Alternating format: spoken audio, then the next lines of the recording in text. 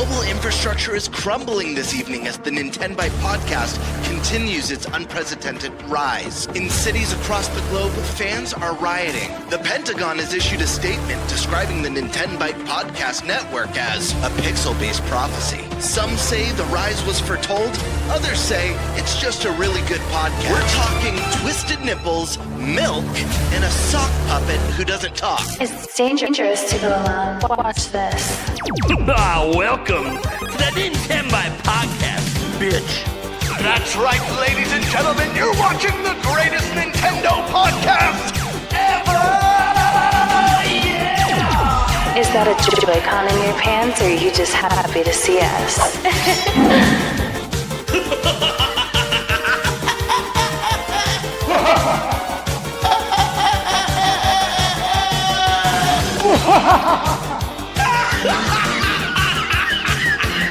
Shut up! Now feel the power. Everyone, do you feel that? Oh my god, I feel it! I feel it too, Gamer. What is it? It's the power of our podcast. I feel it! This is rad, NintenByte. So rad. Power.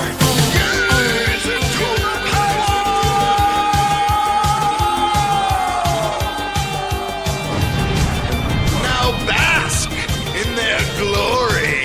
I'm Nintendo Brian. Oh, baby.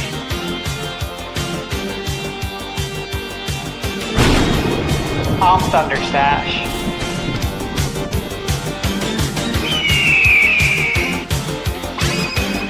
I'm Gamebird Classic.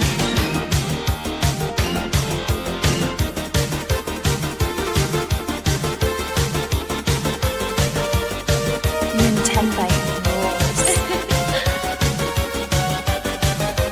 Let's rock. Hey everyone, welcome to the NintenByte Podcast Season 3, Episode 35. We call this the episode where we're flying by the seat of our pants because it's technically only 2 topics, but somehow there'll be 4. Don't ask me how, it'll just happen. But we have some special guests with us today. Our first guest of 2026. First off, coming back, a professional Nintendo enjoyer, Favlam. Hi, everybody. Good to see you again. Frequent guest, frequent lover of the pod, frequent lover of Prime. Well, hang on, wait. Whoa, wait a second. Whoa. This is why I was asking about if you're going to be at PAX East, man. Come on. Oh my god, dude! You act like we partied yet. We've been to multiple events together and have yet to party. I know. Well, I got a creator badge to East this year, so if you're going to be at East, I'll pull up. If I got one for both coasts now, so I'm chilling. Well, let's see what happens at the next direct. Let's see if Nintendo is actually going to show up at PAX East, which they rarely do, but when they do, sometimes they have the goods. We'll they see. really don't like PAX East. It's incredible. All The past, about West. 4 years I've been All there. about West. Anyways, so yeah, he's back. Get used to seeing his face. He's coming on a ton over the next few months. As he told me privately, I'm in a podcasty mood. I hope that continues for months here. I was just like, you know what? I'm trying to lock in on the YouTube career tour stuff. So I was like, you know what? It can only help. So let's lock in. I'm here. There you go. And you won't find links to his channel or Kiwi Talks Down below because I got this podcast set up 2 minutes before it was supposed to go live. So I will get those links added in once I'm no longer talking. Then we got. I added links for you guys. Oh boy! Thank you. Yeah. Someone's looking out for you. Thanks, buddy.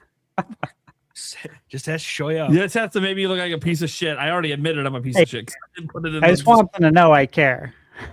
Well, I care too. But the show doesn't get set up unless I or Eric set it up. Eric's sitting here playing his Switch. I'm running down. There's 5 minutes to showtime. I'm like, dude, what? When you're playing Switch, we gotta get the show going.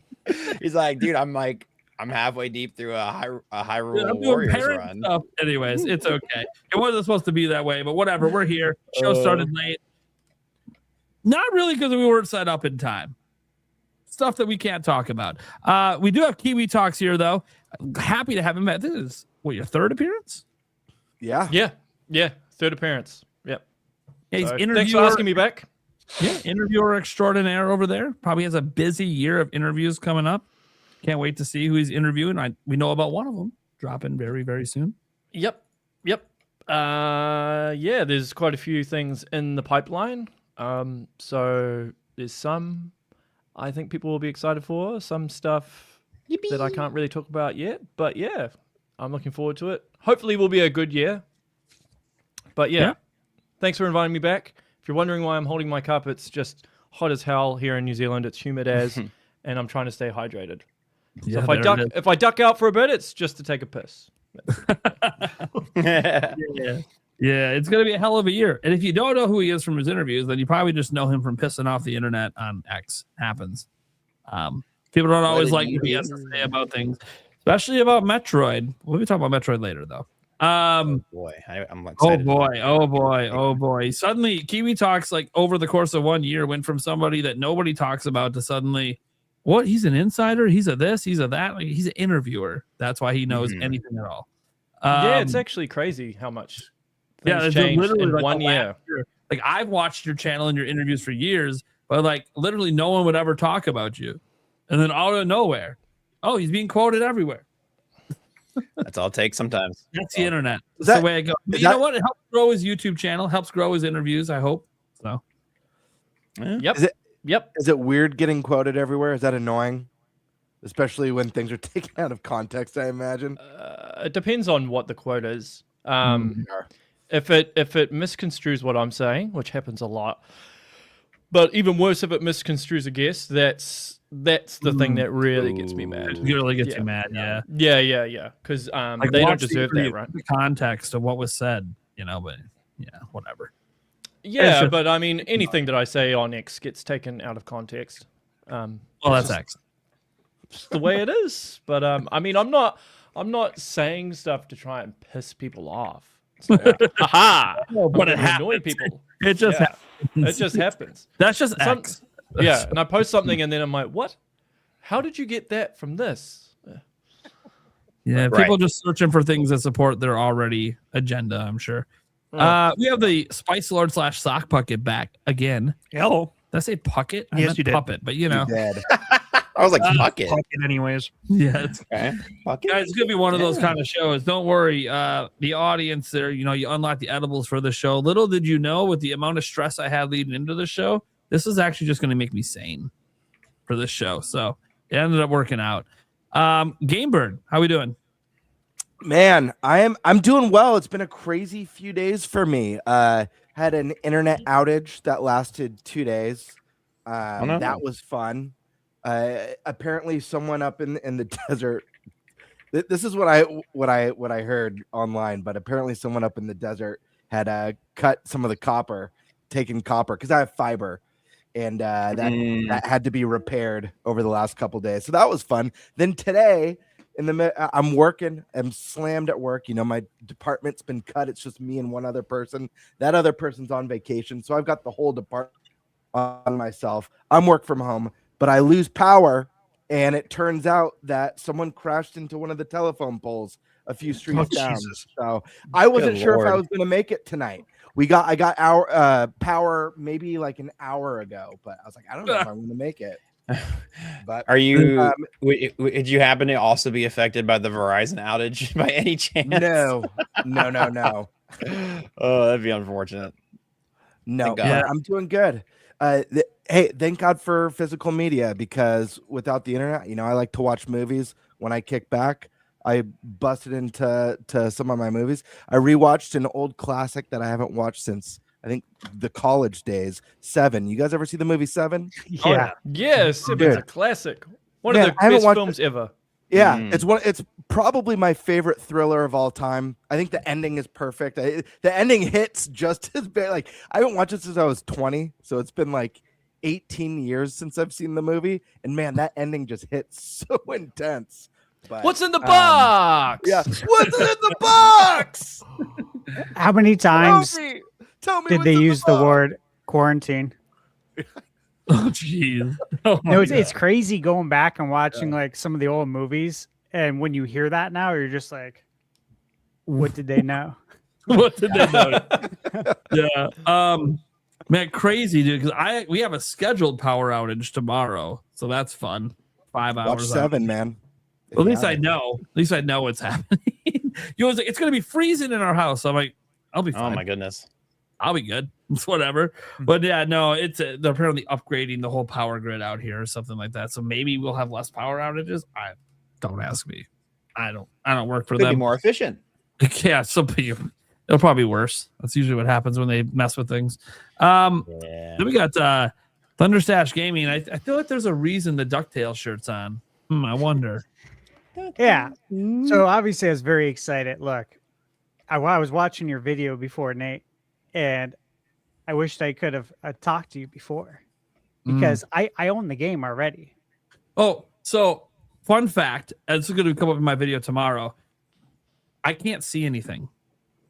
My contact popped out at the store, and it was my last pair, and I couldn't find them, and my glasses broke at the hospital, and everything's on order and is not going to be here for months. So I'm like blind. So it's funny. I was researching the collection. I couldn't read my screen. It was so blurry. Okay, that makes sense. Then I was editing the video and I was on a different monitor, and all of a sudden I Googled and I'm like, oh shit. What? Yeah, you're not. I screenshot. You saw it in the video. I screenshotted it and put it on the screen. I'm like, dude, I'm so wrong about everything. Like, yeah, because I was wait a minute. He's putting the screenshot up with the games listed, but he said doesn't know what it is. Dude, makes total sense now. You can't see. Like, you legit cannot see because you would not do that normally. And I'm like, if you guys see me squinting a ton, that's me trying to read the chat. That's me trying to read the doc. I can barely read. I can barely see. I don't know how I made the video today. It took me like 7 shoots to get the video made. Good job, dude. Yeah. Because I retweeted about it, I think yesterday, because it got obviously rated. I'm like, dude, it's about time because this game came out in 2017. I have it on PS4, and it was always this big mystery as to why the Disney Afternoon Collection didn't come to Nintendo, where all of these games were originally available. Yeah. So yeah, that's why I'm rocking the DuckTales. DuckTales is in this, and then I'm like, finally when I saw it, I was like, dude, I want this collection. Number one, number two. Wrong with me? This thing was out in the past already. It just wasn't on Nintendo.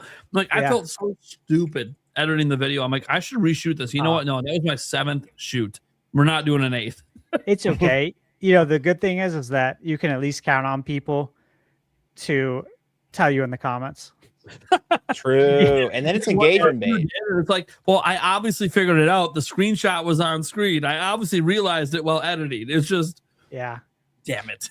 You know what? I think we might get a physical. I'm going to reach out though to my contacts at Atari because they didn't hold the license for this before.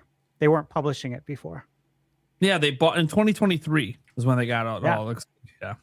And they've been doing a lot of physicals with limited runs, so I wouldn't be surprised if we get it. I bring my phone up to my face like this to read. So that's how I did all my research today. I was trying to read everything. Like, when I would hit the button to switch over to the article on my screen, I would have it on my phone and I'd be like super zoomed in trying to read it on. Oh my God. This is how I have to make videos though until dude. I hope they come in soon. You understand, like, if you don't have your stuff, it makes like so much difficult. And even my glasses broke, my contacts are gone. Yeah, and then if you squint hard all day at a computer screen with no glasses, it hurts. You're gonna have a headache. Yeah. Well, hang in there, dude. I'm doing the best I can. Anyways. So as for me, just staying busy with reviews. A lot of stuff I can't talk about. Wish I could. Everybody's so secretive. Oh my goodness. Yeah. No, I know. NDAs. The joys of NDAs. See, and here's the joy. I'm under no NDAs. Except I have a friend NDA with some people, which of course, you got to keep that kosher so you don't lose contacts. But yeah. Well, especially your contacts. Today, dude, there was a story like today about Joseph Ferris and EA. I know people there. And I'm like, well, I can tell you that, like, his experience with EA is not everyone's experience working at EA. 100%. I know exactly what you're talking about. I literally cannot give you the details. I don't have permission, but I can just say beyond a doubt, he's very lucky because that's not the way it goes with everyone else. I can't speak for everyone at EA. Of course, there's probably other people that are happy there as well, but a lot of it has to do with who's managing who, and it's a mess. But I can't really say much more than that. All right, cool. I'm obviously Nintendo Prime. What's up? I'm back to making news. Feels good. You know what felt really good? I read one comment today before the show where someone said, I didn't really realize how much I liked you until you were gone. Aww. That's nice. It's a nice little comment. People were like, hey, I used to be critical of your content, didn't really appreciate it. Now it's like, dude, you're like a no-nonsense news. You're not sitting there shoving your opinions down our throats. Yeah. Duh, I'm a news channel. I'll give you my opinions on my live streams. You don't like it? All right, whatever. Like, who cares? I'm a news channel. Here's the news. I'm not trying to like force you to think a certain way. So, cool. All right. Well, let's go ahead and get to our topic roulette. We got some good topics today. One of them is going to be just asking questions and talking to Kiwi Talks here. It's always a pleasure to have him on because he's so well connected in the industry and has lots of thoughts, especially on like Metroid Prime 4. We haven't talked to him since that came out. So, that's a big one because last we talked to him was before it came out. And then another topic we have is, well, this has just kind of been the big one trending for days and days now. Is it time to panic for the Switch 2 yet? There's been some stock things. There's been reports about terrible holiday sales and all of that stuff. So we'll dive into that as well. And then a couple dealers' choices that I don't think any of us know what they are yet because none of us have thought of the topics yet. That said, let's go and let's have Eric go first today. What do you want, bud? Oh boy.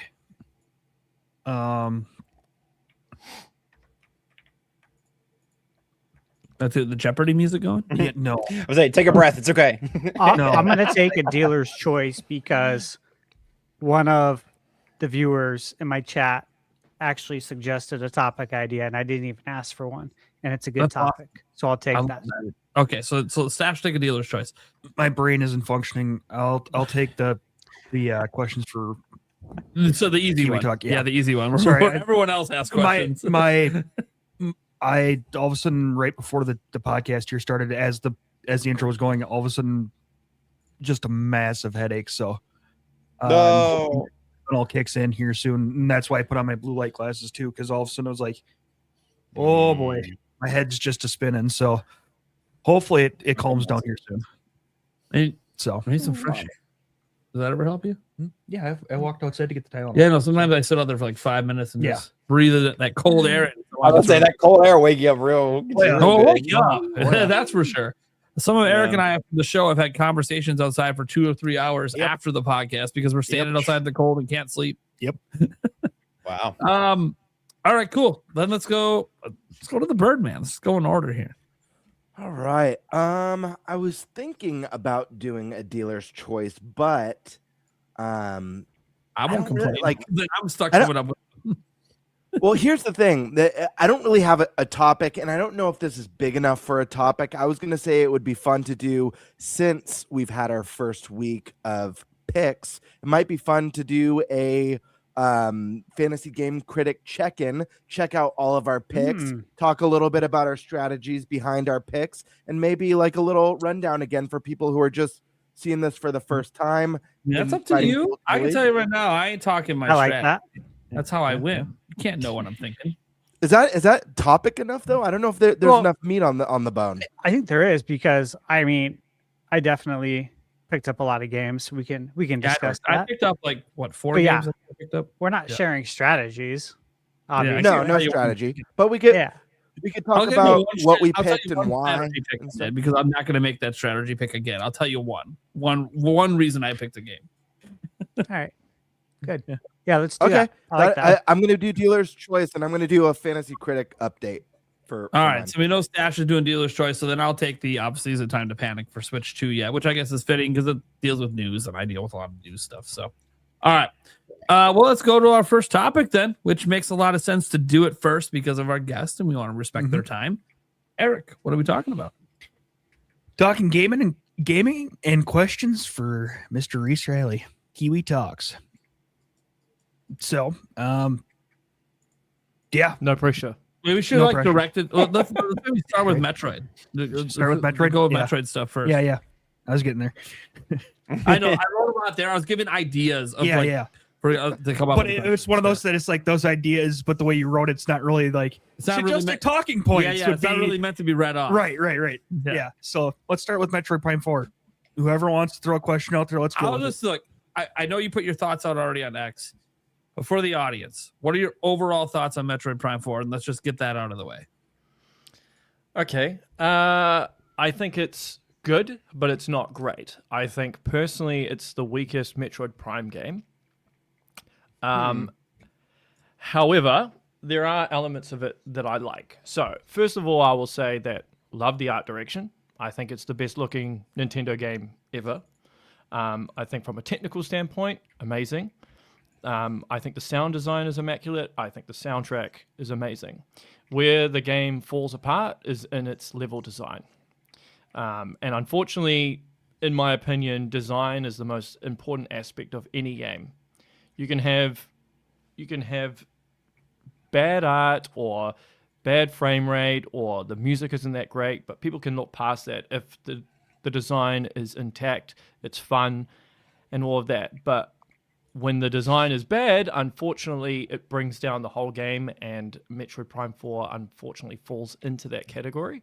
A lot of the design is just elevators and corridors, which isn't necessarily always bad, but you can tell that this game was in development hell. There's a bit of tonal whiplash, I feel.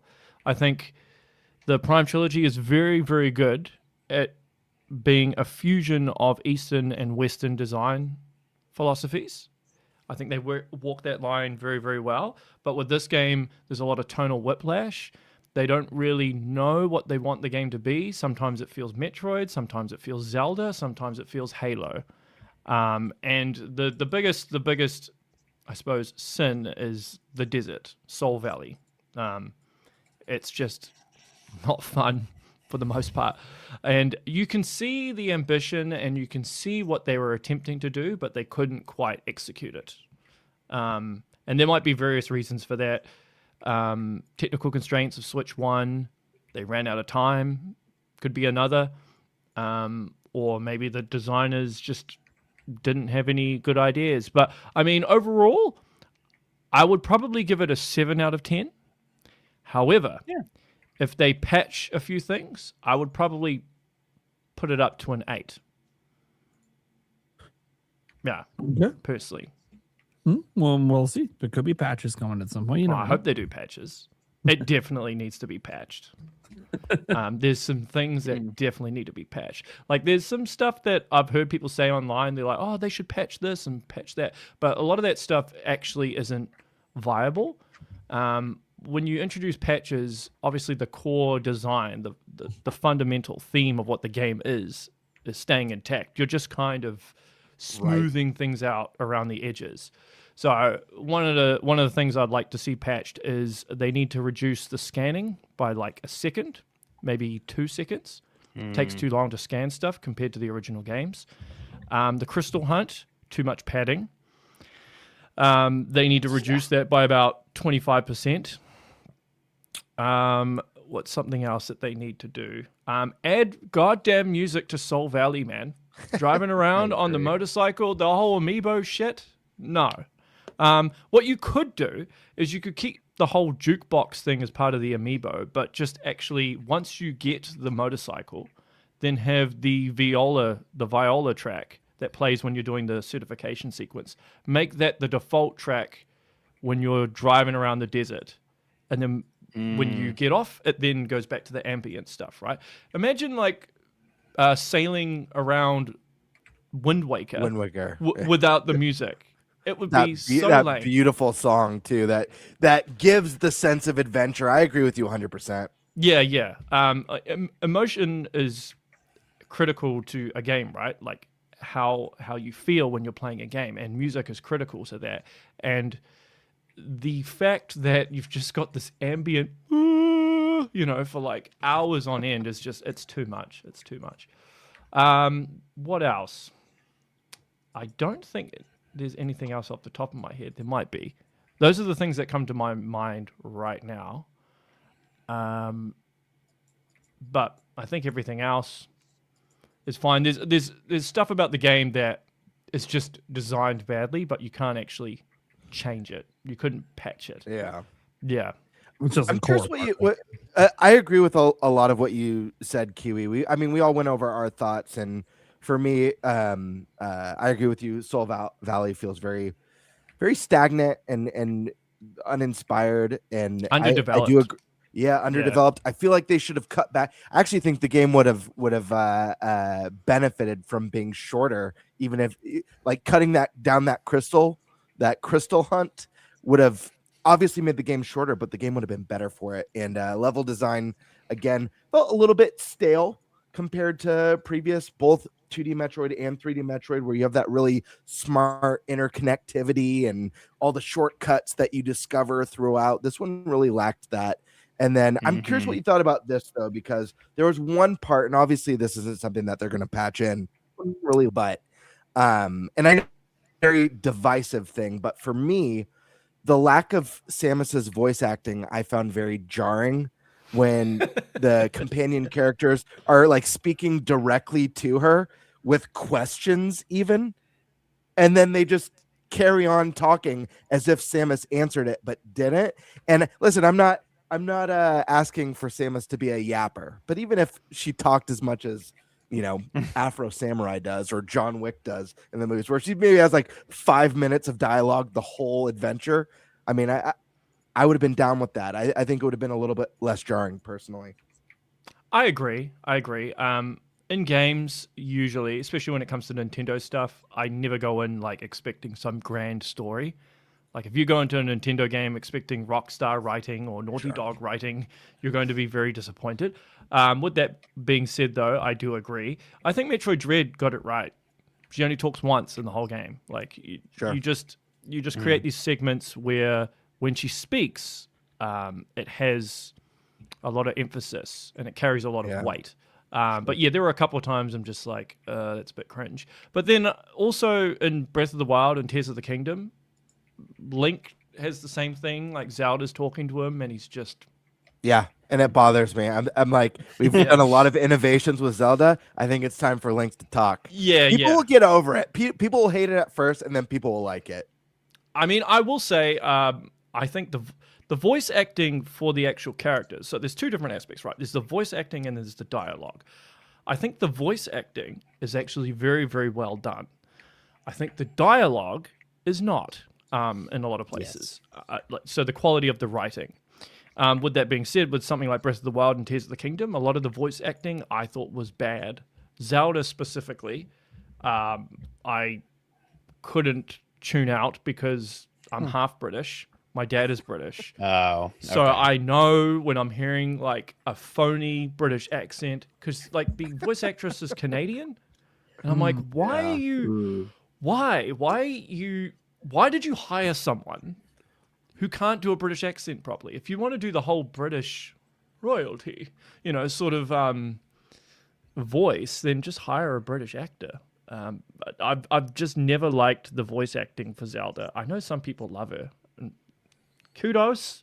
But yeah, but I thought the actual voice acting was good. Some of the dialogue is cringe. Granted, so the story for Metroid Prime 4, the actual outline of the story, comes from Nintendo. That comes from Tanabe. The actual writing, that came from Retro.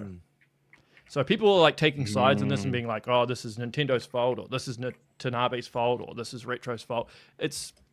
Look, there's errors on all sides. Sure. Anyway, but back to answer your question, yes, Samus should have spoken. Agreed. Yeah. It feels weird because she's spoken in prior games, so it's kind of like, why are we pretending she's like Link? That's not who Samus is. Well, I think they took that route because of Other M. Personally, Other M was so bad. They just like it was dry dialogue with dry voice acting. I don't. Well, I mean, I hate Other M. I just hate that game. Everything about it.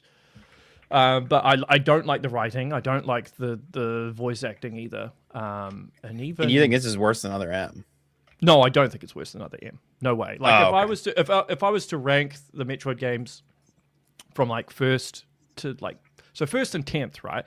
So excluding the spin-offs and excluding the original Metroid 1 and Metroid 2. So I'd put Super Metroid at number 1, I'd put Other M at 10, I'd put Metroid Prime 4 probably 7th. Okay. Okay. So, but I wouldn't say Metroid Prime 4 is a bad game. I mean, there were a couple of reviewers that gave it like a 3 out of 10. That's Like, That's so ridiculous. harsh. insane. Yeah. I'm They, like, they've That's gonna be clearly reserved- never played an actual 3 in their life. Yeah, that's Yeah, like Superman 64 territory. What are we doing? yeah. And look, I think this is just a case of expectations and reality not meeting. Right. I think after 18 years, and rightfully so, fans were expecting, myself included, a revolution. And what we essentially got was just an evolution of Metroid Prime 3. And people feel that didn't justify the 18-year wait. What I actually think is going to happen is over the next 5 to 10 years, you'll see like a changing of the view of Prime 4 as it's settled in. Because people forget when Metroid Prime 2 came out, that was very, very divisive. Very divisive game. And now a lot of Metroid fans are like, oh, it's the best one. You know, so this stuff changes. Now, I don't think people are going to say, "Oh, Metroid Prime 4 is the best one." I don't think that'll ever happen. But I think people will settle a bit more. I do think that the opinion. I feel like this game is a victim to its development cycle as well. I feel like if the same exact game had come out early in Switch 1's life cycle, that the perception would have not been as divisive or extreme as well.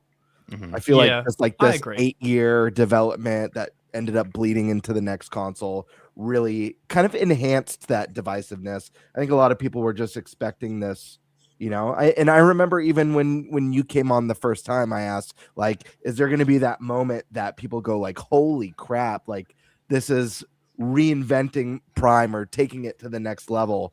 I guess Soul Valley was supposed to be that, but unfortunately was definitely one of the low points. But I think I even remember saying to you back then that it wasn't going to be a big revolution. Yeah. And that like people who are expecting like Breath of the Wild were not going to get that. I was pretty adamant about that from the start. So I mean, I'm a little bit different because obviously I knew some things going in prior, like compared to everyone else. So, but even so, there was still heaps of stuff I didn't know. Sure. But anyway, Prime wants to ask me something. Yeah, just taking it to the Prime topic quick. Are you aware of, or do you think there will be DLC for this game? No, there won't be DLC for this game. This game was so costly to make. Have you seen the credits for this game? Yeah, I did. It's crazy. Yeah. And I think they just needed to get the game out. I'd be very, very surprised if there was DLC for this game. My thinking, and maybe this is copium, but I'm just trying to be logical about this, is this game costs a shit ton to make, right? This is one of the most expensive games Nintendo has ever made. So they had to spend all this time and money essentially hiring new staff, training up new staff, not just new employees, but the old retro had to essentially learn how to make a Metroid game again. There was a ton of outsourcing that was done. They've basically built up this massive production pipeline in order to make Prime 4 work. So now that you've got this production pipeline in place, it makes sense to take that and use that to make the next game. So my thinking is they are going to do a Metroid Prime 5. They are going to do Metroid Prime 2 Remastered, and you're going to see a Switch 2 edition of Metroid Prime Remastered. So Prime 2 Remastered, Prime 1 Switch 2 edition, and Prime 5. That's my thinking. Now, I could be overly optimistic here, but I just think that's the most logical thing to do. Yeah. Sure. Right. I mean, I'd love to see a remake of 2. People would be very happy if that's what happens, I think. Yeah, I heard that on a podcast. So there was a podcast last year that talked about that a bunch of times. I think there was one in one of the co-hosts. Oh my I god. think there was one in 2024 actually when I said there would be Switch 2 editions of games, and people were like, "No way, they're going to do that. No. They're not going to do They are, Switch 2 man. editions." I I remember actually that. And I remember when you brought that up, and I'm just like, that sounds so stupid that Nintendo's going to do it. I'm like, it sounds like something they would totally do, and here we are. That's their way of giving the Wii U game treatment is, hey, Switch to it. They fill in their calendar gaps, man. I also remember a lot of people telling me that they would never call it Switch 2. That's a stupid name. I do too. Here we are. But I mean, I'm just trying to be logical about this, right? Because they want to get back their investment. Like getting Retro to pivot to Donkey Kong or some other IP isn't going to fully utilize the talent base that they've built up. And you got to remember, a lot of the core people on the team, like not on the design side, but on the engineering side, the art side, a lot of these people are very experienced when it comes to first-person games, especially on the engineering side, right? So getting them to move over to Donkey Kong or something else, I don't see happening. But I think the core game of Prime 5 will be developed by Retro, but Prime 2 Remastered and Prime 1 Switch 2 Edition, that'll be outsourced to one of the outsourcing teams that you saw in the credits for Prime 4, because Retro doesn't have the bandwidth to work on 3 games at once. No. And I this is just my personal thinking, and I don't want to digress too much, but I actually think this year is going to be quite a meh year from Nintendo. I think they'll be using a lot of Switch 2 editions to kind of pad out their releases. That's going to make people so mad. Yeah. Because I was talking to, like, Andreas asked me this, like, whether I think there'll be 3D Mario. And I said, it's possible. Like, I know it exists.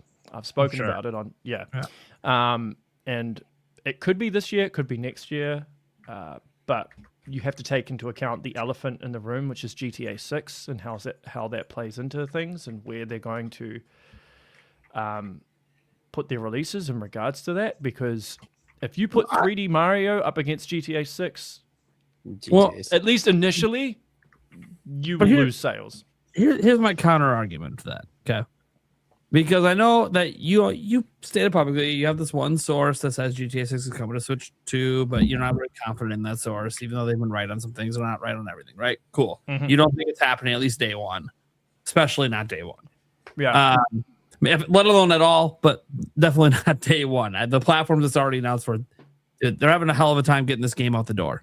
So it's probably not going anywhere else besides what they've already promised, because they're having, we even just heard recent from like Jason Schreier saying it's not even a content complete game yet. So like that making people think it might even get delayed again, just based on how long QA is going to take for a game of this size. That said, assuming it does come out, my argument is, who cares? If it's not on Nintendo, it has zero impact on Nintendo. They need a big game to make people want to play Nintendo. They can't just do nothing and let everyone else dominate while Switch 2 just falls to the wayside. They would have to release a big game to counter a GTA 6. The only game will be Pokemon. That would be the only game. Yeah, like Gen my 10. counter argument to your counter argument is that the people that are buying Nintendo Switches and Nintendo Switch 2s now, it's a different demographic. It's not just younger players anymore. No. But Mario's evergreen. So what are we worried about? They don't need all their sales day one. No, they don't. But you'd want sales day one anyway. You would get sales day one. You would, but you would lose. You would lose potential sales, and it's not just sales as well. It's the attention that you lose. So you think there's a huge crossover of GTA players and Mario? They're way different games, like way different. Yes. Well, but there's a lot of parents that buy their kids GTA, even though they're like 12. I'm not worried about the parents. I'm not worried about the parents. But like it's. But what I mean is, there's a lot of kids that play Mario, right? There's a lot of kids that play Mario. Sure, that's like its biggest audience, and I mean, I don't understand why parents are buying their kids GTA. but it does happen. I think that's Yeah, a bit does. irresponsible personally. Oh, but by the way, I'm not saying it doesn't happen. I'm saying that as a parent, obviously I'm not buying my kids GTA, but even parents I know that are like excited for it, they're like, well, I'm not buying my kid a whole console and $100 game day one. Like I'll buy GTA 3 years from now when it's 50% off. I'll say this. I do think now more than ever, GTA would affect a big Nintendo game, even though it's a wildly different audience. I'm saying that because look at the holiday that we just had and the record low numbers across the industry. There's economic issues. People are worried about what they're spending. So people are going to be making decisions. I mean, I don't see anything in the near future that's going to change and things are suddenly going to be a lot more affordable, especially in the games industry. That looks like it's going to get more expensive going forward. So I do think people are going to be making more so next holiday than even this past one of like, okay, well, we can get one game. Grand Theft Auto is the big one that everyone's talking about, or do we get the Mario? And I do think it could affect it. I don't know how much. I do agree with you, Prime. They need a holiday game. Like, yeah, I don't think you can go in with Pokemon. I don't think they do. I think that's a mistake to go in with just Pokemon. Well, here's the thing with Pokemon. It's massive in Japan, right? Sure. GTA is not big in Japan. Pokemon is massive in Japan.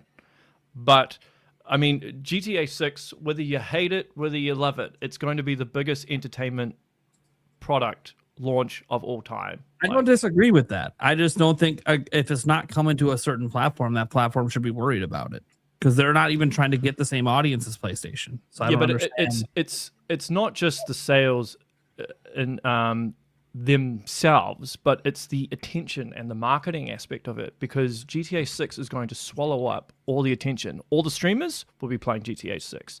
All the publications will be writing and talking about GTA 6.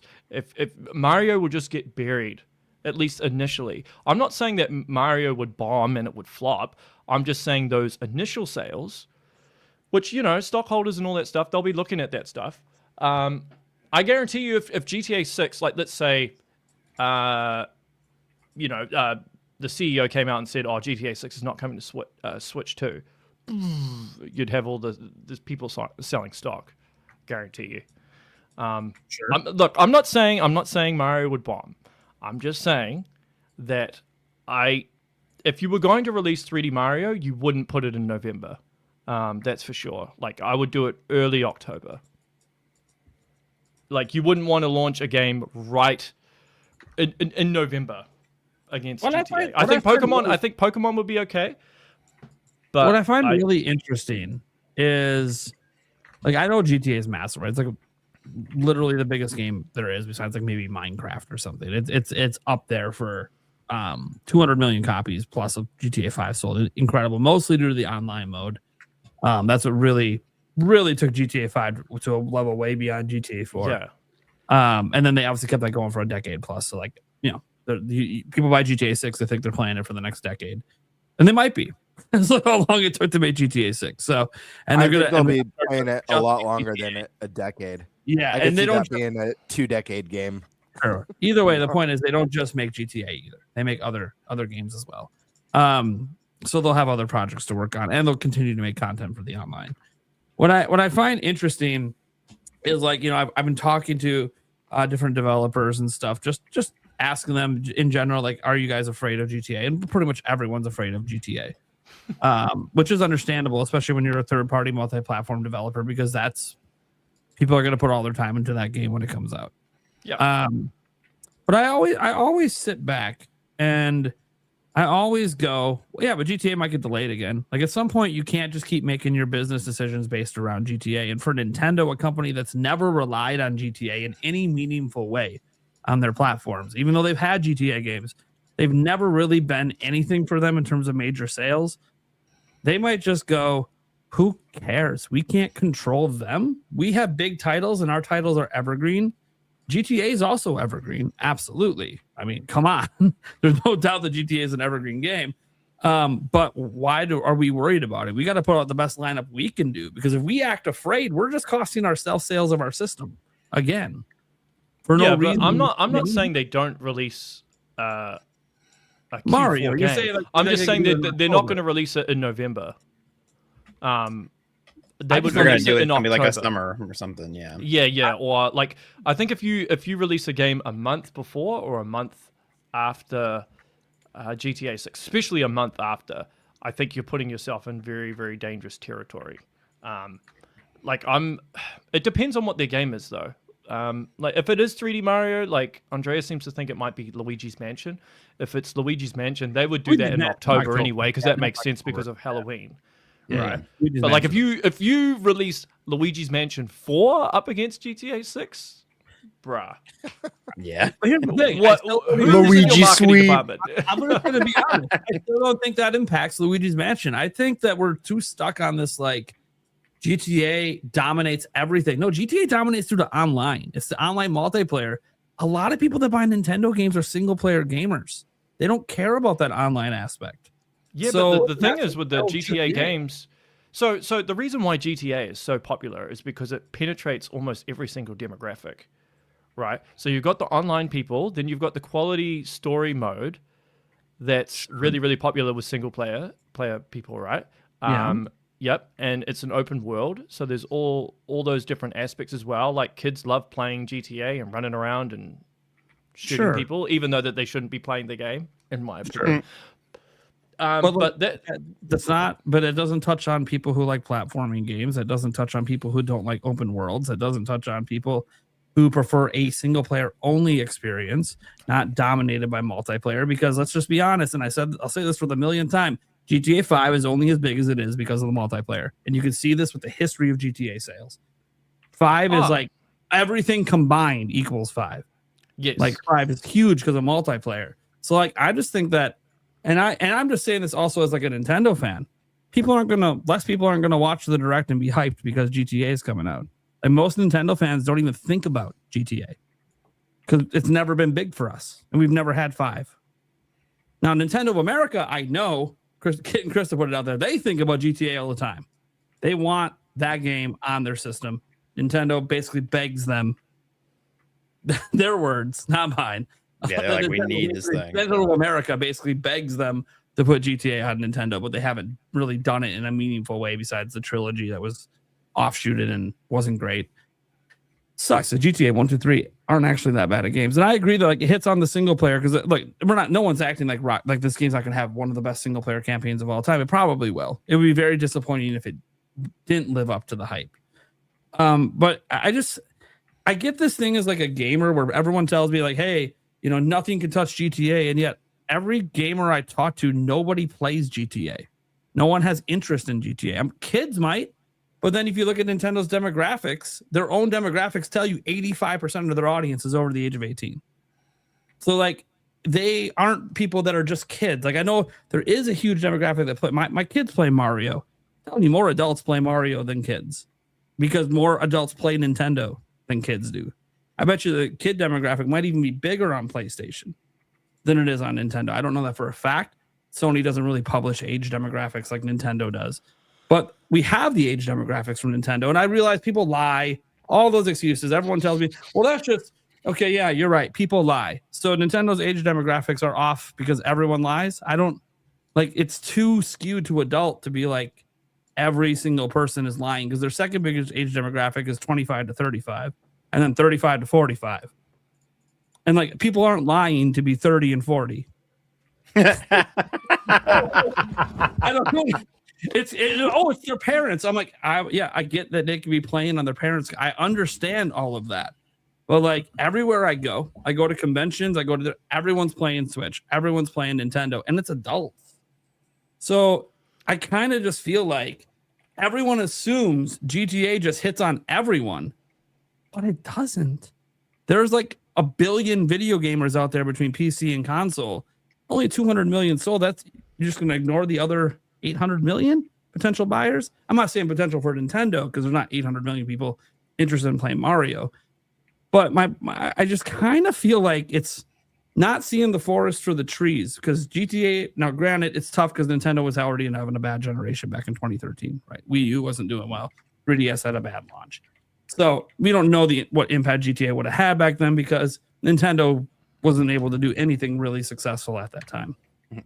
But no offense to 3DS and Wii U. I love the platforms, but We all know sales wise that the sales are what the sales are. I just really feel strongly, and maybe it's just because I don't really care about GTA, that it would just be so stupid to abandon people. Well, I don't want to say abandon, but like just even give a shit this game's coming out. It's like Nintendo not releasing the game in November because Call of Duty comes out every year. Like, who cares? But I'm not saying that they don't release a game. You're I'm just saying that Pokemon. they shouldn't release a game right in the firing line of GTA. I'm not saying that the game will flop, and I haven't said that. No, I'm no, just no. saying the initial sales will be affected by GTA 6. I And just we don't live in a different time as well, where like you got TikTok and Reels and stuff, and like all these people posting Reels, and that's how that's another form of marketing. Viral, Especially the way how there can be like a cascade effect, I suppose, and what the algorithms choose to promote and all that sort of thing. I just feel that GTA is just going to dominate that space. So what would essentially be a time where Mario would be picked up on Reels and all that stuff, it'll get overshadowed by GTA. That's all I'm saying. I'm not saying that like the game would totally bomb. No, and I I think in the long run, 3D Mario would still be fine. As you said, it's evergreen. Yeah, it's evergreen. But there's a lot of things to consider with these things, like in terms of the Q4 is the most important part of the year. That they have to appease stockholders and all that sort of thing. And also we don't know what the game is yet. It could be 3D Mario. It could just be Pokemon. It could be Luigi's Mansion. Maybe it's a Zelda remake. Yeah. But I don't think they're going to announce their Q4 specific release dates yet until they know for sure that GTA 6 is not moving. I am 90% sure GTA 6 does not move. I think that date is the date. But anyway, we digressed massively there. But anyway. Yeah, we did. Well, we have a disagreement. So we would It's all right. It's all right. Obviously, we don't know anything right now because nothing's even happened yet. So, hypotheticals. Yeah. Do we think that the price of GTA 6 is going to cause any sort of issues with because you say could overshadow a Nintendo game per se, but if the price is high enough, do you think that'll knock down enough gamers from prevent enough gamers from getting GTA 6? I don't think so, man. I think GTA is like the ultimate equivalent of FOMO. True. It's its own beast. Yeah, I agree. I don't think it affects anything. People are going to get it because it's GTA. It doesn't matter if the game doesn't live up to the hype of, previous entries or what people have built it up. I think GTA is going to dominate the conversation. And another, just to add on, I lost internet for a minute, so I missed the debate and stuff. But I do want to add in there that for a lot of people, I know a lot of us here are huge Nintendo fans, but for a lot of people, for millions of people, Nintendo's a secondary console. Yep. So you have to keep that in mind, especially with increase in prices, like I mentioned before, in tough economic times, that if you're a Switch 2 owner and Nintendo's a secondary console for you and you have the choice, chances are, especially on a budget with a more expensive, likely game, you're going to go with Grand Theft Auto. And that's not to say anything about Mario, but I do think Pokemon does seem like that game, like you said, Reese, that it's like the following is just so insane, and the game will do so well in Japan that it wouldn't even matter. But yeah, I don't know. I think they could still get away with launching Mario, but I do think it would. I don't necessarily know that it's the smartest launch window for your first big juggernaut on the console if it was Mario. Yeah, and depending on the quality of the Mario title, right? Yeah, it would have to be like Breath of the Wild-esque Mario as opposed to Sunshine. Well, you could just be Odyssey. Dude, the hype for Odyssey was massive. Sure, absolutely but look how they did their marketing and how it was placed and everything. It was very, very well done in terms of the marketing campaign. And as much as I recall, what were they directly competing with in Odyssey? It wasn't. I mean, it felt like that they were competing with Breath of the Wild players in some ways. This But entire conversation can be summed up by that guy who's like, "Oh boy, 2 cakes. You know, we can have both of us." Well, you know what? I think there's an easy fix to all of this. You just release your game before November 19th. Yeah. That's it. Fixed. And the reason why is because if you look at it outside of this past year was unique because the Switch 2 launched in the middle of the year. So you had a lot of games release late into November and into December, but that is not typical. That is not at all. Usually it's a black hole in December. You had Indiana Jones release a couple years ago. We've had Smash Brothers, which your Smash Brothers, you can do that. But for the most part, all the big flagship titles are already out. So I think you just released it earlier. This is like the movies, you know, like don't go head to head with the big summer blockbuster. Release it before that or release it after that. But again, if you go after, then you're going into that December territory, which can be dangerous. So just get your games out the first week in November. Earlier. Yeah, easy, done, fixed. Yeah, I agree. And granted, I mean, I I agree just with want to say, like, just given what I do, I have to try and be as objective as possible with these things. Yeah. And that's why I say this stuff. Like, look, GTA is not my favorite franchise, right? Metroid is. But I just try to look at this stuff and be like, okay, if we consider the market and what's happening, I'm like, is that the smartest thing? And I try to put myself in marketing shoes. Like, I imagine Nintendo of America is having discussions about this with Japan and their lineup for this year and where they're going to launch things. And GTA 6 will be discussed for sure. But we'll see. We'll see. Maybe I'm wrong, and maybe I have to take the L and send Prime a DM and be like, bruh. Well, yeah.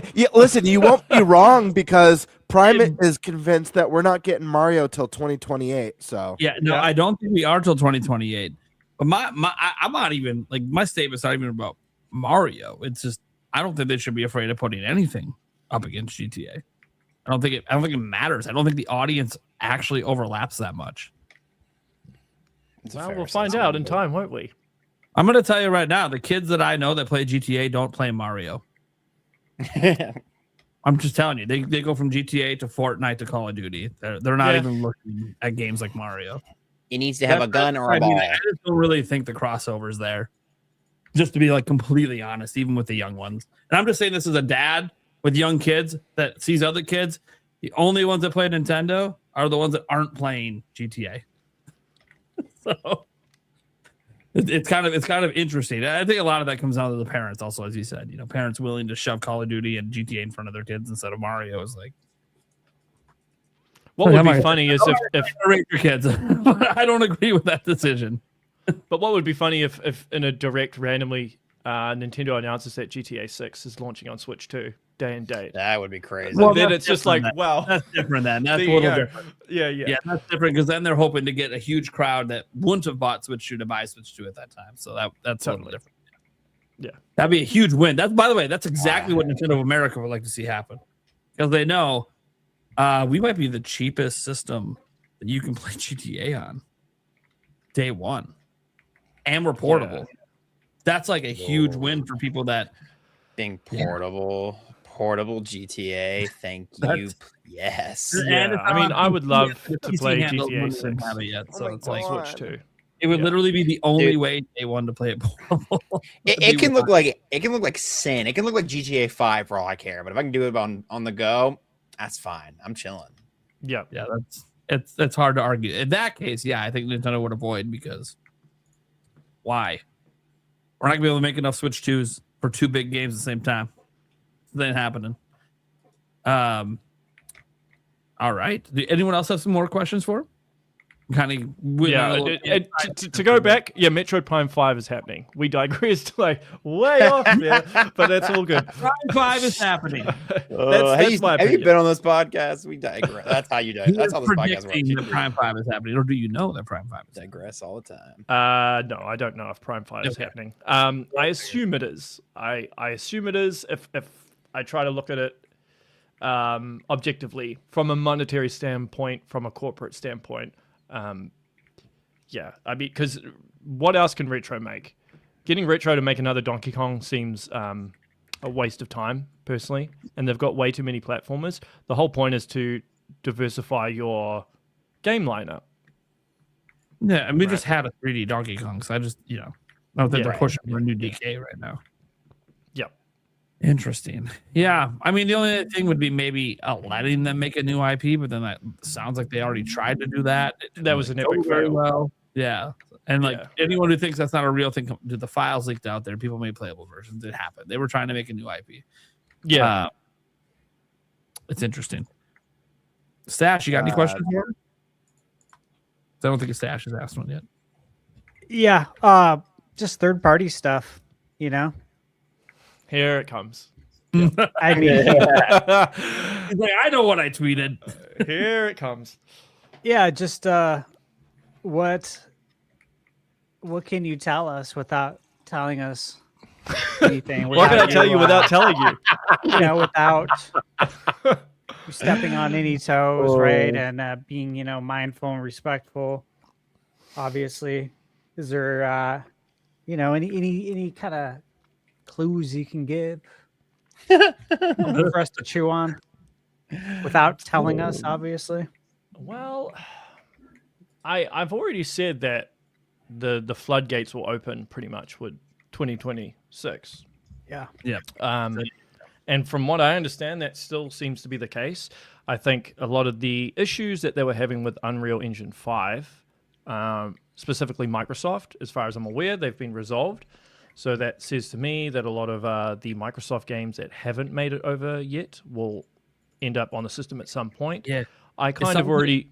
Yeah. Just to interrupt for a moment, it sounds like in the Unreal Engine case, I just covered this the other day, the update 5.7 they dropped seems to specifically be for Switch 2 because it improved GPU performance by 40%. Only on Switch. So, that kind of feels like Epic and Nintendo were working together to get this update out there. So that could be exactly what solved everything. So yeah. So, I mean, there's a lot of stuff on the horizon. There's some stuff you can kind of guess. I mean, I've already revealed that the Resident Evil remake series 1 to 3 is coming. Just after 9, as far as I'm aware. What can I tell you without telling you anything? I mean, there's still the WTF game. That I'm sure. I'm so curious. Is it from a big AAA developer or indie? What type of indie game would be a WTF? See, you know what? I thought it could have Super Meat Boy 3D. That we kind of have an indication is coming now, but you mentioned this obviously before. I was curious when the data mine leaks of Monster Hunter Wild started dropping. I was like, I wonder if that is the game that Kiwi was talking about. Because for me, it's like that game doesn't run well on the powerful modern consoles. That would be a WTF moment to have that one revealed. Is there monsters in this WTF game? Possibly. I love it. So I love it how you're trying to you said give me the crack here. I got the indie game that would be a WTF, especially to Nintendo fans after everything. Pal World. Ooh. I thought he was going to say Expedition. Yeah, that is a WTF game.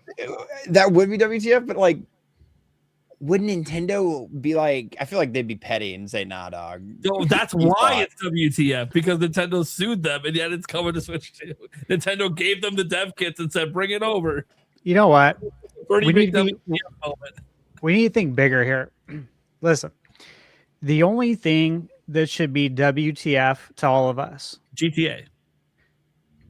I've already said that GTA 6 is not the WTF. I know, because you don't even think it's coming to Switch 2, but it's yeah. But wait, I'm going to India in June, so I'm getting my dinner then. Looking forward to it. Oh, good. Yep. So you can ask. I look forward to hearing something from that dinner. I hope that is good news. I'll take some photos. Okay. All right. Yeah. Can't wait to see what you eat. I want you guys to think about this.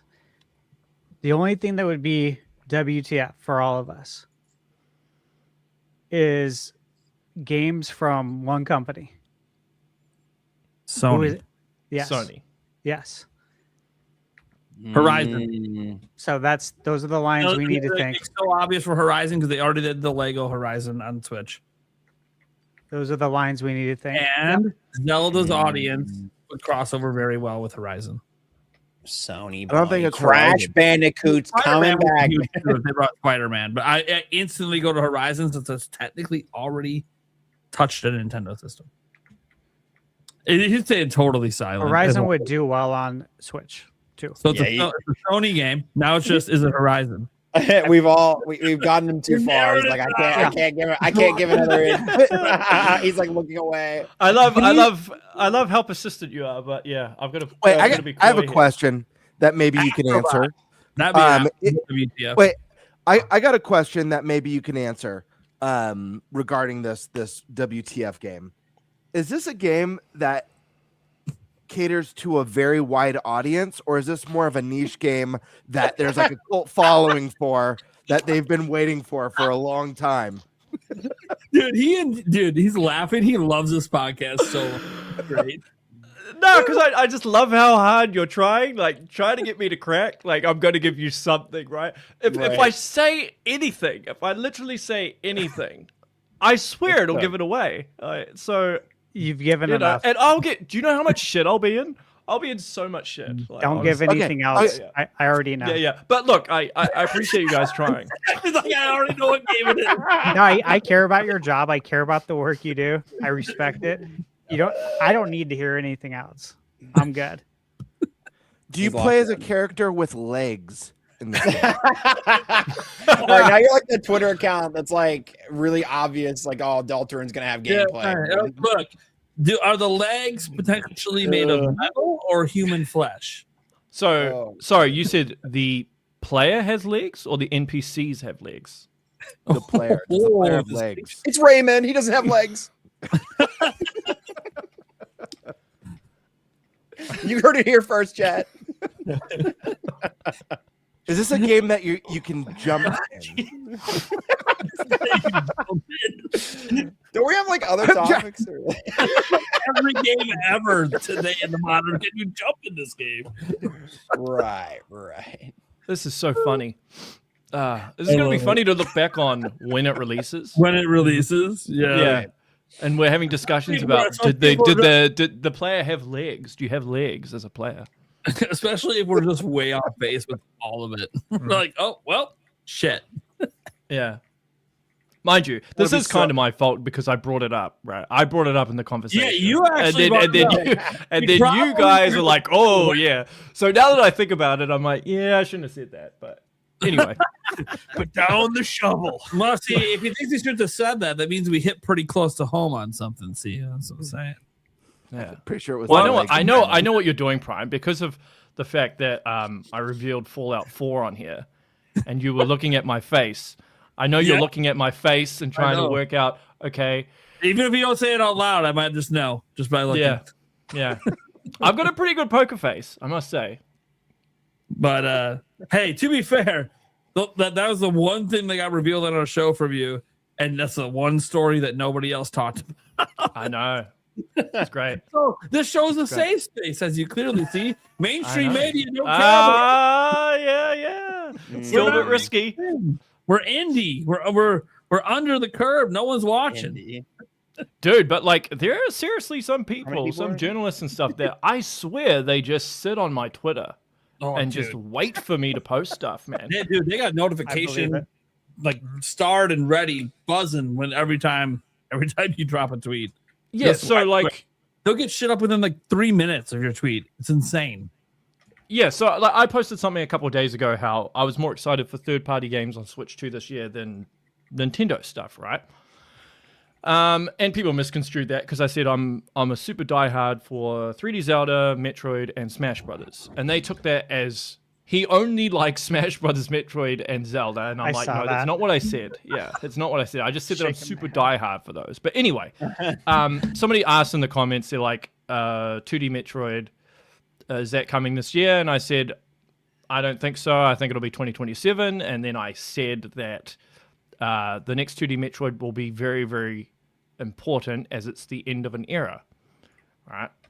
And that was just a reply to someone's tweet. And then, boom, like, all these publications covering it.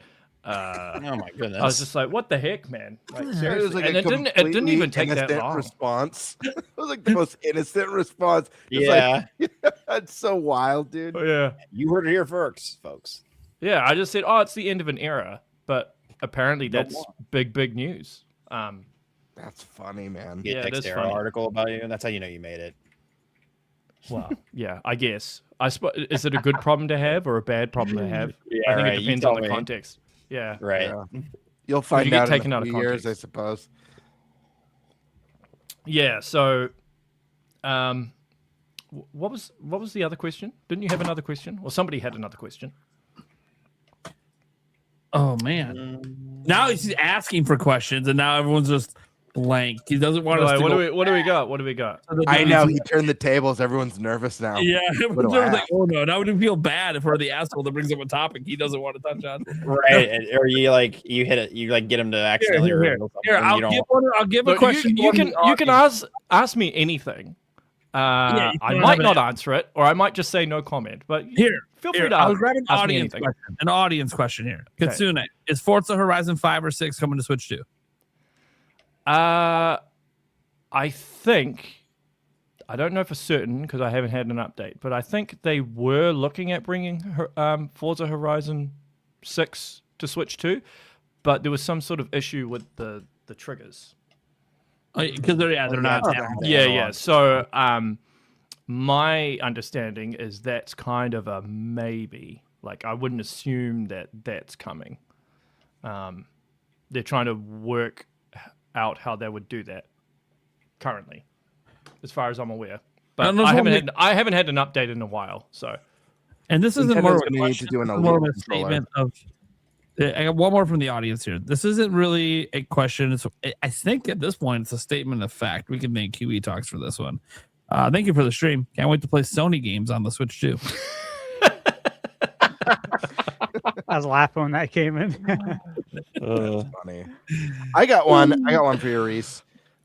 Where's Banjo? What's going on? You ever hear anything about Banjo? I know there was a lot of interesting theories about it. You know, Phil had made comments years ago, like Banjo fans, we hear you. Banjo is you know, dead, bro. Like dead.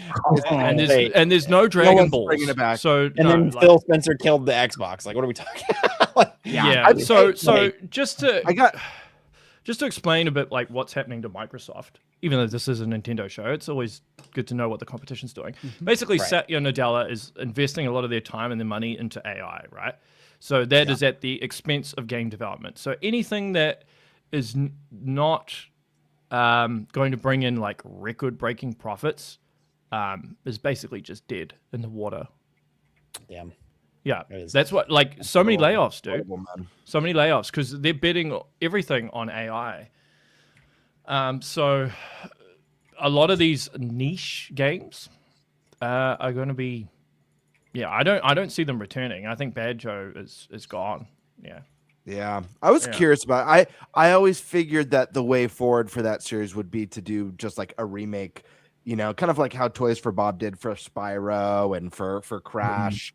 Sure. And I was curious because, you know, Phil had made some comments, you know, years ago, and Toys for Bob expressed interest in it. Rare, I mean, they're just the Sea of Thieves team. I believe that game that they announced 7 years ago, Everwild, is officially canceled now. Yep. I think it's now officially canceled. That game was announced like 7-8 years ago. I don't know. But yeah, I don't know. It's sad. It's sad to hear. Yeah, I mean, you have to look and see that Microsoft is very different to Sony and especially Nintendo, right? Yeah. At their core, they're a software company. That's where they make their money. Like Xbox is just a side thing. Microsoft Gaming is just a side thing. So they're never going to make the sort of investment that say maybe Nintendo would. Like, granted, like look at Metroid. If Yeah. any other publisher had that IP, it would be dead. Yeah. Nobody would be making Metroid games because they don't make a lot of money, and you could invest that money and time elsewhere, maybe in another Mario game that makes a record-breaking profit. So, especially as Microsoft moves more and more into the third-party arena, taking gambles on games like that is not worth it for them. And they'll be sitting on data, right? They'll be looking at data to see how viable it would be to bring back Banjo. But they might just look at it as like, well, we'll just keep them in Smash and make money that way. But I mean, they had that Perfect Dark game that was almost done, and they're just like, nope, gone. Dude, so lame. That's so upsetting. That's so upsetting. Yeah. So, it's unfortunate what's happening. I mean, the industry is in a very, very bad place. A lot of devs that I speak to are really, really nervous. Very, very nervous because usually in the past when there's been bad, I suppose, seasons in the industry, you come out of it. But this has just been going on for so long now, and it looks like it's about to get worse. Yeah. So, like, I know devs that have worked at places like Naughty Dog and Rockstar, even some of the retro studios guys, they can't find work. Yeah. Like one of the devs, I won't mention who worked at Retro Studios, he's been unemployed for like a year. And this is a guy that worked on like Prime 2, like Tropical Freeze, like can't find work. That's insane. Wow. Yeah. So you think of the caliber, like there's people that I know at Rockstar, right, that worked on GTA 5 and Red Dead 2, can't find work. So wow. If it's that bad, like that puts into perspective how it is for like a newbie, like someone that's just come out of university or something trying to get into the industry. It's bad, man. Like what I'm saying doesn't actually begin to fully articulate how bad the industry is, particularly in the West. Like Japan's okay because their cultural model seems to work very well with game development, because they keep the same staff there the whole time. They spend their whole life at the company. They pass their expertise, their knowledge, everything down to the younger devs. So there's a smooth transition of a knowledge base, right? And also because of the way Nintendo operates, there's kind of overlap in a lot of different areas. And the CEO isn't earning like $50 million a year and isn't trying to appease shareholders all the time to get their bonus of another $50 million a year. You know, just stupid stuff like that. So like Japan will be fine. Nintendo will be fine. Capcom will be fine. Square Enix will be fine now that they're moving away from the whole exclusive thing, because that was actually self-sabotage. That was just dumb. But yeah, the West is in a bad place, both in North America and in Europe. It's really bad. Yeah, it feels like a train that's derailed and is heading for a cliff. That's what it feels like. Here's a train I want to know. Have you or can you reveal if Half-Life 3 exists?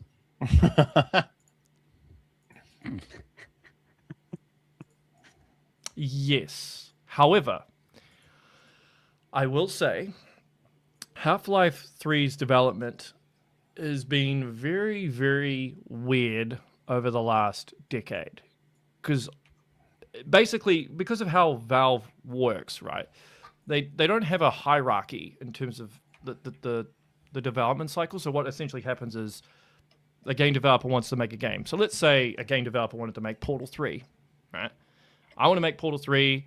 He manages to convince a number of other devs at Valve to work on Portal 3. They work on it together. They're like, yeah. And then they hit a brick wall. And then a couple of the devs are like, nah, I can't be bothered anymore. I'm going to do my own thing. And I'm going to work on my project over here.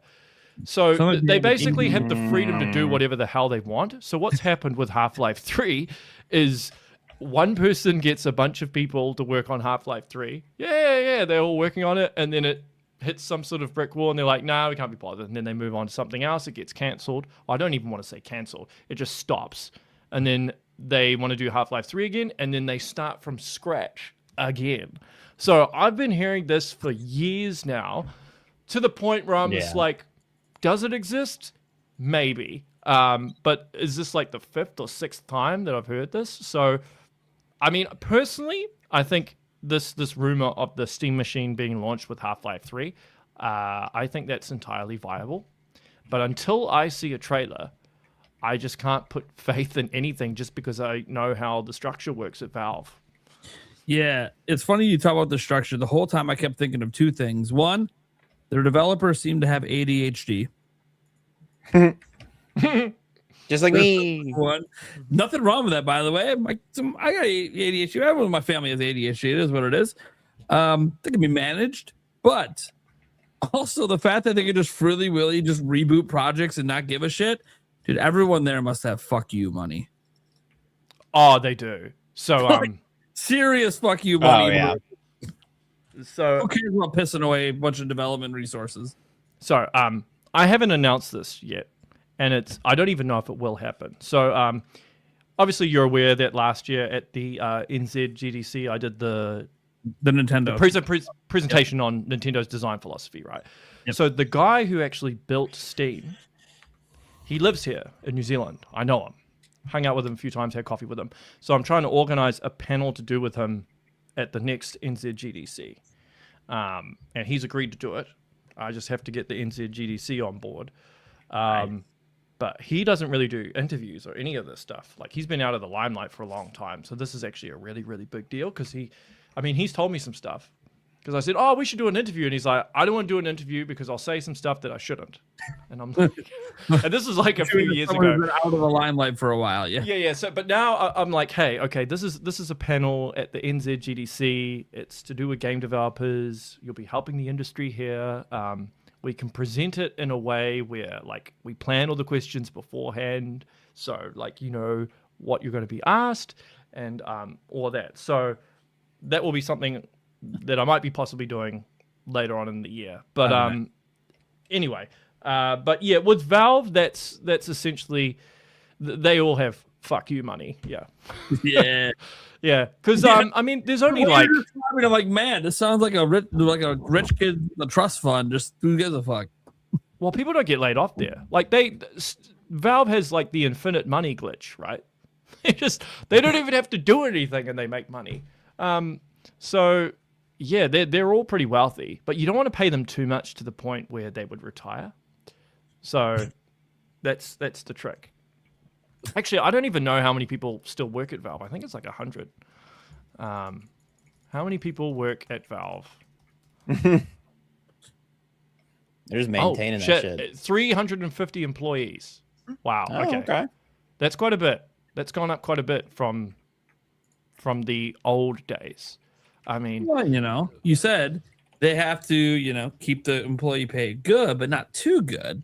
And so as they keep having more and more fuck you money coming in, they got to find a way to write off for taxes.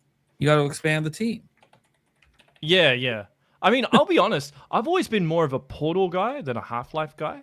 And I'd rather see Portal 3 than Half-Life 3. Left 4 Dead. I would too. I would love a Left 4 Dead 3. But they don't like 3. They don't like the number 3. They don't.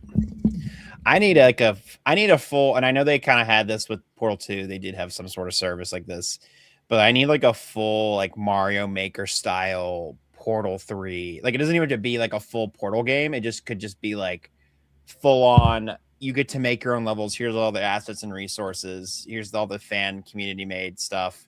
Doesn't that already exist? I thought that's what I'm saying. That. So something like an updated version of that with maybe like new stuff is what I was saying. Right. Yeah. That's what I was saying. It already exists. I know this, they've done it before, but like, I think it'd be, if they brought it back in a new way and maybe they added like even more multiplayer, like maybe like 4-player co-op or something like that. I don't know. So a lot of cool ideas you could bring to the table on that one. I mean, my biggest concern with Valve, which doesn't actually get talked about a lot, is when Gabe officially rides off into the sunset. Yes. And who takes over? Because if Valve becomes a public company, oh my god, if they go public and they start doing dodgy shit, the appeal of Steam will be lost, and they'll monetize the crap out of that. if you get the wrong CEO in there. But people don't really talk about it that often.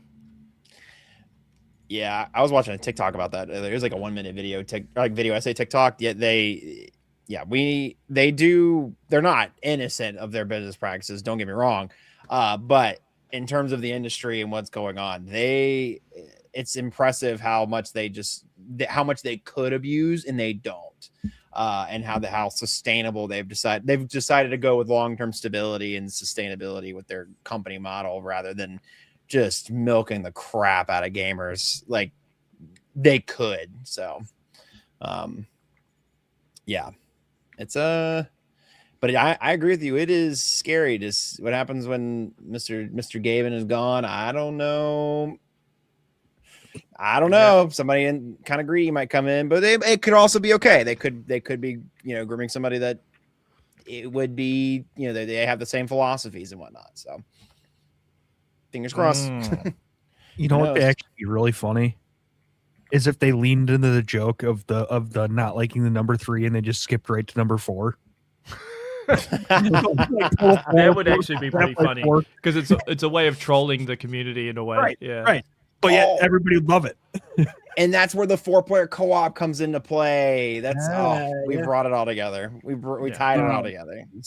I just saw a comment here about how someone's never played a Metroid game before and they love Metroid Prime 4. And I didn't mention that. I actually think Metroid Prime 4 is a good game for noobs that want to get into a Metroid game. I think it's very much designed with new players in mind. And I would suggest to anyone who has never played a Metroid Prime game before, play Prime 4 before Prime 1. I've never been able to get my nieces and nephews into the Metroid series because they find the game design too intimidating. I haven't given them Prime 4 yet, but I'm hoping because it's a lot more streamlined that'll help. But yeah. Anyway, that just prompted me to say that. I really wanted. I hate to jump on Prime 4 again, but it just reminded me of. Well, we digressed from it majorly onto GTA 6, so it's good to circle back. I had been hoping pre-release, I guess, before we started getting like the big looks at what the game was going to be, that there was one staple that they started putting in the 2D Metroids that would make its way into a Prime game, because I do think it would work well. I don't know what you guys all think about it. I may have talked about this on a podcast episode before, actually. Something like Mr. X and Nemesis. I mean, we got that in Fusion, we got that in Dread with the Emmys, but I loved when we found out that like this game was going to have Silex. I loved the idea of kind of the hunter and the hunted again happening, and you being in scenarios where it's like you just got to get the hell out of there. We didn't get that with this, but I feel like something like that could work in a fun and interesting way in a Prime game. I mean, it could work. I suppose it all depends on whether that's a road SPD would want to go down. Some people find that stuff very intimidating. Some people just really don't like the whole idea of this thing chasing you around. For sure. For like the whole game. Like, to be honest, I haven't played Resident Evil 2 Remake yet. Sure. I feel like that's a game I need to play on stream because it would scare the shit out of me, right? Sure. And I think people would love to see that. But yeah, I think for a lot of people, that's like really intimidating. I mean, I didn't mind the ME because it's only in small parts, but when you have like a presence that's just following you the whole game, I think that puts people on edge quite a bit. And I talked about this when I did my presentation at the NZGDC. The whole something being hard and something being stressful, right? Nintendo don't like their games to be stressful, so they try to encourage their developers not to do that. Now, granted, the example that I used was Prime 2, because that's kind of a stressful game because of, I suppose, the cognitive overload you have a lot of the time. And I used the Boost Ball Guardian as a good example because you're in this atmosphere that's constantly killing you. You have to try and find health. You have to try and find missiles. And you have to find ammo for your beams while trying to avoid getting hit as well, and so like it's a lot for the player to maintain. So if you've got an exploration type game where you're trying to look around, you're trying to find stuff, you're trying to work out what you're going to do, solve this puzzle, but in the back of your mind you got this thing that's like going to kill you, especially if it's a one-hit KO or like a one-hit kill, like the Emmys. Yeah. That would just be like, oh my god, you know. So I think it would depend on how they implemented it. I'm not saying they wouldn't do it or they couldn't do it. They could do it, but I even think about. I was gonna say, I also think about Village, Resident Evil Village. You know, it's first person in the opening chunk of the game. You know, you're in the vampire house, and Lady D is, you know, she walks through the house, so you may randomly run into her and like, I got to get out of here.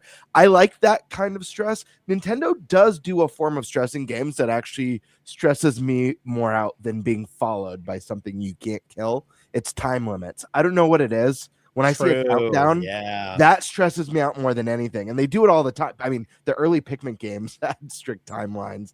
Metroid Prime, you know, there's always those escape sequences. You know? I remember that like stressing me the crap out my first time playing the game. So they do find ways to creep in stress somehow. But I hear what you're saying. They do. They do at times. Yes. I think time limit is a different type of stress though to having some sort of character that's following you everywhere. Because with the time limit, it's like, okay, cool, you've got this time limit. I've got this amount of time before I have to complete the game or this task or whatever. Yeah. When you've got like Alien Isolation, right? You just never know. It's so random that I think it puts people on edge. I know for me it does. 100%. Like if I play those games, after like an hour, I'm like, I'm done, man. I'm mentally fatigued. I got no energy. Like I just want to. I'm like so like burned out from like all the adrenaline of that. But it could happen though. If I think Retro could probably find a cool way to pull it off, but I don't think I personally would want that for like the whole game. Sure. I mean, you could do it. You could even have a sequence. In a game, like maybe in a particular biome in Prime 5, you go through a section where something's hunting you for maybe, I don't know, 20 minutes, 30 minutes or something. That would be a good switch up of like gameplay in terms of the pacing, right? Yeah. But I mean, there's various ways they could do it, for sure. Cool. Yeah. Okay. Well, with that, we probably get to our next topic. Game Board, we're going to save yours because I think that, you know, out of respect for the guest time, you know, obviously we make some we put that one towards the end for our hardcore audience. So let's go actually to Thunderstash's topic here. I just finally looked at it in the doc. Hell of a topic, and I definitely want to hear Favlam and Kiwi talks on this one. Okay, good. Well, you guys can kick us off then. So this is about our gaming plans for 2026. It, you know, I think a week or two ago, we talked about our, you know, New Year's resolutions as far as gaming's concerned. But this is like our actual plan. Like, what are we going to do? Are we going to hit the backlog? We're going to try to play one game at a time until we beat that game without moving on to something else. We're going to maybe dive into a new IP that we've never played, like Prime. You were talking about diving into Dragon Quest this year. Yep. And, you know, what better time than the 40th anniversary? It's going to be a lot of fun stuff going on. You know, maybe limiting the total games you play, right? Quality over quantity, aka the Nintendo difference. You guys remember that? During the GameCube marketing era. So stuff like that, right? What are you guys' plans? And Kiwi or Favlam, one of you guys, whoever's prepared for this. I'll start because I do have a thing I've been wanting to do. I really got to kick competitive games. I love them, but god damn, they are such a time sink, and it's usually detracting from other things. The big one for me is Valorant. I love it. It's fun, but it's so every match is like 30 to 40 minutes. I love Marvel Rivals. It's fun, but it's just like, again, it's just those things. There's like, it is such a time sink to get to a like good at those games and like be at a point of like, okay, I'm happy with how much I've progressed in them. And I think I want to take more time to sit and like kind of digest either my backlog or games maybe I've gotten into and I haven't finished, or I've streamed them and I maybe haven't finished them on stream, like kind of just like doing individual streams where I'm like, all right, let's just go ahead and all right, I got halfway or I got 2/3 of the way through Prime 4. Okay, let's finish that out. Okay, I got this far into this game. Let's try and finish that one out. Yeah, I don't really have a lot of like games I'm like super excited for going into 2026 though. I know it's not quite on topic, but like I know GTA 5 is supposed to become, or GTA 6, excuse me. I don't know. I like GTA. I'm not like the biggest GTA head. I'll play it. I'll probably get it, but I'm not like sitting here like I can't wait. Oh my god. Hopefully maybe a 3D Mario, but yeah. Otherwise, it's just kind of like rolling with what comes out and trying to grab what's on my Switch too, and seeing how many more games I can kind of just play a little bit before I go to bed and pop it on my Switch too. It's a good game plan, man. Yeah. I don't know if anybody else has that problem with competitive games and being just kind of addicted to them. Yeah, that's why I don't really do it anymore. Right. I just can't afford to time-wise. Yeah. You know, like I want to play NBA 2K like I used to. Right. Actually, before I reviewed games, when I was still a director at Lone Depot, I'd be on 2K like all weekend playing online.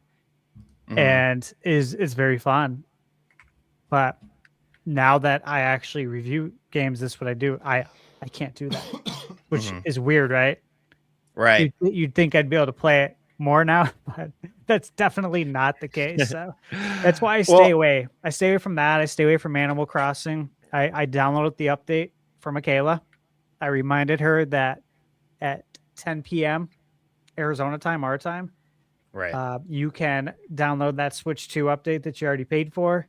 So I'm gonna, experience that vicariously through Michaela, but I can't do it myself because, again, I don't have time. Time is such a precious commodity, right? Yeah. Like every time you invest your time into something, it's always at the expense of something else. So it actually comes with a lot of sacrifice, right? So if you get into some hardcore competitive game, that you're going to be sacrificing something else to make that happen. Like a lot of people don't realize these gaming journalists and these people that have to do reviews, they're like, oh, that's the best job. I'm like, nah, man, that's stressful because they've got like a certain deadline where they have to review a game by. So they might be rushing the game. They might not be taking their time. They're just like, I got to beat this thing. Right. And it's just something important to consider. I mean, the way I kind of view it, like, okay, I have this amount of time. What are the games that I can fit in that aren't going to kind of disrupt things too much? And I will say, like, the type of games that I'm into these days are way different from like 10 years ago. Right. Because one of the problems I have, especially with story-oriented games, is I can play it, right? I can get like 7 hours in, and then I don't get back to it for like 2.5 weeks. And by the time I get back to it, I'm like, wait, what's the story again? Who's this character? What are they doing? I'm finding I'm having that from problem. the beginning. Yeah, when that happens to me, I won't even continue. Yeah, and it's very, very frustrating. Which is part of the reason. And Thunderstash, you'll be happy about this because I've mentioned before I've never played a Final Fantasy game, right? Yeah. So because I'm looking to do Japanese interviews, and a lot of game devs are reaching out to me. There's like some potential sponsors that want to sponsor the interviews. They're like, "Oh, we really want you to do an interview with like some Final Fantasy developers," and I'm like, "Okay, I'm gonna have to play these games then. Like, there's no escape. I just have to do it now." Right, so I mean, I downloaded the demo of Final Fantasy VII Remake, and I was like, "This is pretty good." Okay, I might have to play it, but I'm already worried because I'm like, okay, I do not have the time to play every single Final Fantasy game. So Stash, you can give me an opinion of which are the best games to play to kind of get the idea of everything, because I will have to go down the rabbit hole somewhat. Because I'm not. If these interviews do happen, and I'm not sure if they will, but I have to be prepared, right? I do not want to go into an interview blindsided and have no idea. I mean, I'd be as prepared as possible, but it's different when you're like watching a gameplay video, like a walkthrough or playthrough, as opposed to playing it yourself. Two completely different things. I would suggest for the 2D games, Final Fantasy 2 and 3 on SNES, which some people will say it's 4 and 6. Yeah, it's got the weird naming conventions. It is. Yep. They're both the same thing, but 2 and 3, 7, no doubt that is my favorite one. Many people's favorite. I would go with the remake ones. Obviously, there's remake on Switch 2, and then Rebirth is already Rebirth out. will be coming. Yep. Yeah, I put I think about 250 hours into Rebirth, and it was worth every minute of it. And I don't do that. I don't do that. And by the way, you do not need to play it that long. Yeah, no. I was going for the platinum, the 100%.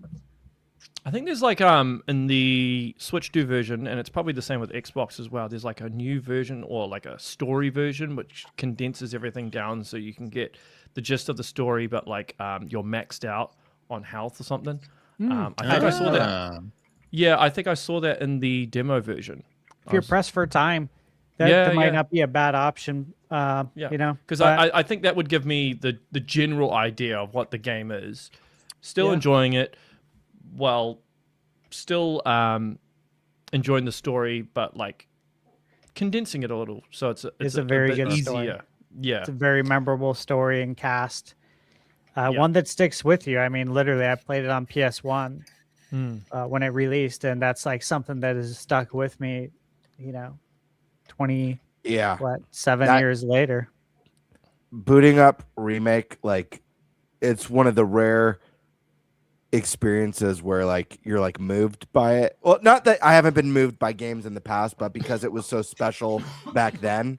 And like just hearing that soundtrack again and seeing how they fleshed out some of the characters, like, oh my gosh, Eris in these reimagined versions of 7 is so amazing. Like they did such a good job with her character. Even Barrett, the crush. But yeah, you got to play Race. And I hate to throw back to the first topic, but you hear anything about a Final Fantasy 9 remake or anything like that?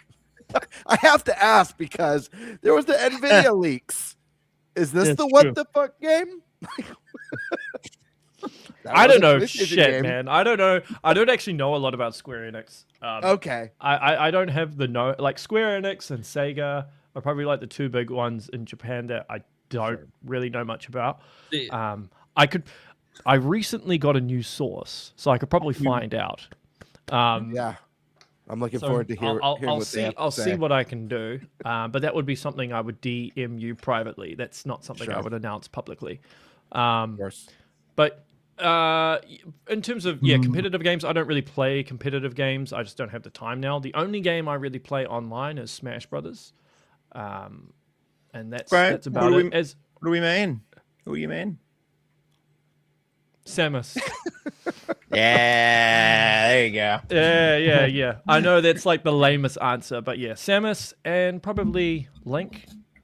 Which one? My two best. Yeah. Which version? Adult Link. Yeah, good question. Those are the two mains that I have. In terms of, I mean, as I said on Twitter, right, most of the games I'm excited for on Switch 2 are third party. Nothing on the Nintendo front really does anything for me yet. That could change. But yeah, I mean, Resident Evil 9, because I do like Resident Evil. I just haven't played RE2 yet. That's the one I haven't played because I'll be sweating so much as I play it. But yeah, Resident Evil 9, GTA 6, obviously. I'm actually really excited for Crimson Desert. Yeah. You know, we played it, right? No. Yeah, we all played it. We had a meeting with When was Pro this? Abyss. I played We 3 played it at hours total, I think, between everything. PAX West. We had a And I private played it. meeting with Holy them. crap! Really? We got to Wow. play Wow. it for an hour. Yep. It was in the middle of the game. I have a video up on my channel with all of our gameplay. Okay, I'll check it out. And then I narrate a good portion because actually there's a lot to learn. Dude. It's a lot to learn in this game, but once we've all said it. That. This is no, it's not bad. We've all said it. Like, this is a game that you need to play from beginning to end. Like, don't have these long lapses where you don't play or don't start another game. Just learn it, love it, play it to the end. That's the way to go, because the controls they're not bad. They're just different. Like, the combat in the game is like doing like Street Fighter fighting inputs. Oh, interesting. It's very interesting. Yeah, It's really cool. I've never experienced a game of this style that controls this way. And there are moments that once it clicks, it's just brilliant. It feels like one of the most skillful games of this style out there where skill can matter. But I also talked about this at the time too. It's in one of the videos. I don't know if it was mine or Stash's, but basically that the one problem I have with it is it's like they had this really amazing combat in-depth system and they just kind of blanket applied it to everything we played. So like just picking up a flagpole to stick it into a hole would be like the most complicated thing ever and not at all fun. So I remember telling them, hey, for instances like that where it's not additive, you can just make it a single button. It's okay. Yeah, there were inputs that were a little bit over. Like, for example, like to talk to an NPC, it would be like right or like left trigger, left bumper, triangle to talk to an NPC. So it has too many button inputs. It has a lot of button inputs. Yeah, not an intuitive control scheme. Yeah, I feel I agree. I agree with Prime. I think the combat, we started like middle of the game, so there were so many combos. It clicked after a while. It clicked after a while, and the team was amazing to help out. They were pretty intuitive, and when we were kind of confused, but they're like, oh, it bleeds all these different combos slowly. Like, you don't get them all at once. Which would have been a huge help. I think the only area that needed refinement was what Prime said. I think some of the basic stuff out of combat, like talking to an NPC or getting on a horse, they could simplify. It doesn't need 3 or 4 buttons for those. Okay. Well, I look forward to playing it on Switch too. Yeah, but it's a pretty game, and the boss fight was a lot of fun that we all got to play. Yeah. That Yeah. was. Okay, that's cool. And the other one I'm excited for is Halo remake. Yeah. Yeah, that's probably. But I know there's other third parties that I can't really talk about. I'm not gonna let this go. Did you just confirm Crimson Desert for Switch 2? Maybe. He like looked straight in the camera when he did it. No, he too. really did. He was clip farming. Oh my goodness. I'm just like, hold up. Wait a second. Technically, GameStop was the OG league for it. Wow. But I'm just saying. He said it. He's not going to say it again. It's a Prime exclusive, chat. It's a Prime Listen, exclusive. I love the idea of Crimson Desert coming to Switch 2 because of NintenByte Podcast. Because when we were there, and right before we got interviewed, we asked, is it coming to Switch 2? Like, our audience is really interested in this. And the guy was like, really? Like, surprised. Like, oh, really? Switch 2 players are going to be interested in this? Yeah, so I love to think that. Like, when did you speak to them, by the way? How long ago PAX. was this? PAX West. PAX West. Like So August, that's in September. Was it last August 30th? Like Labor Day weekend. or I September guess 1st. U.S. Labor Day weekend. It was yeah. that Sunday, Okay, yeah. Okay, so I'm was trying to September work 1st. out when you spoke to them as to when I heard about this, as to the timeline and everything. Yeah. Okay. Makes sense. Cool. This Good is talk. awesome. Day and date? Well, you said this year. I was going to assume it's day and date. All right. Dude, this is wild. I'll have to gap it in about 20 minutes or so. Okay. Yeah. But anyway, Oh yeah. yeah. Crimson Desert's coming out soon. I spoke to them recently. Yeah.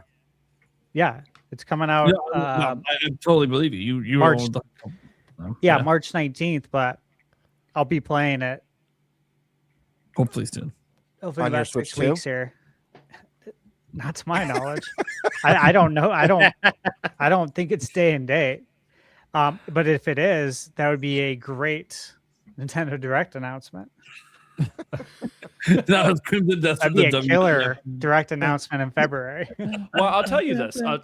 I'll say this, that depending on the publisher, Nintendo sometimes likes to announce certain third-party games in their directs, as opposed to getting the publisher to announce them themselves.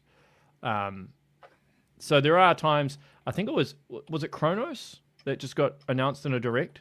It didn't get announced beforehand, right? So that's a good example. So you'll see that with the next direct, I'm pretty certain. I don't know this for sure, right? I don't go around trying to find info in directs. I know some people are like, oh, these are the dates that the directs is happening, and this is going to be in the direct and stuff. Just connecting dots, I would assume that certain third-party games will be announced in this coming one. Excited? Like a Crimson Desert. So it's a partner showcase direct. Got it. Okay, you heard it here first. Maybe. Dude, I am gonna be so hyped when it actually gets revealed for Switch 2 officially. Like I played this. Here's the thing. I played it at PAX East, and I thought it was gorgeous. And I did the most difficult boss fight, of course, right away, because that's what I always do at these events. When they tell me one's the most difficult one, that's what I'm going to go do. And it was kind of frustrating. The controls were extremely frustrating because it would tell me to do the thing on screen, and I'd feel like I hit the button when it told me to do it, and it didn't do anything. And the reps there were trying to help, but they could just really tell I was having a hard time grasping things. And I was like, man, this game looks so good. It does look really I don't good. like how it plays. And then I get to PAX West and we get this hour session, and I was like, wait, this is the same game? Hold up. I could actually figure this out. I just need a moment. Oh, hey, this is actually kind of badass. If the game is fundamentally sound, like if most of the design and everything's intact, changing the control scheme is probably one of the easier things to do towards the end. Especially if you're taking something that's a complicated control scheme and you're taking something and basically assigning it to a button as opposed to like 3 different inputs. That would be a lot easier. And I've actually heard this a lot where devs refine their control schemes at the end. Interestingly enough, Nintendo does the opposite. They refine their control scheme first. Right. Yep. And then move on to everything else. That's one of the things that they focus on first. Like Mario 64. Yeah. Yeah. Yep. Interestingly enough, though, Nintendo has some pretty strange control schemes sometimes. Yeah, they do. Yeah. Like Breath of the Wild wasn't like jump. Like the default, if I remember, default, it's X is jump.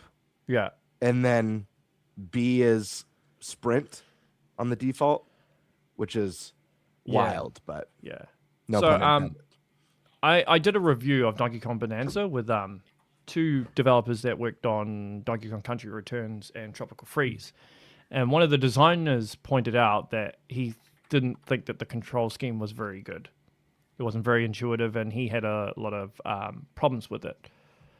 But with that being said, I did ask him, I'm like, were you playing other games while you were playing this? And he's like, yes. And I said, well, that might be why. Because if you're playing multiple games at the same time, then you get used to a control scheme, and then you're going off. And then depending on what the game is, it can kind of mess up your whole idea in your head of what the control scheme is like if you're going back and forth. So usually when I play a game, I try to play just one game, stick to it, and then move on to the next one. Sometimes that's not always the case. But with like Metroid Prime 4, I basically, I was going on holiday, so I had like a week basically to bang it out. But that's another reason why I like the Metroid games is they're short. I think there's too many games these days where this is ironic though, where they pad out the game, and Metroid Prime 4 does this obviously. But yeah, like some of these big open world games, like 100, 250 hours, and I'm just like, dude, what the hell, man? Like, it's like, how much of this stuff do you actually need? Right, preaching to the choir, dude. I'm with you. I think I missed the GameCube era of like games could be beat in an afternoon. Like if you like sat and it was like a 5-6 hour session. Like obviously, it's nice to have more game, but like I don't know. Sorry, keep going. No, for Vlam, I love what you're saying right now. I love that you referenced the GameCube, Eric. I literally talked about this on the podcast a while back, that we need more short games. Like I miss the time of like the 10 to 25 hour game. And I don't think there's less value there. I'm happy to pay full price for a game that has no padding, has a phenomenal story or phenomenal tight gameplay. There's so many amazing games that fall in that 10 to 30 hour range. Like not everything needs to be 100 hours, 200 hours. And that doesn't mean better either. There's a lot of games that are worse for that. So yeah, I agree. But there's some sort of thing where price and time are kind of like this big thing. If you're paying $70 for a game, then it needs to be this amount of hours. And I guess I understand why some people think that, but yeah, I'm personally not for it.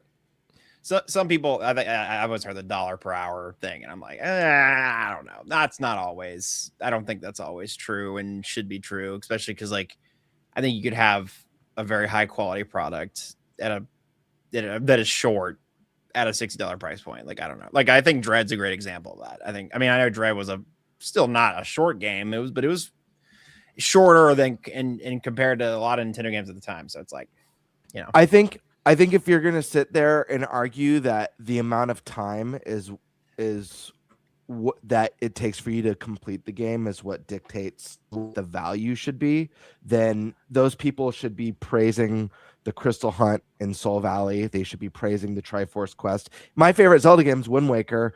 I'll tell you firsthand, the Triforce Quest is the worst part of that game, and they could have cut that out, done something else that's a lot shorter, and the game would have been better for it. So you have to be able to sit here and say that if they didn't do that Triforce Quest, it wouldn't have been worth the money. Yeah, you have to be rooting for that stuff. You got to be rooting for Triforce Quest out of Wind Waker, and I think it'd be like one of my top 3 Zelda games. I'm not even gonna lie. Yeah, I mean, I've never replayed Wind Waker primarily because of that Triforce Quest, because I hate it so much. Yeah. I just refuse to play it again. But it would have been worth the money otherwise, guys. It would have been worth it. Yeah. If they got rid of it. I mean, I guess maybe these game studios sit on a lot of data, and they look at the data and then they try to correlate that, I suppose, into some sort of pricing model. I know Strauss Zelnick, the CEO of Take-Two, he said that games should be charged per hour. So like $1. Yeah, that philosophy, which is $1 an hour. Not a fan. Yeah, but I mean, if you had a 200-hour game, it would be a $200 game. I think it's nuanced because it's like, I don't know. That's also saying like let's apply that to any other medium, right? It's like if I'm gonna get a TV show, I should have a bajillion seasons of The Office if I'm gonna do whatever. But then you could also watch one season of Pluribus and it's like just as good, if not better. You know what I'm saying? Like it's like you could still make a quality thing in less time, or even like a movie, right? It's like, okay, a movie. There are a million movies that are better than TV shows and TV shows just take up the amount of time. So at that point, you're just making content, not making art, in my opinion. But I'm going to say something controversial here. Say it. I don't think over the last year, a lot of these Nintendo games that are like $70 now, I don't think they are $70 games. Like, I don't think like the newest Yoshi game should be $70. Like a lot of these B tier Nintendo games should be $70. Yeah. Breath of the Wild, Tears of the Kingdom, 100%. Right. I don't even think Prime 4 should be $70, to be honest. I can't believe the tennis game's 70. Can I say that? I can't believe Tennis Fever is going to be 70 bones. It looks like a great game. It looks like they finally listened to us. It looks like it's going to be a good sports game. $50 max, man. Come on. I'm not spending $70 on a tennis game. I don't know. It's just me. Sorry. I thought it was in line with what you were saying. Well, yeah. I mean, they just have this idea that every Yeah. game is $70 or possibly $80 in the case of Mario Kart. Right. And I'm just not. I don't know, man. I mean, it feels like Nintendo haven't. If you're going to pay $70 for a game, then I think you have to hit a home run with it. And I don't think. Yeah. I mean, last year, besides from Donkey Kong Bonanza, I guess Mario Kart, you get a lot of hours out of it, right? So I maybe let that slide. But stuff like Hyrule Warriors, that's a $70 game. I don't think that should be $70. And the Mario Tennis is going to be $70. And is Tomodachi Life going to be $70? I don't think we know, but I'm sure you could assume. The new Pokopia is going to be $70 too. Yeah. Yeah. And that's an Animal Crossing clone, which is just, I don't know. Anyways, Prime has his hand up. Yeah. It's his show. Oh. Well, first off, it ain't my show. I'm just fucking. I know. I'm just fucking with you. Yeah. Okay. That being said, what I wanted to point out, I'm gonna put my Furukawa hat on, and just go with this when it comes to how we price games here at Nintendo. You see, no one complained when we were doing $60 games on GameCube, Wii, etc. Back when we were only paying a few $1 million to make a game. Then the industry decided, hey, that's not enough money to spend on games. Let's make that 15 million, 50 million, 100 million. And still charge the same price that we previously were charging for games we only spent a few million to make. Why do we need to follow the industry trends? We're actually doing the same thing. We're spending more on games today and charging less. Not necessarily, though, because you now have to pay for online. You pay for Amiibo now that went around during the GameCube and Wii era, and they're locking things behind Amiibo. Sure, yeah. That's a way of compensating for the fact we should be charging more for our games. But also, they have their own digital storefront where they make 100% of the profit on the game anyway. So that kind of offsets the cost. I understand what you're saying, but I still don't think that completely justifies it. Well, cost is associated to value. And if we value our IP the same way we've always valued them, why should it matter what we spent to make the game? Well, what is it? Pokemon cost $10 million, and that's like a $70 million game, and then you've got like Metro Prime 4 that's like $100 million, and it's still $70. Yeah. But I mean, this is just my personal opinion. I think Metroid would be a much bigger IP if it was cheaper. Yeah, they need to get people. I think nothing, but blowing money on Metroid, I agree. Cut the budget. I think, yeah, like Dread is a great game, but I know there are a lot of people out there that are like, I am not paying like $60 for a 10-hour 2D game when for like what $20 or $30 I can get Hollow Knight that's like 20 to 30 hours and this is what people are saying is a better game or more refined game. Yeah. And like that's just the way the industry is. I mean, look, the fact that they charged $80 for Mario Kart because they knew that they could. And not to circle back to GTA 6, but I imagine that like if GTA 6 launches at $80 or $90, the industry is going to get the wrong idea from this, and then everything will become like that. And I also think that's a case of self-sabotage if you go too high, particularly when we're living in an economic crisis, cost of living and everything. I just think you worsen your potential sales, particularly in Nintendo's case, because they do have a younger base. and parents aren't going to be able to afford this necessarily. There are games like Mario and Pokemon, yeah, I mean, they'll just sell no matter what. But I think some of their other IPs suffer as a result of that. I don't think it's a one size fits all. Yeah, I agree. I think some of more of that, even though it causes confusion, that variable pricing.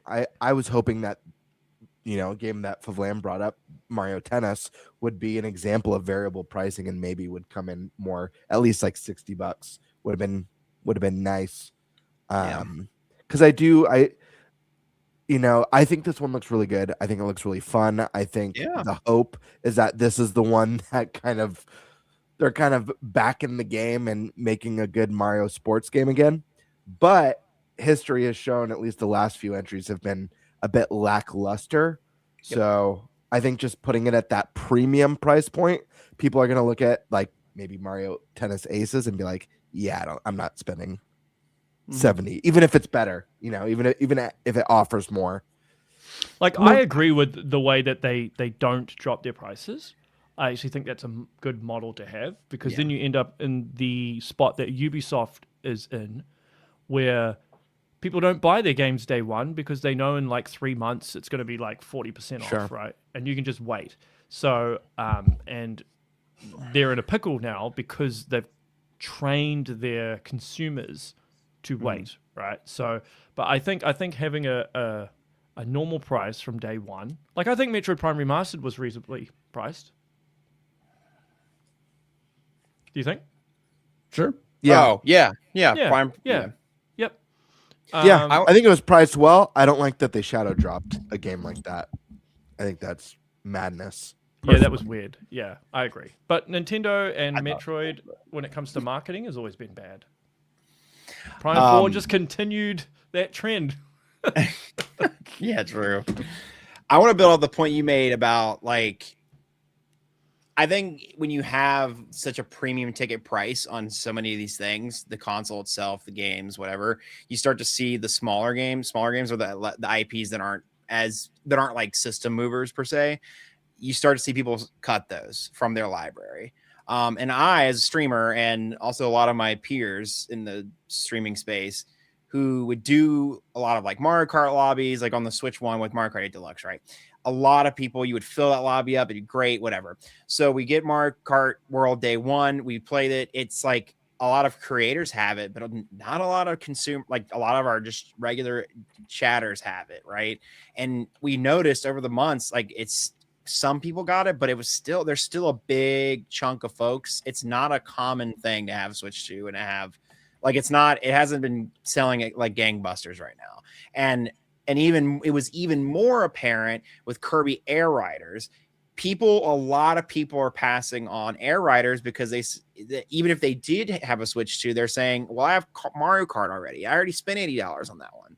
And then I've just noticed this, that like the more and more of these games, I think people are getting kind of fatigued at these big ticket prices. And it's like people are sacrificing. They're saying, well, I got the big titles already. I'm not spending the extra dough on the tennis game and the other side ones that would be very fun, but they're not the big Donkey Kong. They're not the big Mario Kart, So yeah, something I've noticed in my space.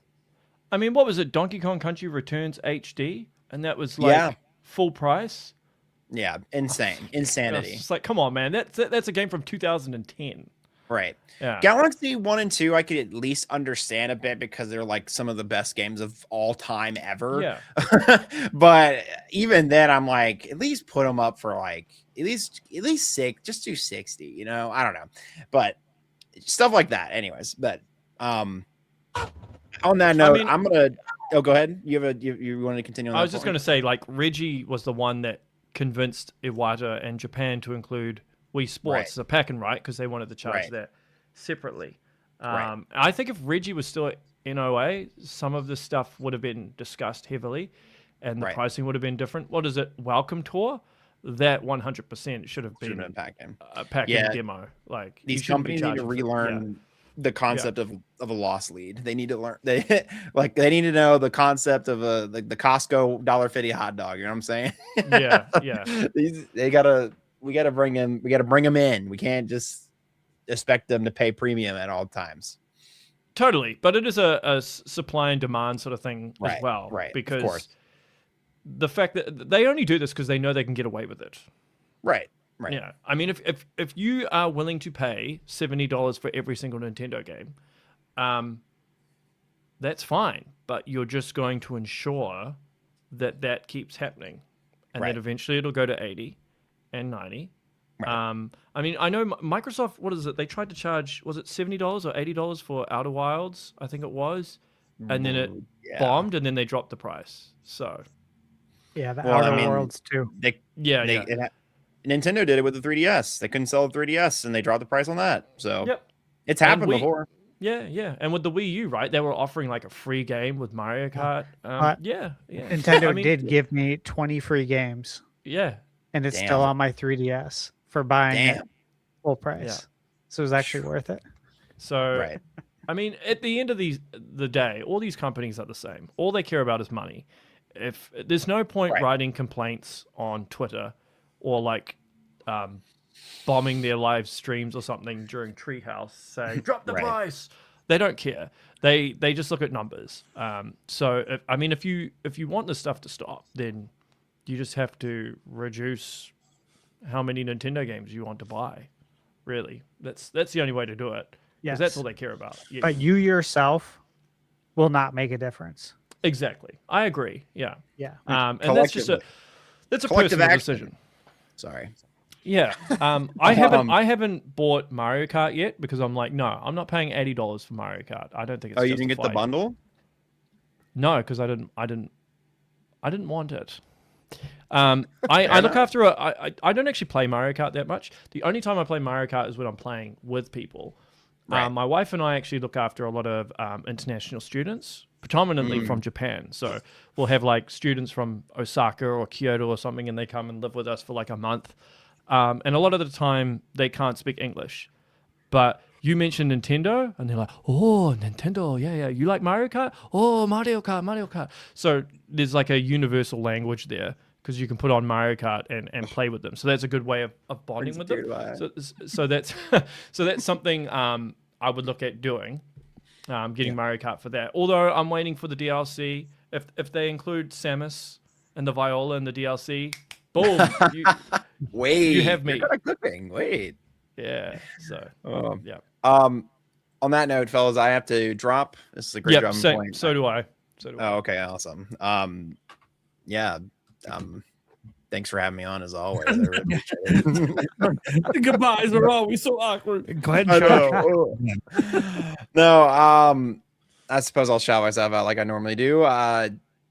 Favlam on YouTube. If you like to see a guy in front of a green screen talking about what he thinks about Nintendo or Deltarune, I'm your guy. And then I'm trying to stream more in 2026. That's like one of my goals. So yeah, but it's Favlam on everything: Instagram, Twitter, Twitch, YouTube.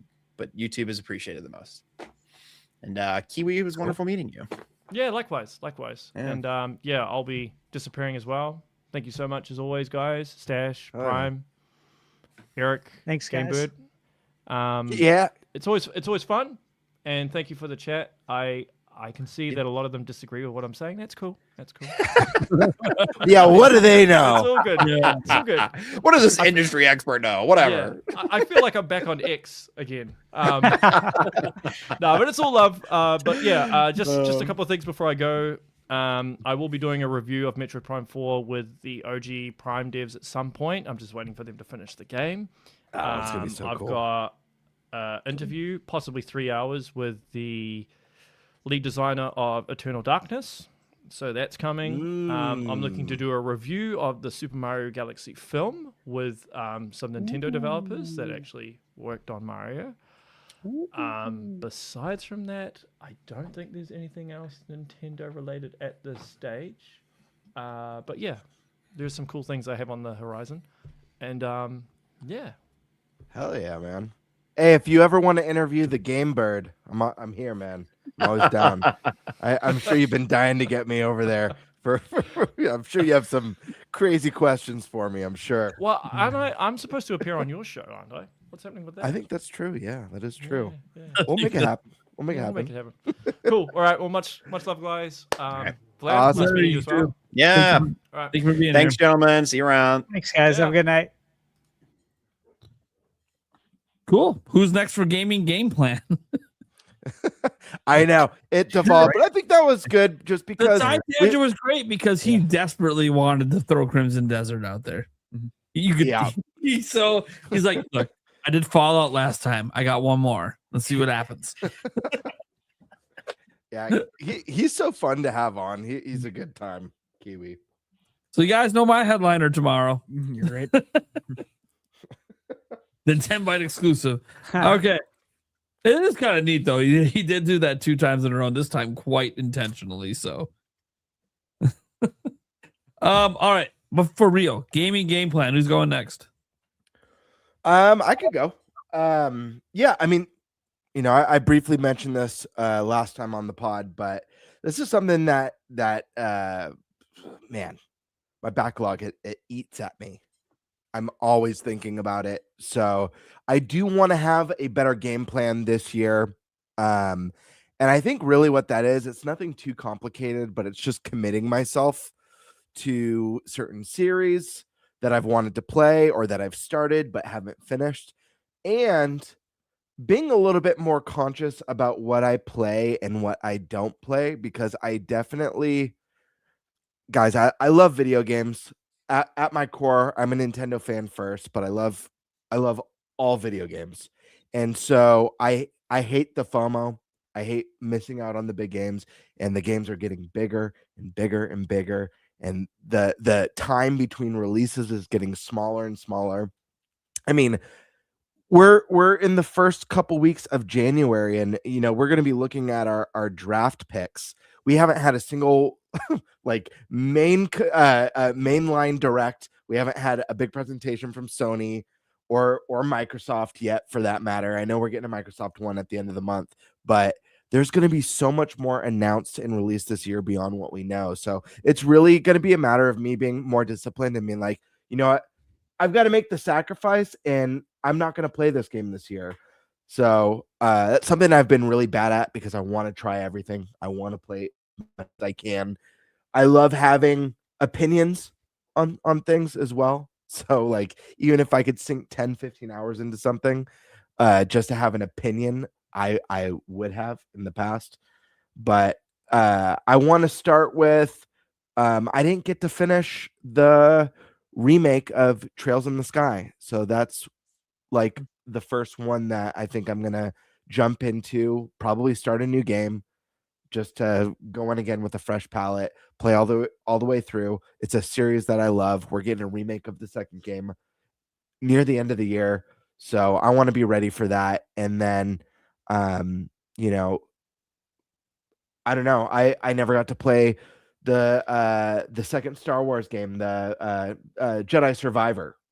So that's one that I started. I never got to finish. So yeah, I think what I'm gonna do is I'm gonna be making a list, and then just dedicating myself to it and being like, I'm not moving on until I finish this, and just follow a strict list. And it's going to be in order of desire, because I don't want to throw games on the backlog list just for the sake of, I got to play this or I got to beat it. I think I'm going to do it in an order of desire. 1 being the most desirable, 10 being the least desirable. Actually, I'm going to make a smaller list than that. I'm going to do like like the snowball effect. I guess, but I don't know. Do a small list, get through it, then be like, hell yeah, I conquered something. Now it's double it. But I don't know. What about you guys? I love RPGs. That's the hard part for me. Like, the games that I love so much are so friggin' long. They're so big. When I think of my backlog, it's just a fat list of RPGs. I still haven't gotten to play through Undertale, or Flavlan mentioned Deltarune. These are games that I think I'd love. I've never played them before.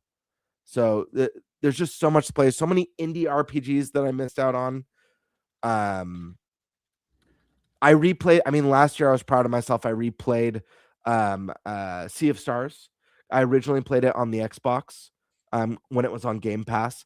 And then I purchased it physically for Switch and replayed through it on Switch. That way I could play Throws of the Watchmaker, which was phenomenal. But you have to beat the game to play the DLC. So yeah, lots of RPGs, guys. It's going to be a lot of work, but I think starting with a small list, maybe like 3 games or 5 games, get through that, then I could add another 3 or 5, or add a game every time I beat one. I don't know. Do you guys have recommendations? I feel like I'm just like throwing shit out there right now. I don't know what I'm doing. Recommendations for what? For like good habits to work on the backlog. Yeah, of course. Play the game and beat it. I need help. I'm in crisis. Yeah, just play it and beat it. Yeah. Yeah, no, play it and beat it before you move on.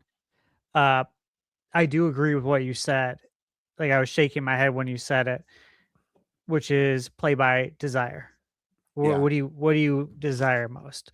But also don't go into analysis paralysis, because when you have a big backlog, that can happen, and then you don't play anything.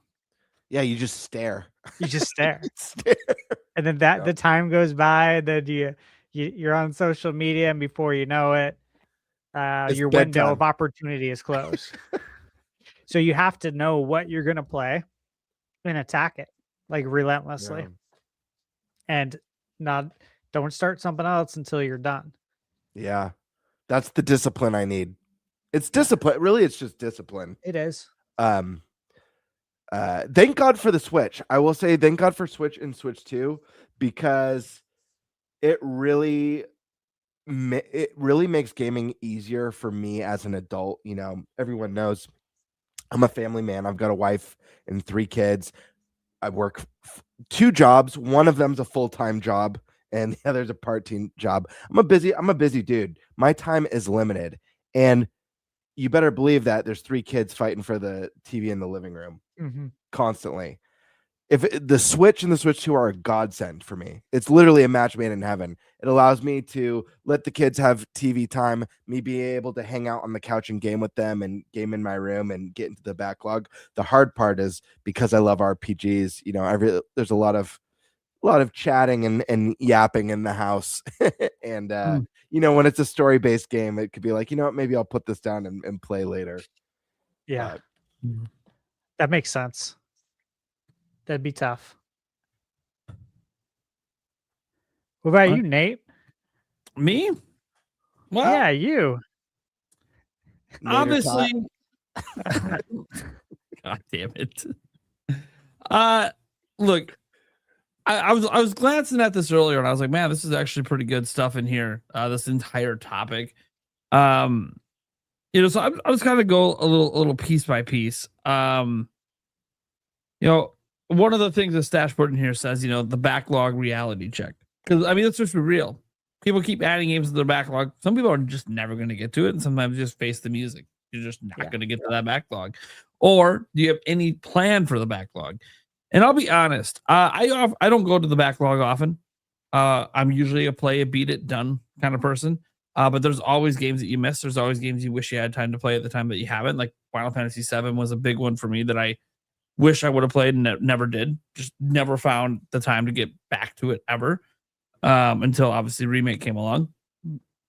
So I would say, you know, right now, obviously a big one for me is that I already own Dragon Quest 3 and 1 and 2 2DHG, and haven't played them yet because I've never played a Dragon Quest yet because I haven't gotten to it yet, even though it's been a while since Dragon Quest 3 2DHG came out, because that's the one I'm going to start with. So I definitely have a plan for that. I'm going to be starting that one this month. I don't know about when I'm going to get to 1 and 2. We'll see as the year progresses right now, because Final Fantasy VII Remake Integrate coming up here, and obviously, you know, we have Mario Tennis Fever, which I am buying at $70. I don't really care. Talking about $10, I bought Aces at $60. I'm not that concerned about 10 buckaroos. That said, it gets to this point of like, I think my goal is not to expand my backlog anymore. So don't buy anything that I don't think I'm actually going to play anytime soon. Because then I'll probably just never get to it. Because I'm always someone that, even in Summer Covers News, I'm always excited for like the next thing. And as Gamebird talked about in the prior topic, there's always that little bit of FOMO sometimes if you're not with the audience at launch. Because one of my favorite aspects of gaming has been community. And when you play a lot of single player games, especially, like you're only getting that, like that launch weekend, that launch week. And then it kind of goes away because it's single player, you play it and people move on. You want to be a part of the conversation the weekend that it's happening. Yeah. So that's my goal, is not to really add anything new to the backlog where I've pre-bought. I can always be like, oh, maybe if I ever get back to it one day. Let's just be real, I probably won't. Maybe when it comes back around as a remaster, because that's the era we live in, where everything gets remastered one day. Maybe I'll get to it then. So that's kind of how I'm going to handle that aspect. There was a question here. We said, what's the biggest backlog killer? New releases, review obligations, or FOMO? Obviously, for me, I don't have review obligations anymore, so it doesn't matter, because I reviewed a few games last gen and decided that's not for me. I didn't like how I was playing video games to hit deadlines. Not how I play games. It's just not. I like to play at my time, at my leisure, not the leisure of a deadline. Now, it's weird because I'll have that mindset when I'm playing demos. I want to get as deep into that demo as I possibly can, find every little thing, but that's at a demo, and it's always a shorter session. So I don't, I just try to make the maximum use of that session. But then, this next thing I like how Stash labeled that part 2, one game at a time versus a game hopper life. Let me read what he wrote here. Are we committing to finishing games or bouncing between titles? Does one game at a time improve enjoyment or make gaming feel like work? Who here is most guilty of starting 12 games and finishing 2? Can I jump in really quick? Because I should have looked at the notes before jumping on this topic. I love this, Sash. This is amazing how you broke everything down. And Nate, thank you for going through this, because I missed it. I just want to jump in real quick, because what I was trying to describe was I've been living the game hopper life. It's exactly what I've been living. My goal is the series playthroughs. That's what I was trying to, describe through, starting with Trails 1. Trails 2 is going to be coming out. There's other games, Undertale and Deltarune. So I want to do a little bit more of the series guidelines, but this is really awesome. Yeah, game hopper. That's what I've been. Thank you for wording it that way. It makes perfect sense. Yeah. So this is the thing. Like, I'm not going to commit to either or, because for me, it varies per game. So, like, when a new Zelda comes out, that's all I'm playing, right? I'm one game at a time there. The new Mario comes, that's all I'm playing until I'm done with that game. But that's not how it is with everything. Like, I'm still technically playing Donkey Kong Bonanza right now while playing Age of Imprisonment. And the reason is, you talk about that grind life. I don't ever feel like I'm grinding, but I do feel like I have just a wide breadth of taste that I don't always want the same flavor nonstop. Like, you get vanilla ice cream, it's delicious, and you always love it. But maybe today I want some chocolate instead. You want something a little different that particular day for whatever mood you're in or whatever stresses are going on. Because as you guys might know, there's quite a lot of stress, at least in my life. So sure, it's your guys' life too. So sometimes, hey, I'd rather just go play a Fortnite sesh with Yulia and chill for a couple hours and just not care and just have fun. Trash talking kids on the internet, apparently. No, to be fair, we're not actually talking to them. We mute the mics, but we're talking trash to them, to each other. It's hilarious. So sometimes that's the kind of vibe I'm in. Lately I've obviously been diving deeper and deeper into Age of Imprisonment to finish that one off. But then randomly today I turned on Donkey Kong Bonanza because I just felt like getting back into DK. So the reason I think I could do both is when I talk about the game hopper life, it's only ever a few games. I can't throw a fourth, a fifth, a sixth in. It's just too much. But it's only ever a few games, so because it's so limited and they're usually different types of games, I can kind of get away with that. But again, then the one game comes and I'll set all that other shit aside until I'm done with that one game. And so, yeah, I don't really feel like I need to do too much to change that, because it's kind of been working for me. Stopping the backlog and adding to the backlog was more of a bigger one. And then eventually, if there's not enough games, I usually just throw a backlog game in that I have still. No, I don't have any plans for the next one was like series playthroughs. Talking about like franchise marathons. Not really. I've never been one of those people that goes on like marathons before new games come out. That's usually when a lot of people like to do that. They like to go on a marathon of whatever games to the sequel coming out or something. Nah, I've never really been that kind of person, but this goes back to my varied taste. I can't just marathon. I want to play something different, some days. Then, obviously, are we doing these for fun or content? This is the quite interesting thing because I used to, and I still say sometimes to this date, that my job is to cover games, not play games. But then we have this podcast. And on this podcast, we always do a review discussion a week after a game comes out from Nintendo, which also means I need to be able to actually say something about that game a week later. So I am kind of pseudo doing reviews and now kind of playing games because we're going to be talking about it on the podcast. So now it's kind of become part of the job, I suppose, in some ways. So I would say there are definitely games I have bought because we're going to be talking about them. But not all of them. I didn't get Kirby Air Riders at launch. I held fast on that I wasn't going to pick it up till this month. But yeah, I would say I'm all right there. Then you see what is it, quality over quantity, the big debate. Like beat 10 incredible games or beat 50 games and move on. I think a lot of that just depends on how quickly the games are to beat. Like if it's like Metroid Prime 4, you can be like, 10, 15 hours. Okay, you might be doing 30 games. It kind of just depends. But the problem is games are getting longer and longer. And if you look at like Crimson Desert and the stuff they're saying about the size of the world and everything, I might do that game is going to be like 1,000-hour game. It's giving me that vibe of being like 1,000-hour game. And I don't mean because it takes 1,000 hours to beat it. I mean, it's going to take me 1,000 hours to beat it.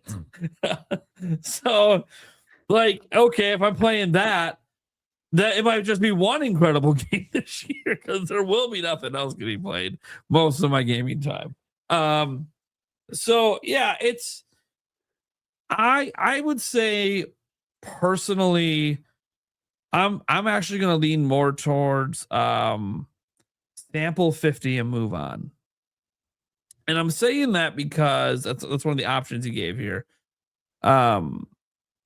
Is I don't know what I'm going to enjoy until I sample a wide variety of games.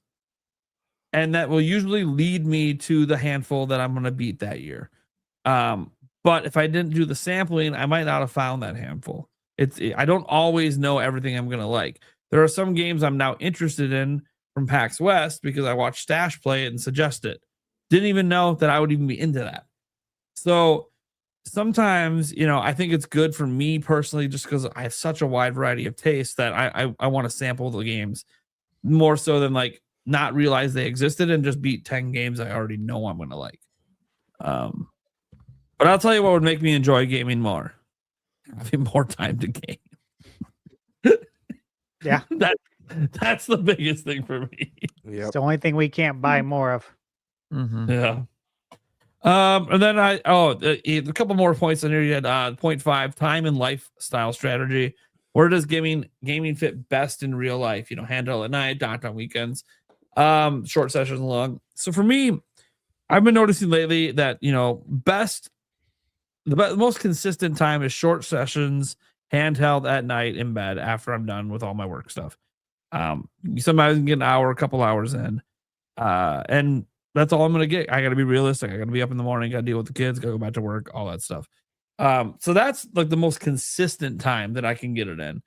But there are times, of course, where I'll plan a little bit ahead. My kids are older, where I'm like, hey, this upcoming Sunday, I'm deciding I'm not making a video. So, Yulia's busy. You're going to do something? Cool. We're going to get a 6-hour session in. It's happening today. We're going for something good, something hardcore. That's where I get my JRPG time in, if I'm completely honest. I can never pick up and play a JRPG for an hour and be satisfied. It's not how it works with JRPGs in me. So that does still happen, but that's not most common. That's something I sometimes got to plan a little bit ahead to pull off. Multiple, especially when it's a 100-hour game and I'm trying to get like it actually beaten. I got to plan like multiple weekends of this, but yeah, it definitely does happen. Yeah, I told Yulia 2 things the other day. Here's what I need to decompress from everything that happened. I need 12 hours where everyone leaves me alone and I just sleep. Okay, that's it. I just nothing but sleep. Then I need the following 12 hours immediately after that, where everyone leaves me the fuck alone and I just play video games. I'm probably not going to get either one of these things, but I keep hoping because that would really help me decompress. That said, so yeah, handheld at night. I would say I wish I got to play my Switch 2 Dot more.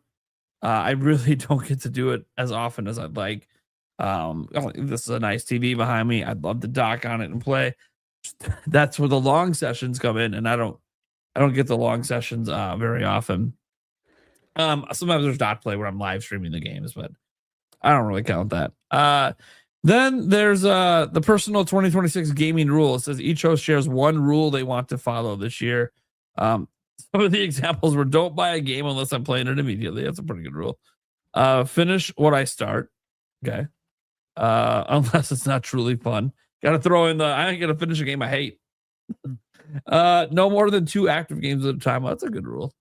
1 retro game per month. I'll beat 5 games from my backlog before buying anything new. That's like a challenge right there. That's the backlog challenge. Man, a rule that I'm actually going to follow or want to follow. I mean, it says want, not going to, I suppose. I'm gonna treat it as going to follow. I want to make a challenge for myself here. All right.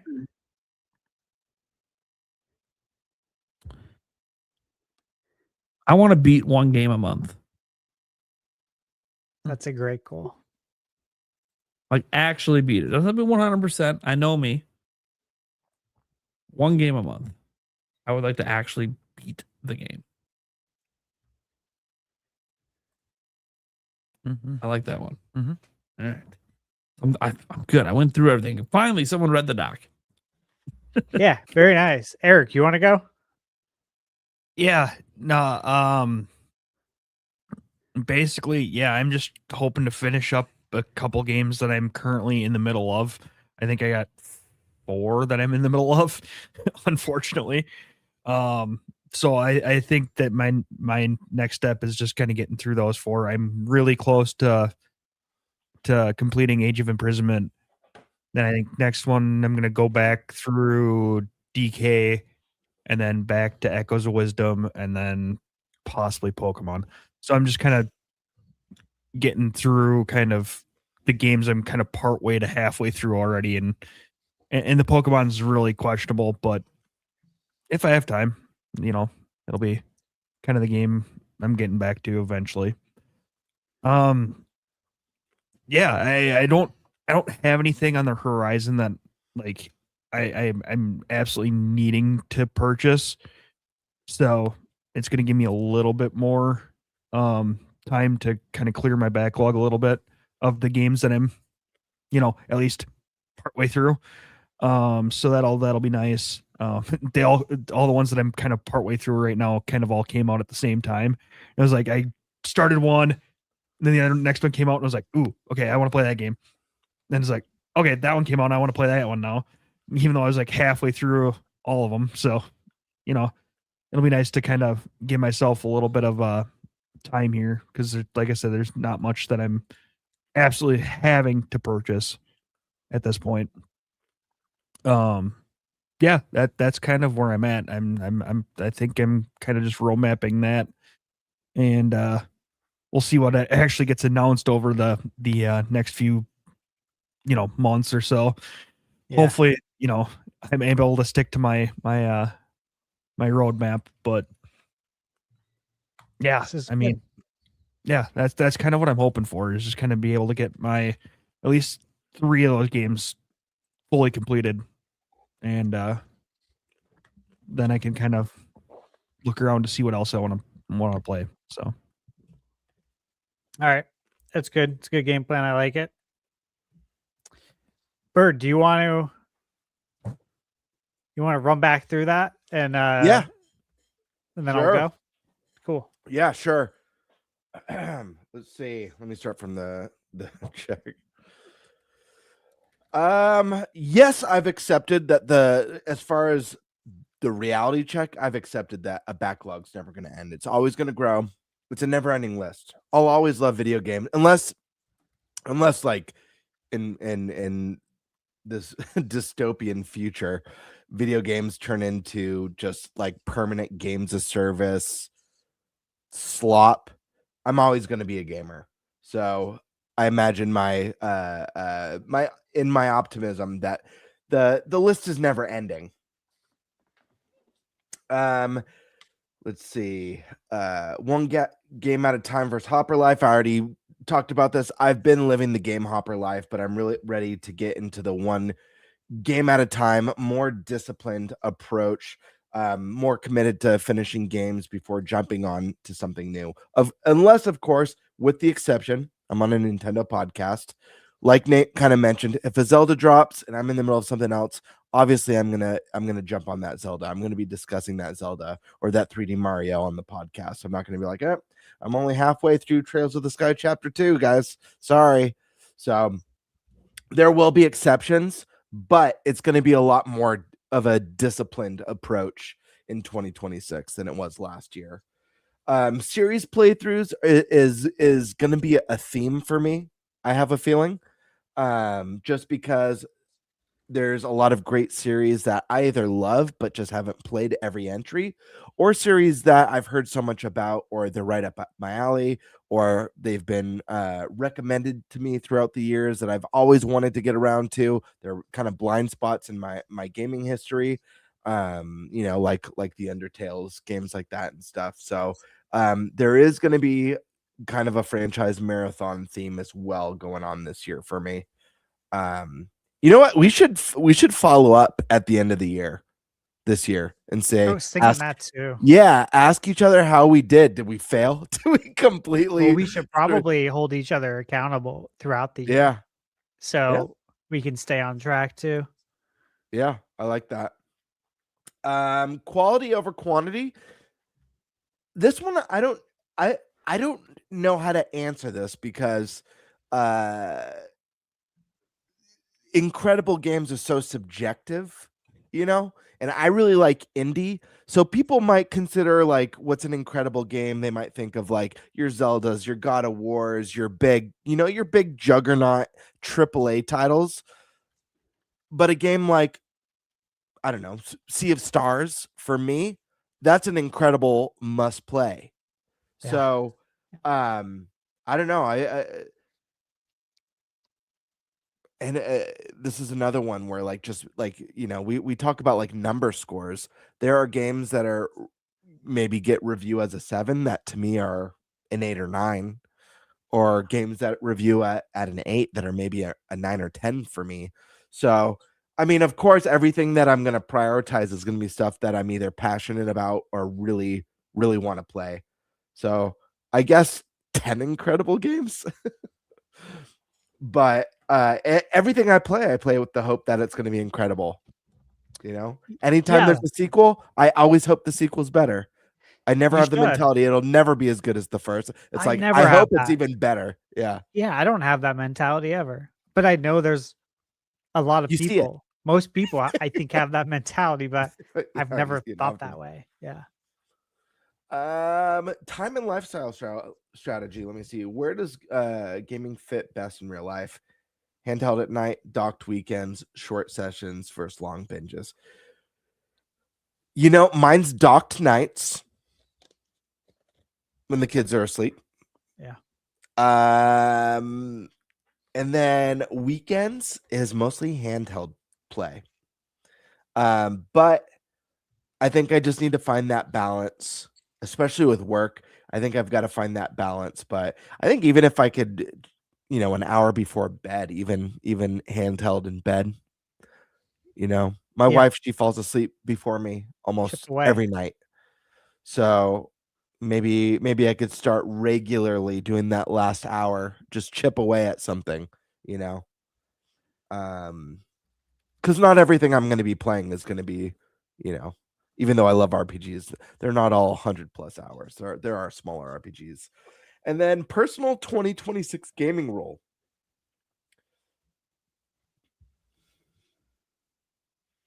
Let me see. Don't play a game unless I'm playing immediately. Oof. Yeah, this is very telling about how bad I've done at being disciplined or like prioritizing my backlog. Is all of these sound very restrictive and painful to me. That's how you know you did a bad job in the previous year. Oh man, I feel like finish what I start unless it's truly not fun. That's a good goal for anyone. Because, like, regardless if you're going to play a second game or a third game simultaneous, you should finish what you play unless you don't enjoy it. If you like the game, why not finish it? So that's a great rule. Finish what you start. I Yeah. also really like no more than 2 active games at a time.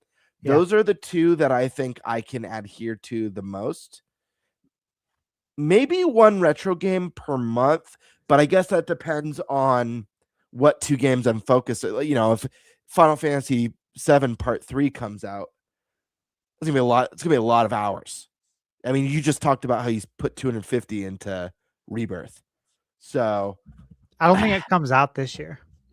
yeah, probably not. You know when I think it comes out? Hmm. And I'm going to give a shout out to Roger's Base here. I was listening to his predictions on Monday. I was at the gym, had the headphones in. It was like over an hour long. Like, oh, this is perfect, right? Like, I'll just listen to the whole thing. And he has such a great prediction that when he said that, I'm like, that's the date. That's the date. 7/7/2027. Done. Done deal. Done deal. Final Fantasy 7 Part 3 7/7/27. Like, Yeah, 3 7s in there. yeah, I like that. that's got to be it. But I please like keep that. going. I just had to share that. Yeah, I'm yeah. pretty sure Roger is dead on with that. So I think what I'm gonna set for my goal is finish what I start, no more than 2 active games at a time, and when possible, 1 retro game a month. But that's gonna be like the variable goal because that could change month to month depending on what I'm working on. And I will say, you know, Prime mentioned like buying a game and not playing it when you buy it. I think you mentioned that. I'll be honest. I actually, when he said that, I felt ashamed because you'd be surprised how many games are on my gaming multi-console. Like there's a PlayStation games and Nintendo games that are in my shelves that still have like the cellophane on them. Like more than I'm proud of. I mean, this is excluding like a collector's item that you bought just to have as a collector's item. You know, this is like those don't this is count. just like a right. This is like just like a game that I bought. You know, that's just like I've got a bunch of them. I hate that. Yeah. Because I don't buy anything that I don't want to play. Yeah, That's and you know true. what? You shouldn't. You shouldn't. Right? Like, there's been times where I've been asked, do I give bad reviews? And it's like, well, look, I'm not trying to play shitty games, dude. I'm not trying to waste my money. Like if you're craving pizza, do you try and find the worst pizza place? Yes. You know what I mean? Like, I think it says a lot about my eye for what is a good game. Yeah. Like it shows I'm batting like 1,000% because these reviews are obviously they're honest. I don't get paid for this. You know what I mean? So it's interesting that you bring that up because I feel like so many people play games and then they don't like them. they complain about them. It's like, don't you know what you like? Yeah. You know what I mean? Like, where's your Well, judgment at? we're privileged because it's not like it was in the 90s where you had to base your purchase off the game cover and the A few description on the back. screenshots on the back. Like really cool concept art on the front that look Yeah. it's like an 8-bit game, but it's got like the super detailed like hand-drawn cover art, and you're like, oh, this cover art's sick.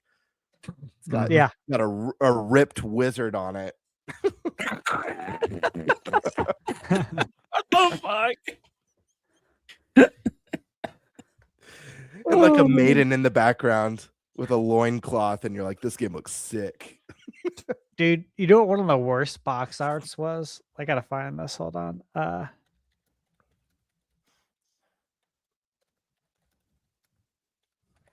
Here, continue going. I'll find it. Oh, here it is.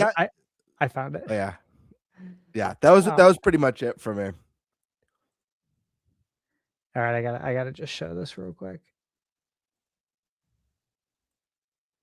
Worst box art ever. One sec.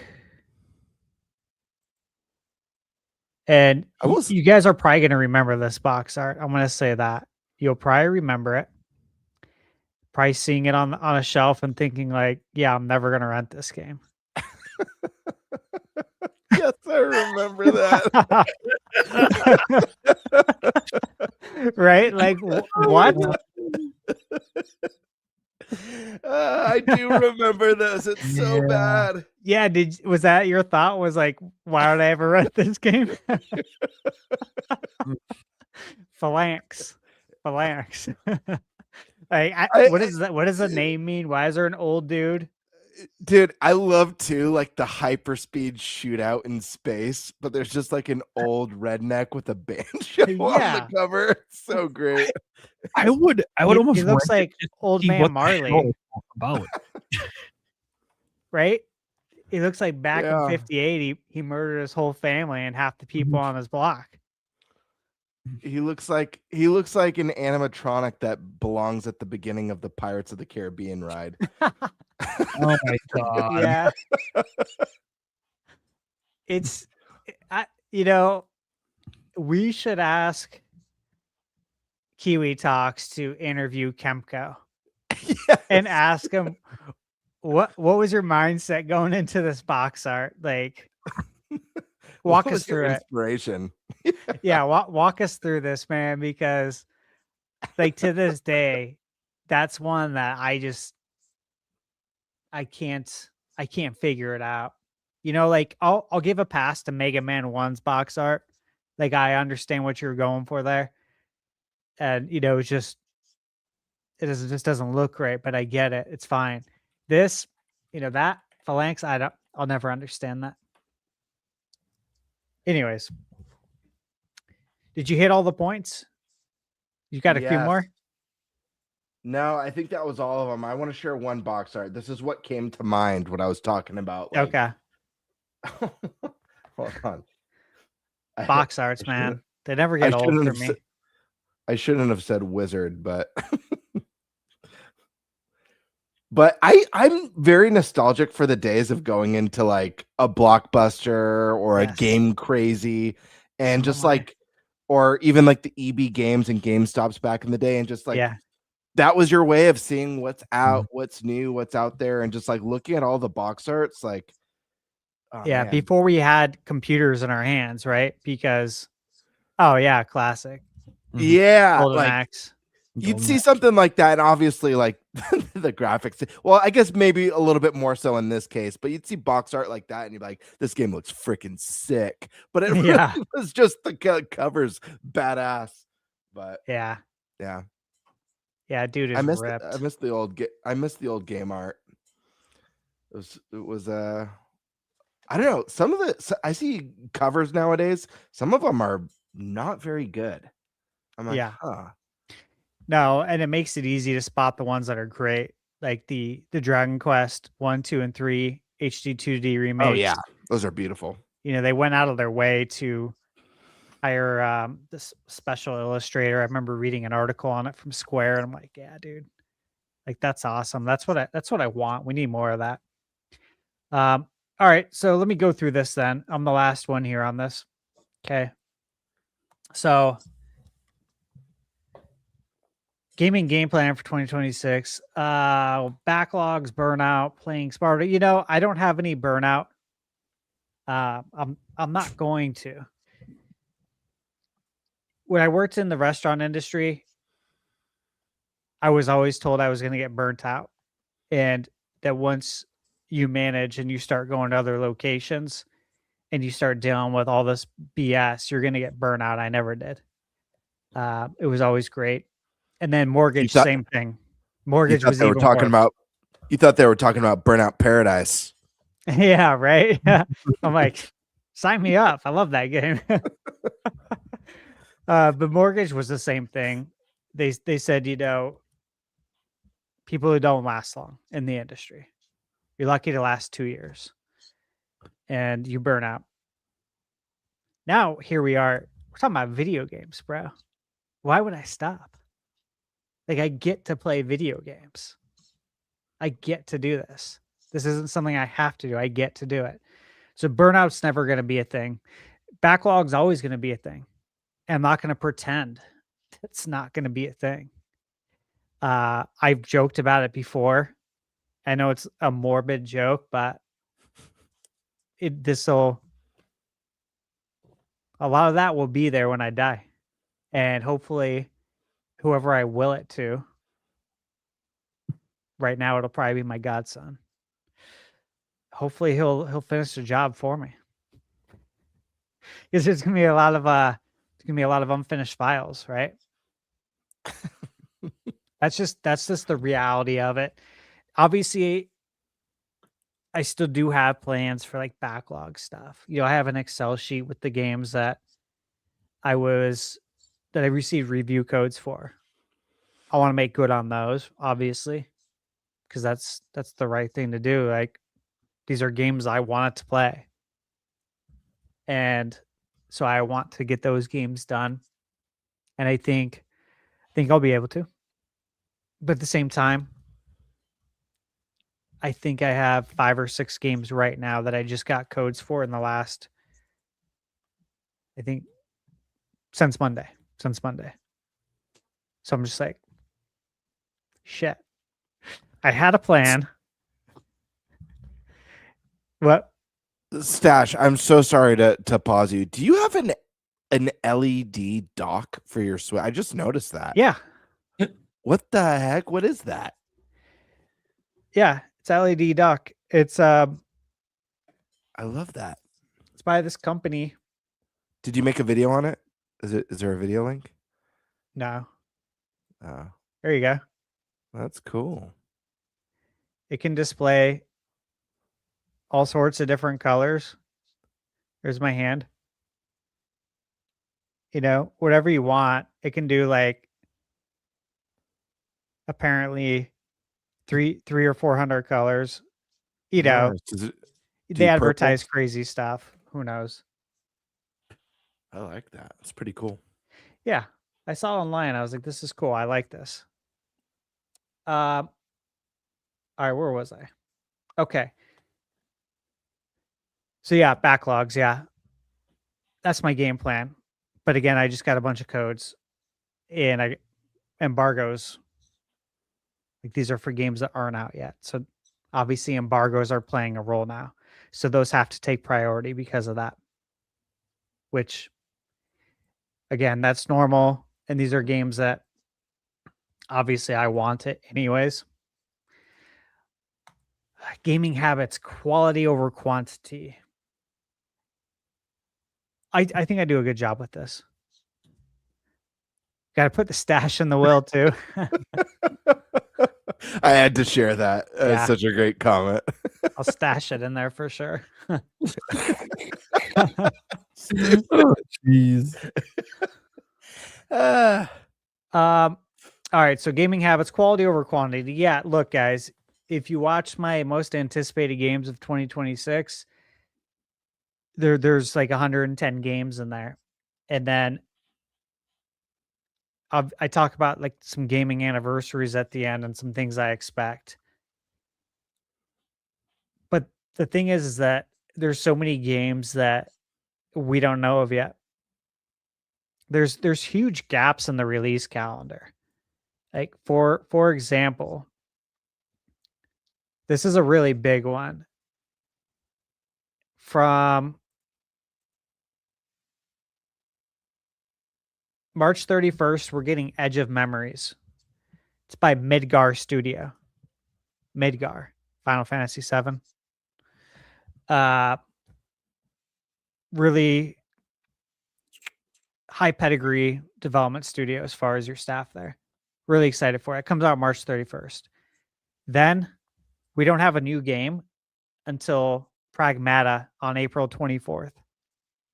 So 25 days go by with nothing. Obviously, that's not going to happen. Then we get Saros on April 30th. And then we don't have another game till May 27th. So you're telling me 28 days are going to go by? Obviously not. You know, like there's my point is that even with the games we have dated, there's massive, almost like month-long gaps with nothing. And you know that's all going to be filled in. So I'm not only talking about like quarter 3 and 4, the second half of the year. There's stuff like there's almost month-long gaps in March, April, and May with no games. So it's nuts. So when you talk about quality over quantity, yeah, everything I'm shooting for quality on every shot. I'm trying to make every shot out here. That's the point. Is that I'll play the games and I'll tell you if they're worth it. And if you're going to like it or not based on what these games are similar to, right? Like I always do in my reviews. So yeah, that's the plan. I do have a plan for the backlog. The reality is though that it's always going to be there. It's always going to be there looking at you. Just have to deal with it. Just have to get over it mentally. Let's see. What's the biggest backlog killer? New releases, review obligations, or FOMO? New releases and review obligations for me. Because if it was FOMO, I would have played certain games already. But I haven't because of review obligations. And review obligations tied directly into, of course, new releases.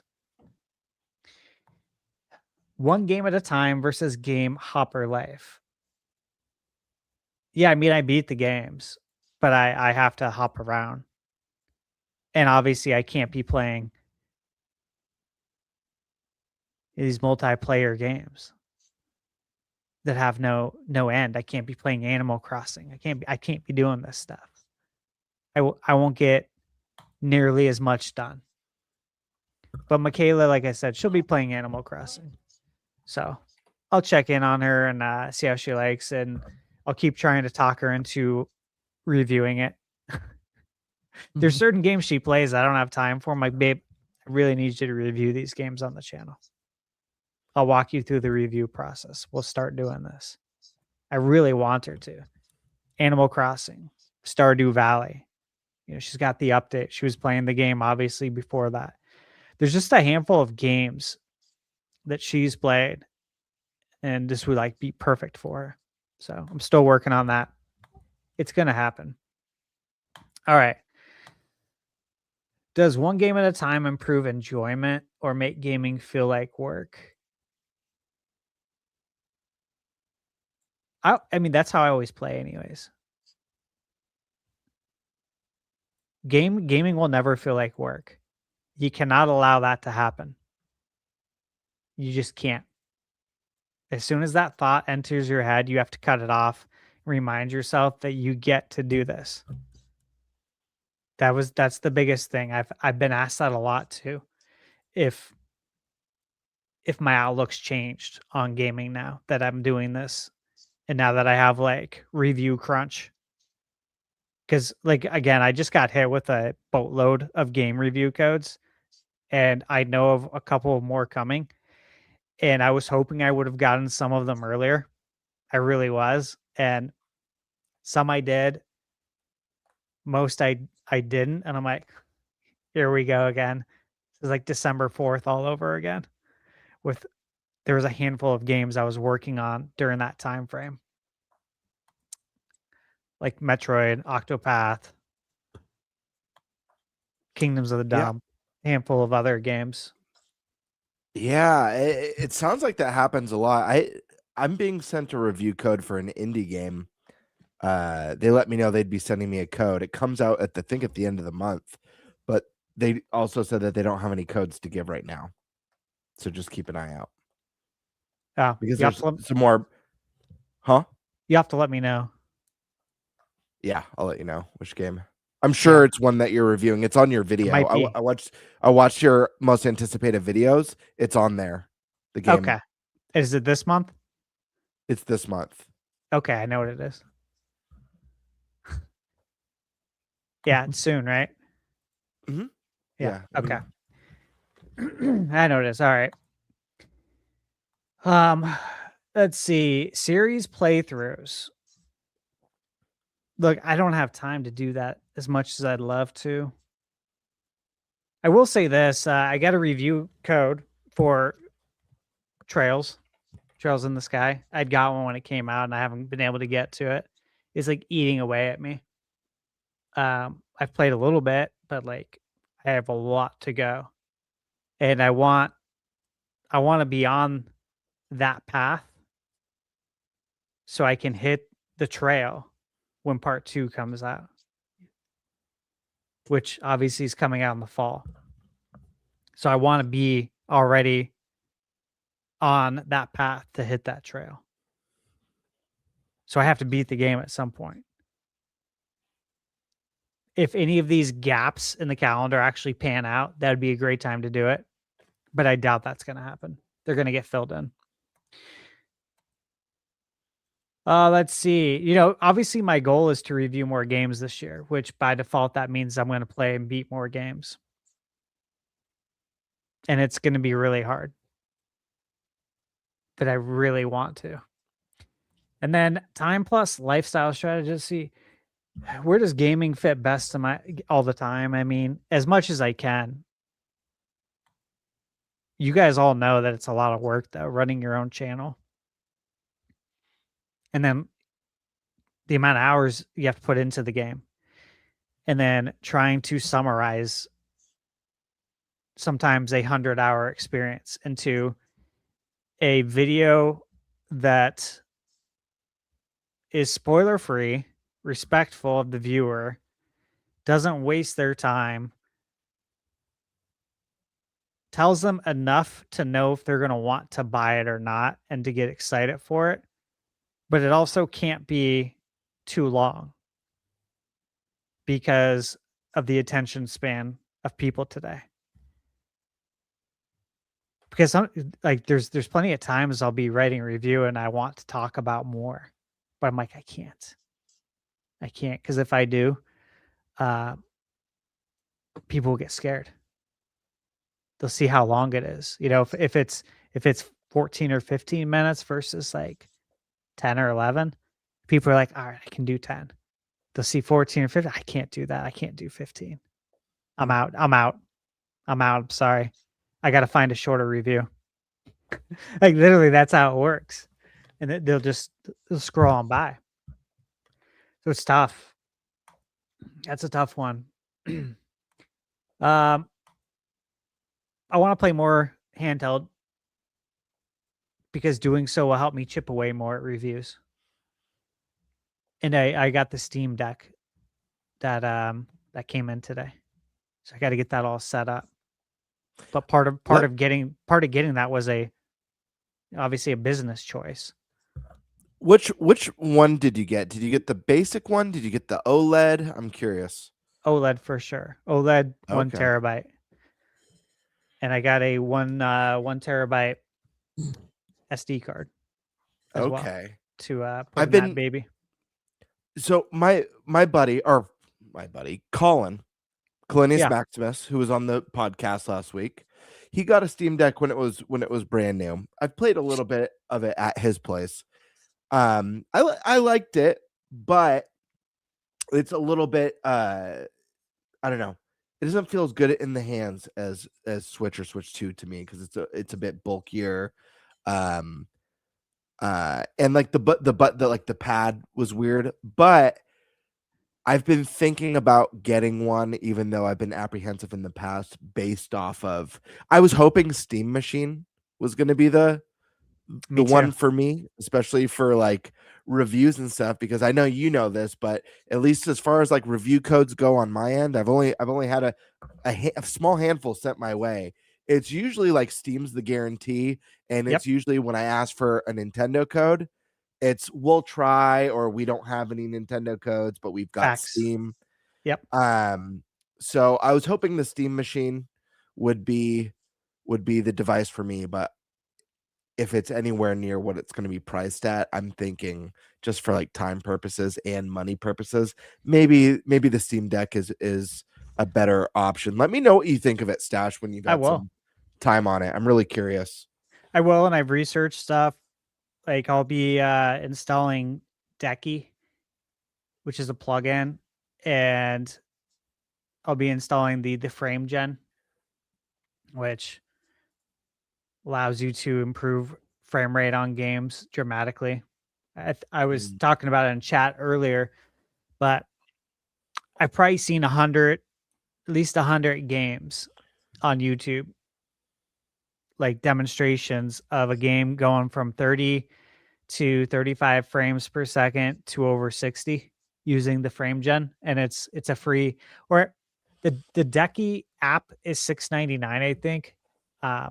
But that's it for lifetime. And the plugin is a frame gen plugin, and it looks simple to use. And to me, it looks like the trade-off is totally worth it. You know, like the resolution may dip a little bit, but on that screen, it's like you don't even see it. You really don't even see it. And in turn, you're getting 60 FPS. I've seen 70, 80 frames. I'm like, this is good. This is good to see. I like this. I like having the control over that. So that is why I got it, though, because of the review codes as well. And also you can get them considerably earlier on Steam. Sometimes weeks, month before the game even comes out. I have some that are like that right now. So I'm super excited. And I did get the refurbished model, which I was excited to get because one, when they come in stock, they sell out in like 2 or 3 minutes. And I just so happened to see when Wario64 posted on Twitter. And I'm like, it had been like 6 minutes on my timeline. I'm like, it's probably sold out. I'll click it anyways and see. And I'm like, oh my God, there's an OLED 1 terabyte. Like that's the one that sells out immediately. And so I jumped on it. I'm like, screw it. And I got it. So it's something I've been thinking about for a while. Are you getting the dock or the cable that whatever? I forget how Steam Deck allows you to dock to a TV. So I still have the BenQ GR10 that I reviewed, which is for Steam Deck. I used it for other means. But yeah, it's built for Steam Deck to do 4K 120, or it can do 1080p 360. I'm like, guys, that's great that you overspec this, but come on. That's not, no one's doing that. I'm not going to talk about this in the video. Frames per second. So stupid. Yeah, no, I know. Yeah, so I have that, but JSOX is sending me, they already sent it. I already got a tracking. They sent me a whole package of goodies. So I'm like, cool. One of them's a dock, but yeah, I'm going to be able to use the base Steam Deck for probably like, I don't know, till the weekend. And I presume everything's going to arrive before this time next week. So I'll be able to test it out base and then test it out with accessories and, bases, not bases, but grips, cases, see how it improves. But yeah. The OLED Steam Deck was obviously, since it's refurbished, it was less. And if you read on Valve's website, they're very clear in their wording that it's just as good as a brand new one. Oftentimes, it's better, the refurbished one, because of what they do to make it certified. I'm like, okay.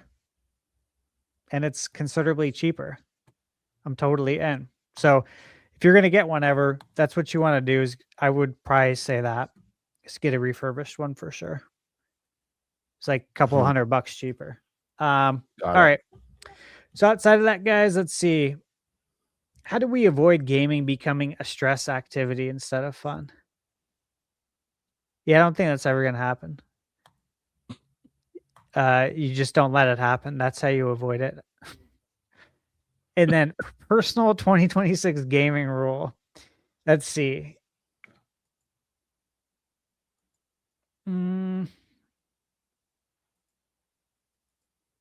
I like the one retro game per month. I like that. And I like don't buy a game unless I'm playing it immediately. I've been a lot better with that, actually. I can't do that because some games I like to get collectors or like the special editions. And if I don't get it right away, I might not be able to get it ever. I think that's at fair. retail. Yeah. I think excluding that would be the goal, right? Sure. Because if, I'm not going to buy a game and just throw it in my backlog. I haven't been doing that for a while now. So a lot better there. But yeah, that's it. That's the topic. Okay. Gamer, we're going to talk about fantasy. Wait, we have one more topic. We have a topic first. I think one more topic. So before we get to the headline topic, the one we haven't touched on. If we need to save fantasy for next week, I'm cool with that too, based on time, whatever you guys are feeling. Well, let's get this topic going and we'll see what happens. Yep. So, guys, is it time to panic for Switch 2 yet? Now? Right this second? Well, there's been tons of headlines. I'm sure many of us have seen them. That Switch 2 is losing momentum. Switch 2 is starting to fail. Or any combination or alternative of these hot takes online. Most of this stems from essentially three things. Nintendo stock dropping 33% over the last 5 months. Nintendo Switch 2 holiday sales being lower than many expected. And supposedly, a high up at Nintendo told the game business's Christopher Dring that Switch 2's performance has been bad due to the price of the system, economic factors, and the lack of a big game that appeals to Western gamers this past holiday. You combine this with the known sales data for November in the United States and then some European countries, and Switch 2 seemingly didn't have a great holiday, which often is the number one sales period for the year. Then, if you glance at the upcoming data, first party wise, there really isn't a big system selling game announced right now, even for Switch 2, but a bunch of salad games like Mario Tennis or a new Fire Emblem. This has led many to believe Switch 2, no matter what its actual sales numbers are, is downtrending with no light at the end of the tunnel. So the question is it time to panic? And when can or will they basically make that narrative go away? Or will the narrative remain? It's truly time to panic. Remember, Nintendo Switch 2 is in chaos. It is pure evil.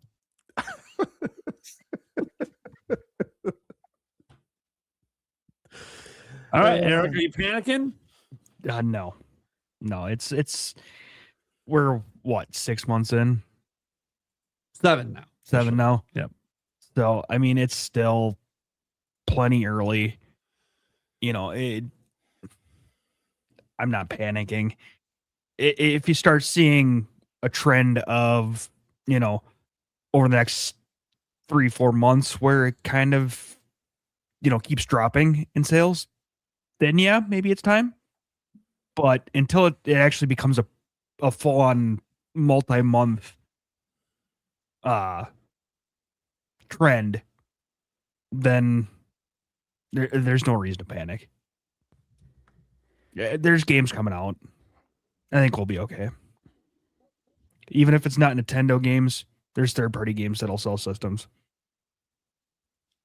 So I'm not panicking. No. Birdman.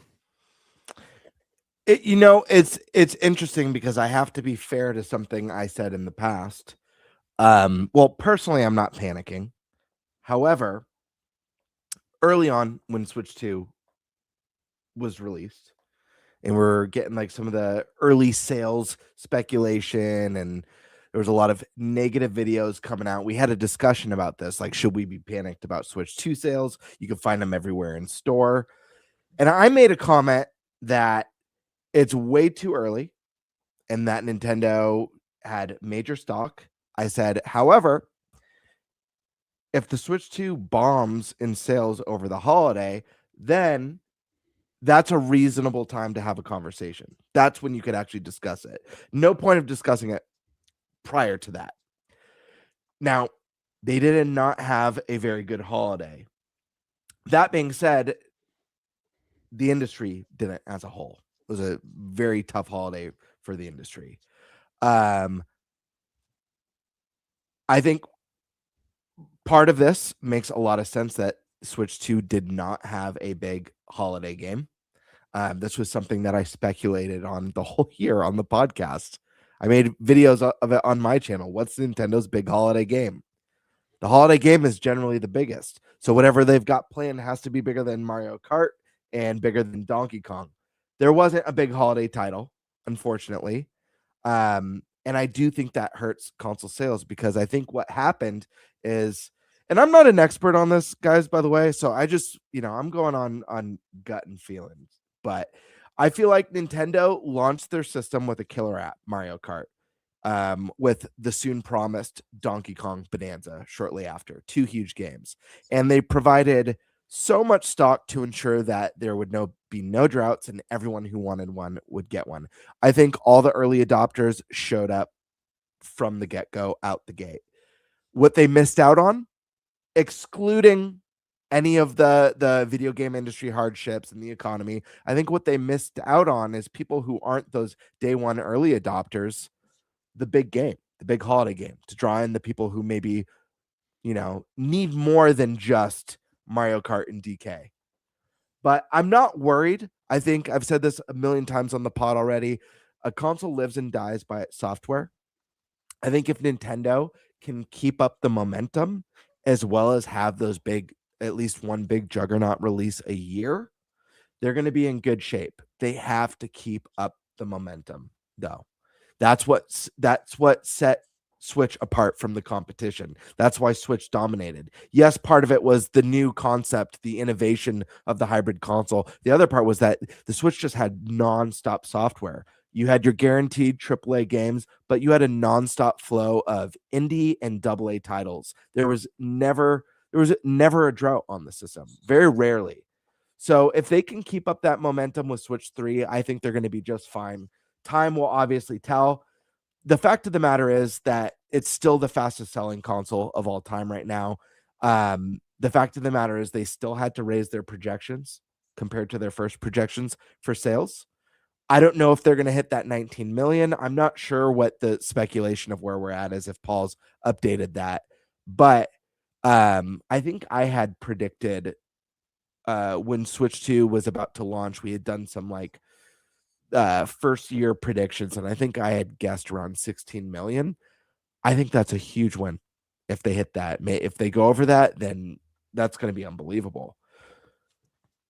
We're going to have to wait and see, but I think it's basically going to be software. I don't know. I think it will be scary if we end up in a scenario, depending on, there's a lot of speculation with chip costs going up, what Switch 2 might cost soon this year if they have to raise the price. I think if they raise it to 500, I think that they can get away with that, especially if they offer more bundles or more permanent bundles that are steadily in stock. If this goes up more than that, if this goes up to 550 or 600, I think that's where we're going to start to be in hot water.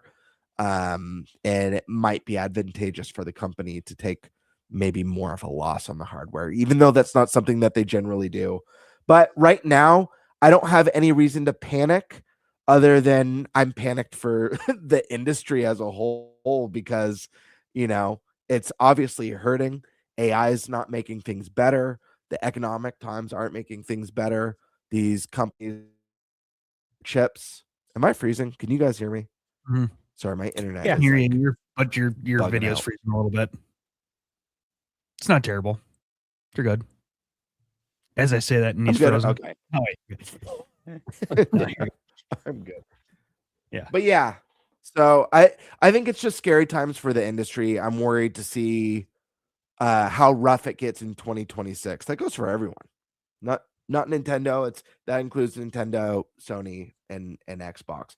But I feel good about the Switch too. I think their first 6 months on the market was really strong.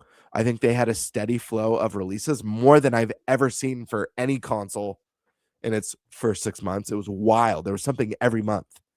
So again, we do have a list of games that we know are coming from Nintendo to Switch 2 soon. None of them are that massive juggernaut title, although I would argue that Fire Emblem is one of those, and it is a series that's getting bigger and bigger and more popular. But we're what, a month away from the next Nintendo Direct. There's a lot of surprises in store. I hope Reese is wrong. Reese said earlier tonight that he feels like it's probably going to be a very meh year for Nintendo. I hope that's not the case because I feel like we're going to have a big holiday game like we were lacking last year. I think if Gen 10 comes out, if we get some sort of a Zelda remake this year and whatever, we're already getting Fire Emblem. I think this could be a really good year. Nintendo just needs to keep up the momentum, and I hope they've planned for that. So, yeah. Cool. All right. Stash. Well, you guys probably shouldn't be surprised with my answer. He's 100% panicking. Zero. This industry is fucked. Zero concern. We're fucked. My career is over. And I don't have any concern. I really don't. The numbers are the numbers. You know, my feelings towards them don't matter. My attitude doesn't matter. Nothing matters. Nothing I think, say, or do will change the numbers. The numbers are the numbers. Yep. There's nothing more to it. But since we are on a podcast, I will say that the numbers they're better. Like than the Switch 1. It is the fastest selling console, right? It still is, right? Yep. As far as we're aware. So I don't know why everyone's acting like Panic and Skywalker. Come on. You know what I mean? Though, like for real. Look, the stocks go up and down. That's what they do. They've always been like that. I think if you look at Nintendo's stock history, I believe the same can be said for other sects of gaming, but I was to say Sony, it's hard to break out Sony because their stock's tied to so many other products, of course, that Sony makes. But the beginning of a console life cycle, stocks usually take a dip. And that's because it's not laid out on a platter, everything you're getting. Even though like Nintendo has the historical precedents to go off of. Like, hey, look what we did with Switch. You're only as good as the last thing you did. That's how it generally works in the stock market. People aren't putting their money in based on faith and faith alone. But as a fan, I can go based off of that. As a fan of the industry, as a fan of Nintendo, PlayStation, Xbox, all of it. Square Enix, fan of them. Ubisoft, not a fan of everything they do. I am a fan of their games though, and their IP. Not all the time, but I'm a fan of them. I think they're going to work out fine. So I'm not concerned about this stock dropping 33% over the last 5 months. People just want to see games. The shareholders want to see games. And been following Nintendo long enough to know they're gonna show games. This is what they do. And I'm sure we're gonna find out in February with the Direct. And then some. And honestly, I think the people who sold their shares are going to be pissed that they sold. Because if they don't think the Mario movie is going to drive that stock upwards, maybe they're smoking crack. I don't know. But between that and Zelda next year, things are only going to go up from here. I don't think they're looking at the big picture. I don't think they're factoring in the theme park stuff. Obviously, the economy. We're not even going to get into that. I follow things closely there, though. I could probably have a channel on that stuff, but I don't want to talk about it.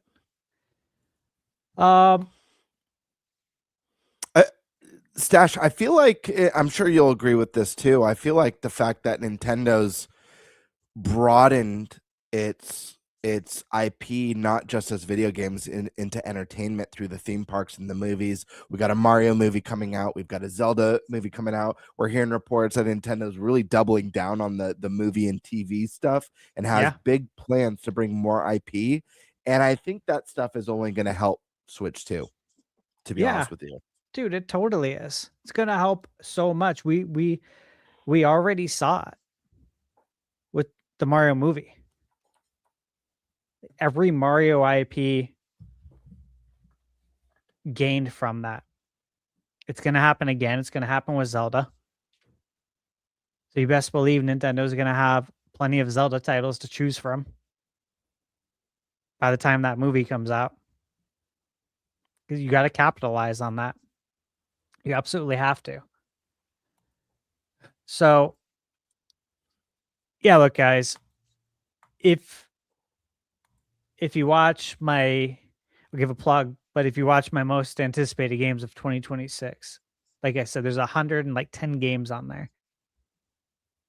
And that's not like 110 games that are coming out. These are 110 games that I'm legit excited for, and you probably would be too. So, and many of them are coming to Switch too. Actually, probably a good bulk of them are. And we also just don't know what else Nintendo's coming out with this year. We have our predictions, right? That we did, last week?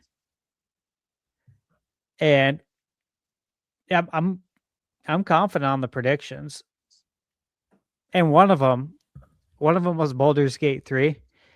And just because of the recent news that came out, that doesn't mean it's not coming. Because money unites people. Companies especially. They're going to figure out a way to get it on Switch too. Because there's money involved. And people will get richer. So they'll figure that out. They'll put their petty differences aside. Whatever it is. I'm sure it's petty. So yeah. Again, there's more games than I have enough time to play coming to Switch 2. I don't know what's not to like about that. I really don't. Because I've been on the other side of that. Right? Nintendo 64 era.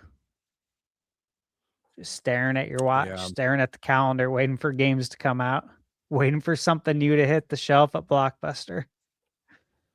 That happens so many times, even GameCube era.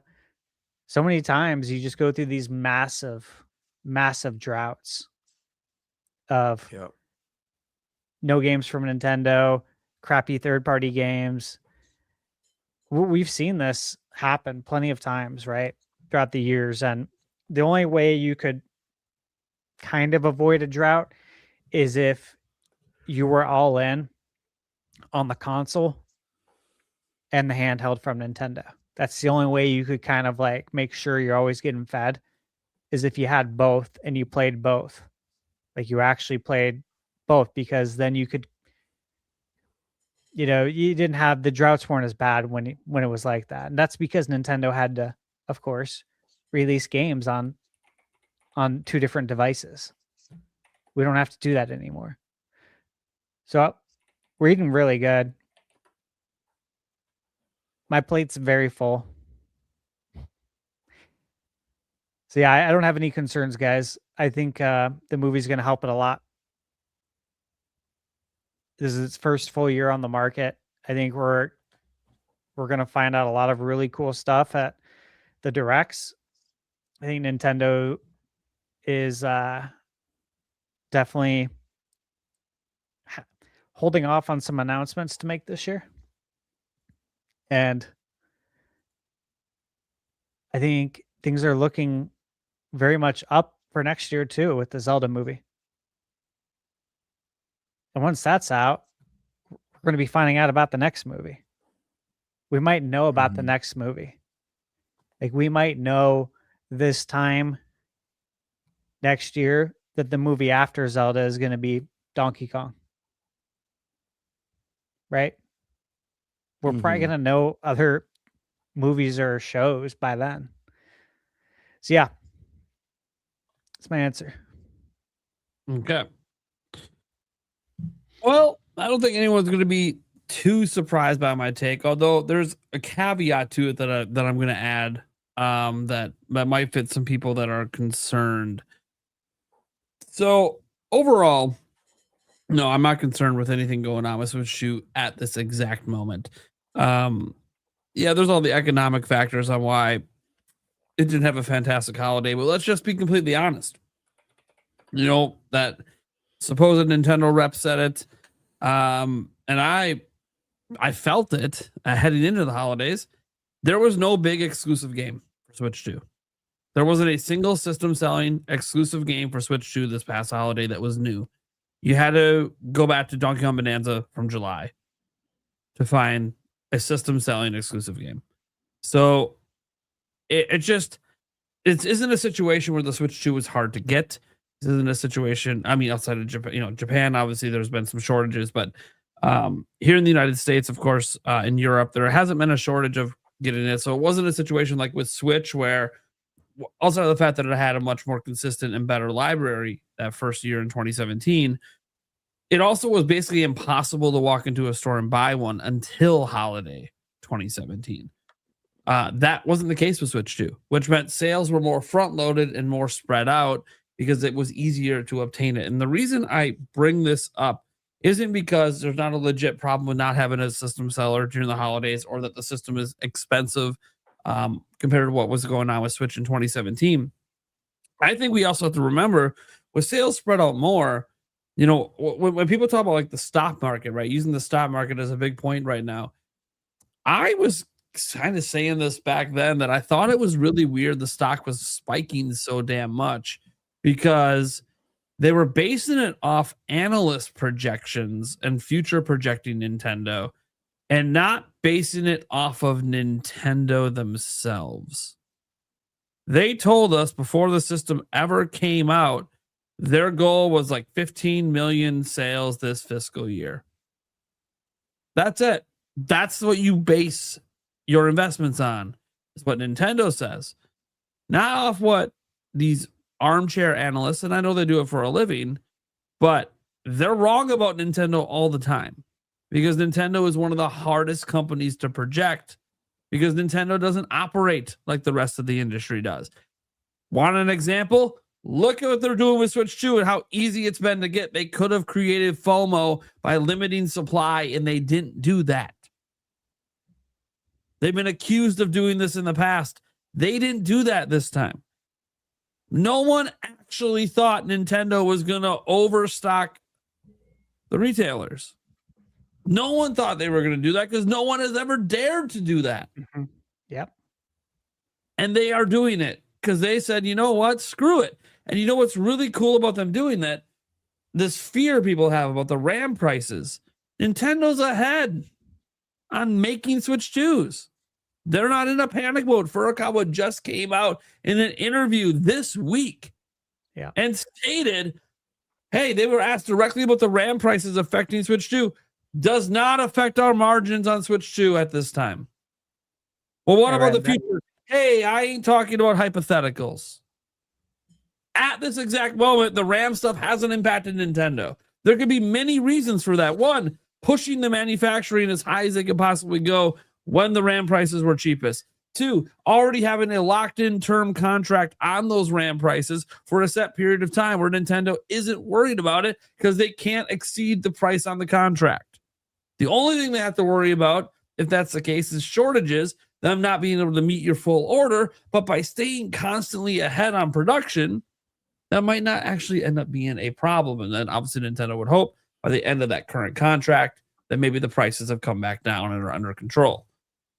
But even setting all that aside, that's just Nintendo always thinking 10 steps ahead because Nintendo always thinks long-term, not short-term. They've said this publicly many a time.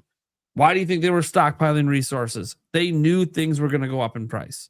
They were protecting themselves against that. And then once that all runs out, hoping that, hey, prices have come back down. Now, setting that aside, I've said this in a tweet. I've said this in videos. I don't know how you can be the fastest selling console of all time and be failing. Those two words don't belong in the same sentence. It doesn't make any logical sense. You can have some concerns, and I'll get to that later. There's a caveat to that for this particular year. But up until this point, 7 months in, according to like Paul Gale and others, it has sold more than 15 million units. What's crazy about that, because that's just through the end of 2025, is that has outsold the entire first full 12-month fiscal year of Switch. And we're supposed to sit back here and pretend that that's not impressive. And I get, oh, it was supply constrained. I don't care that Switch was supply constrained for part of that run. If it wasn't, the same thing could have happened that is happening now, and it still would have sold the same amount of units. Because once it's not supply constrained, that gets rid of the FOMO factor that makes some people make those purchases. So you might just end up right back where you currently are. And regardless of any of that, the fact remains, not a single home console, handheld console, anything has ever sold this quickly, ever, period. Is that going to slow down at some point? Probably. Will it fall behind PS4, PS5, and Switch at some point? Probably. Although for Switch, it's got like a 7 million console lead right now. It's a little insane. I don't know that it's gonna fall behind Switch, at least probably until we get to maybe 2020 level year comparison, like 3 years in, when it got a huge spike from COVID. That might be a time that Switch kind of shoots ahead of it. And I say all this because Nintendo has gotten these like really massive sales without a system selling game released since July of last year. It's been a bit of a gap now since they've dropped a system seller, and yet it's still maintaining that pace, even through a crappy holiday where the whole industry was down. So it's hard to ever say there's any failure here or Nintendo's panicking when they increased their projections to 19 million because they were wrong about 15 million. That's a sign that the console is actually more successful than Nintendo thought it was going to be. Not less. We're supposed to panic because analysts were wrong. Well, how about Nintendo being like, motherfucker, we did 15 million before we even got to 2026. Nintendo didn't expect that. They didn't project that. They had to alter their projections because they were selling more units, not less. So it's really hard to be panicking in a situation like that. Now, there is a caveat. And the caveat is, well, that's what's already happened. What about this year? It was a bad sale season for everyone. Okay, fine. But what if the bad sale season doesn't stop at the holidays? It keeps going. Okay, the fourth quarter can make excuses for these first 3 months, right? Because, hey, the fourth quarter for Nintendo's fiscal year is always their least selling quarter for games and consoles. It's the period, the first 3 months right after Christmas. Okay, yeah. People will make an excuse, obviously, to dismiss potentially low sales this quarter. Let's say it's at 16.5 million now. We end at 17.5 for the fiscal year, which would mean only 1 million units sold over 3 months. That would be not great. But you can write it off as that. What about the second, the first quarter of the next fiscal year, the second quarter, the rest of 2026? And that is where I throw the caveat out there that, yeah, we need some big games announced. We need some big games announced to maintain any momentum there currently is. Because I don't think that if you leave February and let's say Gen 10 isn't announced, or even it not being exclusive, I think would be a blow to Switch 2. I think Nintendo needs that to be an exclusive Switch 2 title. But we don't even know if it's an exclusive because there's some of that leak out there showed they had worked at one point on it on Switch, on the original Switch. So we can't even guarantee right now that Gen 10's exclusive. And right now, what's the biggest exclusive game they have announced? Well, the game that's probably going to sell the most is Mario Tennis. Might sell 4 or 5 million. And that's lifetime. So that's not like selling necessarily this year. And then Fire Emblem. Now, Fire Emblem, I think, has potential, especially if it's going 3-house style, to be a fairly decent seller. But that's what you're banking on?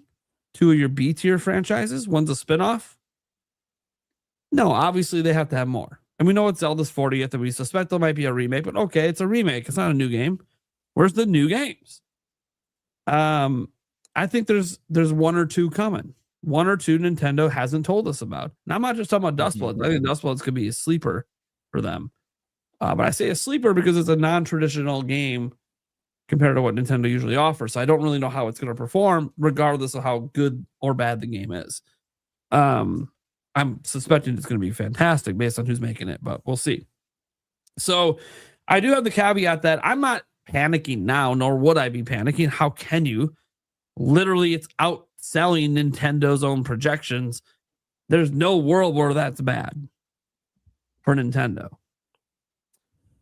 But for the rest of 2026, I do think momentum could continue to downtrend if they don't get some big, exciting, this is why you want a Switch 2 game revealed. It doesn't even need to come out. And I think that's going to happen actually multiple times this year. While I'm not on board with a 3D Mario coming out this year, could it be shown? Maybe. But I think it's more likely they tease the next Zelda. It's the 40th anniversary. It's probably coming out in 2028. And they always tease Zelda a couple years early. What a great way to let people know, hey, here's this game we couldn't do on Switch. And look at how amazing this looks on Switch 2. Even just the promise would get people to feel confident in spending $450 on a system in 2026. And that's just that game. That's future projecting. They still obviously need some big ones for this year. So whether it's, some people always bring up Monolith Soft, but like they don't make system selling games. They just make really, really, really, really, really fucking good games. They don't tend to be system selling level. So you got to get some system seller, whether it's Smash. Think about how huge a brand new Smash game could be. However, Smash could run the risk, like the Mario Kart World did, of the last one was so peak. This one might not be as good. The risk you run following up what is considered the peak of the franchise. So that could be a thing too. People are going to think that too after Mario Kart World. I think there's potential for games that haven't been system sellers to move the needle with Switch 2. An example of that is Monolith's next game, because this is a company that makes, not only do they make some of the best, if not best, stories on Nintendo hardware, like this is a team that's so talented, helped work on Mario Kart, help work on the Zelda games, and thinking about what they could do with more power. What type of RPG they could build, whether it's a new Xeno game, whether it's a brand new IP, whether it's a Zelda spinoff, something that's been rumored on and off multiple times. I think this is a company that has potential now that they have more horsepower to really wow people and probably generate excitement that was never really there for previous titles that they've released. That's just me, though. I'm not saying it's a guaranteed slam dunk. I just feel like the potential is there for them to have just a hit unlike anything they've had before. Yeah, and that's the thing. Like, there just has to be something, and I think it has to come as soon as the February Direct that I presume is happening. We have to see that big something that just makes people go, "Oh yeah, next generation Nintendo's arrived. It's coming. I see the vision now. I see what we couldn't get before." And to be fair, PlayStation 5 and Xbox have kind of struggled trying to get a game out that does that because everything feels just so samey to PS4 Pro. It doesn't feel like games took that leap. There's some examples out there, that you could think of that, okay, maybe that's a leap, but then you play the prior one on, PS4 and you're like, okay, well, I mean, this one's also kind of just as good. So I do think that, Nintendo's in that prove it ground. It's like a prove it year. Like, hey, whether the games come out or not, you need to prove it by showing them. Because we need to see why Nintendo themselves wanted a more powerful Switch 2. And I don't think we've gotten that game yet.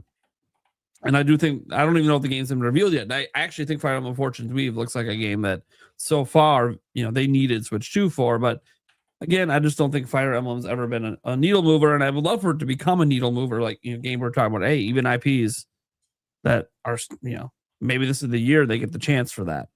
And I'm very curious as well if big third-party games, the big AAA ones coming, are going to make any dents as well into expanding the audience, because Nintendo really, it looks like to me, based on what I've heard and what we have already announced, the Nintendo Switch 2 is getting more big AAA third-party support than Nintendo has seen maybe since the Super Nintendo.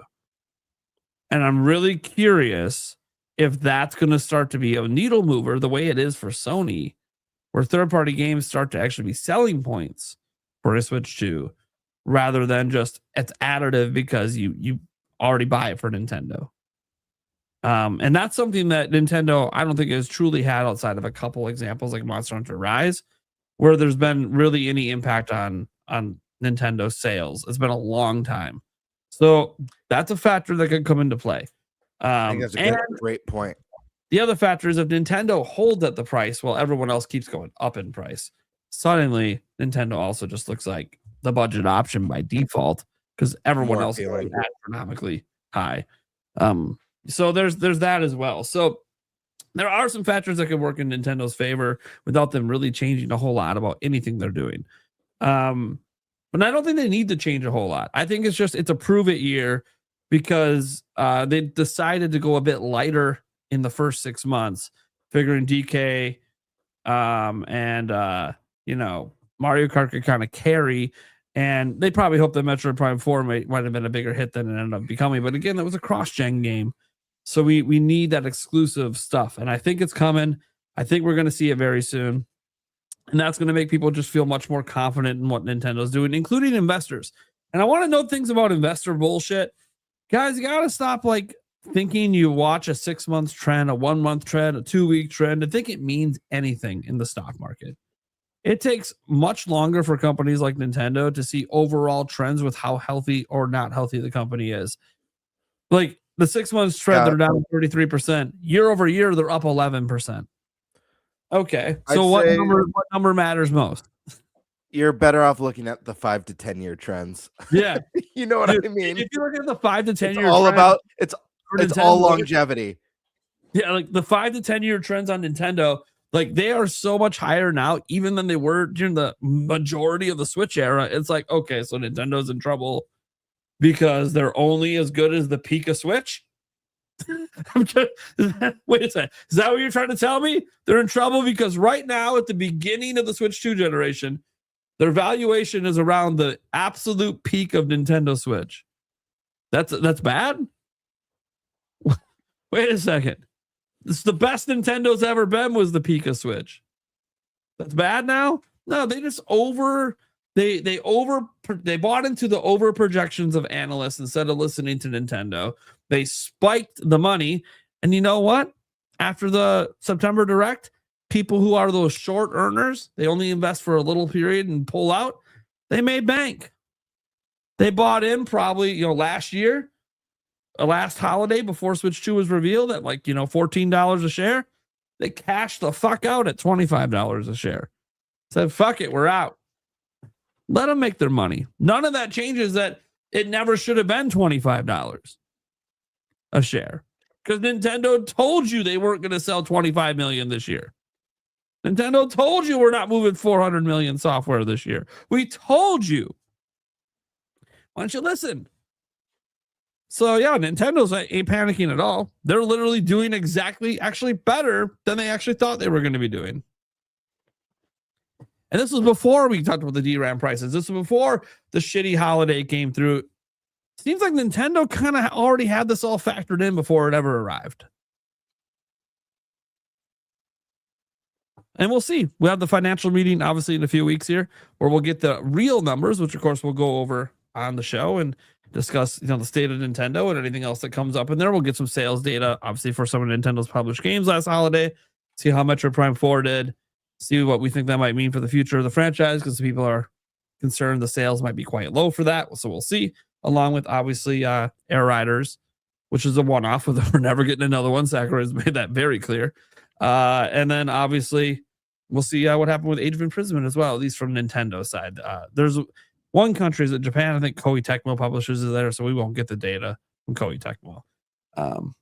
Not Koei Tecmo. Yeah, Koei Tecmo. That is correct. Jeez, every time I think Koei Tecmo, I think I'm wrong because I keep thinking of Tecmo Super Bowl. And I'm like, wait a second. They didn't make this game. Anyways, so yeah, I'm not actually worried about it, that much. It's like Jason Jenkins just kind of threw out there quick here with a super chat.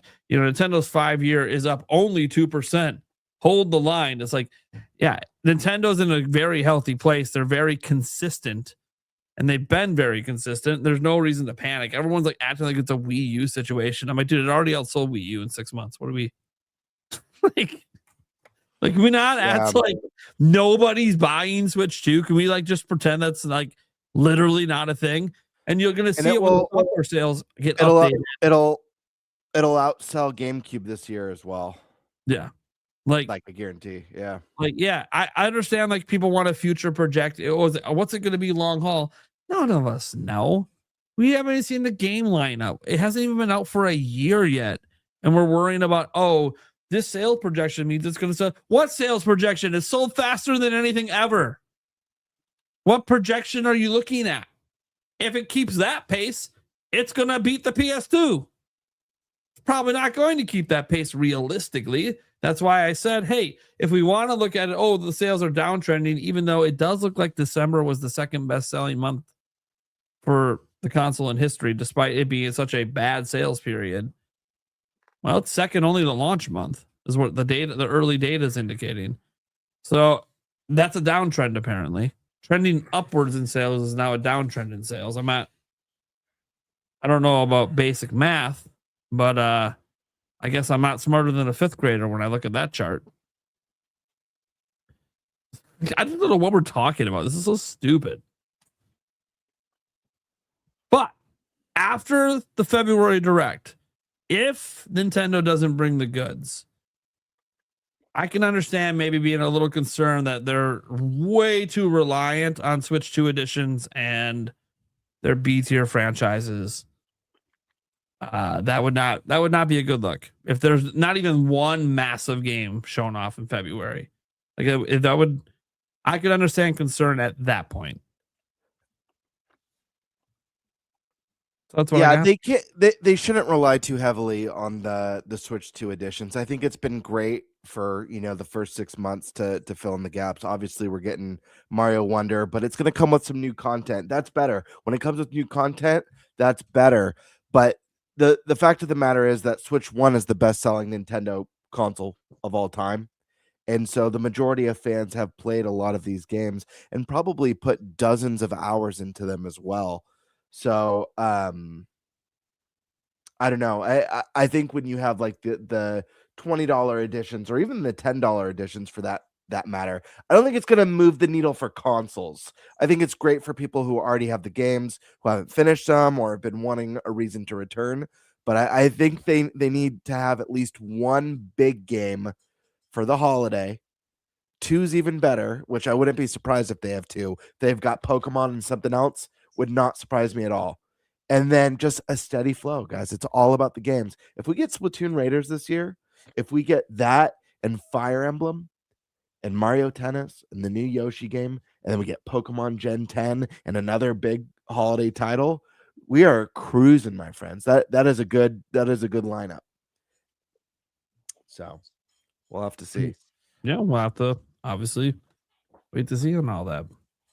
All right. I think because of time, we'll save the fantasy critic for next week, which is fine. I think we have Andres Restart on next week, and he'll just be super jealous he's not in the league. Maybe better luck next year, buddy. We'll see if the league expands and allow guests in next year. That might be fun. But we should at least plug it so people can follow our league, because that'll only take a minute. Yeah. Someone got the link quick to like send out to the peeps. Yeah, because if you guys didn't know, our fantasy critic league, or basically it's fantasy for video games. Our podcast has a league, and you guys can follow it publicly yourself to see how we're doing. Obviously, no, I don't think anyone scored any points yet because nothing reviewed, nothing basically come out yet. That's on any of our lists, but they'll start rolling in. I think even publicly you can look at all the rules if you guys want to understand how it all works. So we don't have to explain it every single time, but I believe it's there through the public link. You can check all that out and see who's gonna win. Remember to click the follow button too. Follow it. Like right now we only have 2. I'm pretty sure we could easily get on the first page of the follow list, considering that number 2 is only at 101. Yeah. On, so people. if we can get you guys to follow us, that's actually what that's gonna do, is make our list more found on the website, and also gets our name of our podcast in front of some other pretty big podcasts out there. Yeah, like Kind of Funny Games. We'd be right next to it. They would literally notice the NintenByte podcast because our fantasy league jumped up next to theirs. And that could be good as well for future collaborations and stuff like that. And it will make for a really fun conversation with you guys during the podcast when, we do our quarterly check-ins on this, or, when we, there might be times where one of us is pissed when one of our games bombs and another's game just crushes. Dude, yeah, it's going to create a pretty epic moment. Yeah, guys. So definitely check it out and follow along, and you guys could make, have all your comments for us. You could dish it out about our weekly or monthly picks that we bid on. It'll be a really fun time. And even if we don't have any dedicated topics to it that week, guys, if someone's game bombs or someone's game does amazing, the trash talk's coming up either way. That's just, not know what's going on. Like, it happened in the intro, it'll happen in the outro. It's happening somewhere. Happened in the middle of a topic. It's going to happen. I have the first game coming up too. Which one was it? I forgot. Mio, that's right. Mio. Yeah. Comes out on the 20th. So we'll see. And for those wondering, it's based on Open Critic, not Metacritic. If you're wondering when you're looking at stuff. Do we know how to follow? Someone in my chat's asking if there's a follow button, but I've only ever been part of a league. So you click into the league. I put the link in the private chat if you guys want to share it out to your guys' chat. Or you just copy the actual URL when you're in our league. And then there's a follow button up at the top right corner. Right. I think you have to create a free account. So how else do you get notified what's happening and what you're following? Yeah, right. Come on. But they're free to make, guys. It was super simple when I made my account there. So. Yeah. Okay. So we'll see what happens. We'll see if we can get some followers on that and see if we can bump that up the list a little bit. Notice us, please. We're a podcast too. Yeah, I mean, did we become the number one most followed? to get onto the first page, we only need 19 followers. So yeah, we can do that. Let's just promote it. Yeah. I'll be mentioning it on my upcoming videos. So I have it linked in our clips channel. I'll be mentioning it every descriptions. time I get a dominating victory. Oh, so speaking of So videos, that sucks that you won't mention it at all then, huh? You're funny about that. What he's basically saying is every game on my list is apparently going to suck really bad. So think about look at my list and see the games and think about what Stash is inferring here. That every single one of those games is going to be bad. That's not. I don't know, man. It's just fun trash talk. Gotta love it. I'm just throwing it right back because what he's really doing is I mean, insulting the game. He ain't insulting me. Yeah. I mean, No, it you is said massive wins. yes, massive wins, meaning game scoring in the 90s, baby. That's what I'm talking about. Some fat point gains coming my way. 2? Oh, buddy. Yeah, I'd say maybe. I'd say 1 for sure. I think everyone knows the one for sure. This is one of my top picks, but Yeah, but the rest, we'll see. I'm pretty confident in some of that list. Just saying. 90s, we'll see. all right. We just got two new followers in my chat, so we're already climbing up the ranks, gentlemen. Sweet. What were you gonna say, Gamer, about 3? Make that 3. Because I was gonna say wait, channel. Go ahead. No, go ahead. Oh no, I was actually gonna ask Stash. This is probably a conversation for after the podcast, but screw it. Stash, you have B-roll of the podcast when you shout out the podcast at the end of every episode. I was gonna ask you, if you don't mind, if maybe I could use that same B-roll to shout out our podcast at the end of my videos as well. Yeah, I don't want to take your Google edit Drive right from now. you, but it's a great little clip. I could do my own voiceover for it, and you know, it will be nice to have something like that because I try and remember to shout it out, but sometimes I forget, and then I realize after I upload it, oh shit, I forgot to mention the podcast at the end. But I could just add that to the end of every video and do a voiceover for it. Yeah, I'm uploading it right now. Hell yeah! I'll get you the link in a moment, but so I could shout out the league and that. I like it in the same go. Very good. Oh, nice. We're getting more followers for sure. We're at 7. We're at 7 right now. We're on page 3. We're on page 3. We're on page 3, everyone. Remember, it only takes like 18 to get to page 1. And then, dude, we got to beat out Sacred Symbols. Come on, we got to get above 101. What are we doing? We got to be right behind Kind of Funny. Dude, you know what's wild about Sacred Symbols? So I was looking at their picks today. Not a single person drafted a Nintendo game. Not one. Wait, sorry. I didn't mean that. I think there was a Nintendo game. No one drafted Fire Emblem. How wild is that? I feel like that's the highest rated one they have announced right now, besides Dustbloods, for a possibility. Yeah, but Fire Emblem that game is going to review extremely well. It's going to be in the 80s. Yeah, it's going to be in the 80s, easy. I could see that one hitting 90 plus. Did anyone draft Colin's game? Saint Slayer, Spear of Sacrilege by Lily Mo Games. Oh, it was on my video for most anticipated. I'm looking forward to it. It's like a Castlevania style game. That's right. I'm curious if he drafted his own game. For everyone in the lead, just to give you a tip, if you don't pay a lot of attention, all you gotta do is just watch Stash's video for an hour and a half, and you'll have all the inside info you need on the games you should be looking to pick. Yeah, it was a great video, by the way. It made my very stressful work day a little less stressful. Good. All right. Let's get to our Q&A here from all the super chats and everything today. We we go through some of the stuff here. Steak has been a member for 3 months at my channel. He just wanted to say, let's go. Sorry, not my channel. I think that's Stashes or Game Birds. It's a link channel, so not sure which one. Well, that's why I'm asking if they know. Let me check. This I is from think it's your mine. guys' It's mine. Yep. There you go. Yeah, brother. Cheers, Remember, man. 3 months over there. Hell yeah. We had 10 gifted over here from Demonic Brawler. Thank you so much. You're going to see a lot of him. He loves this podcast, let me tell you, because he's got to remind us of bring back NFL Blitz, NBA Jam, and NHL hits. Hell yeah. Hell yeah. That hoop is staying up, guys, until it happens. Yeah. It is what it is. And when it does, I'll slam dunk it and make the backboard shatter. And I'll record it. Oh, that'd be sick. Boo Many. Fun fact, for my birthday on Monday, my husband bought me a Legend of Zelda Ocarina of Time Collector's Edition N64 in the box. Oh, damn. Happy birthday. Hell yeah. That could not have been cheap. That's rad. It was a new member, one of our channels, Dylan Milton. Yeah. Demonic Brawler, back again. Could this be proof that the rumor of Disney wanting all the games featuring their IPs on Nintendo is true because of the one collection?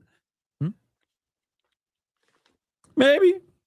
I mean, I can see Disney wanting to associate with Nintendo. So, meaning they want all their IP there because they feel like it's the audience for them. So, maybe. Dylan Milton became a member as well. I'm assuming just to your guys' channels there. That's, back-to-back members from him. Demonic Brawler. Do you all think there is weight behind Triforce Heroes and Hyrule Warriors for Zelda's 40th, or did Nintendo only renew an IP and it's just a coincidence? Personally, I think it's a coincidence. Don't think it means much, but maybe Triforce Heroes to NSO, sure. But that also is a DS game, I believe. So probably not, since DS. I don't think DS is coming this year, but I can't rule it out. And they've already done Hyrule Warriors like a billion times. Yeah, I guess you could say, they're going to bring it back for a Switch 2 edition, but I just don't know. Triforce Heroes is a 3DS game. Yep. So it would have to be a yeah re-release like Luigi's Mansion 2. So I don't think it's happening. I don't think Triforce Heroes would get a re-release because it sold like dog trash. Look, I like the game. I really do. I just don't think if you're thinking of Zelda games to bring back, that's the one they do, to be honest. Out of like all the options, it'd be one of the probably least popular options. So that's why I'm like, I think it's just all coincidence. Nintendo renews IPs like all the time. They just don't want to lose the rights, I think next year we could get Four Swords Adventures on GameCube. Sure, yeah, that makes sense as an NSO release, though. You know what I mean? Yeah, and use game chat with it, which would be nice. Dude. Hard to play that back in the day. Oh Before man, Game Boys. That's one that I would love to do a stream with you guys. Same. Do a Four Sword That Adventure would be stream. fun. Would be make a lot of so sense. much fun. Yeah, we'll have to do that. Heck yeah. Maybe at some point we start a once a month bonus stream night where we play a game together with all together, audience can interact and everything. Would be fun. There's a lot of games out there. It'd be the 4-player online. It'll be fun. Future idea. Do some tennis doubles. Yeah, we'll just have to fucking put that on the tack board and come back to this at the appropriate time. And make some plans for it. All right. Let's see here. Roger Enyart said, wow, 5 months already. Time flies. And then he said, whoa, 3 months at Gamebird Classic. Well, the first one was for Stash. The next one, look at that. See, this is what happens. We have a universal fan base. They become members on all of our channels. We don't have membership set up on the Clips channel yet for Eric. But hey, eventually I'll get the members set up on the Clips channel. And then you can be a member for Eric as well in his chat. On his channel, because technically all of our it's all of our channel, members, but Eric manages the channel. So hey, you could do a quad. Technically, Eric can't say he's not a YouTuber anymore. He does cut content and upload it on YouTube. I do. Demonic Brawler, that we just mentioned 4, and Pokemon Gen 10. That's So that's a very popular projection for this year. Gen 10, like the leak, it's kind of hard to just ignore that. Like the whole, like everything leaked. And Luigi's Mansion 4 just feels like the time. 2019 was when we last got one. So it's been a while. But then again, we say that every year for 3D Mario, and yet here we are. Still wait until 2028.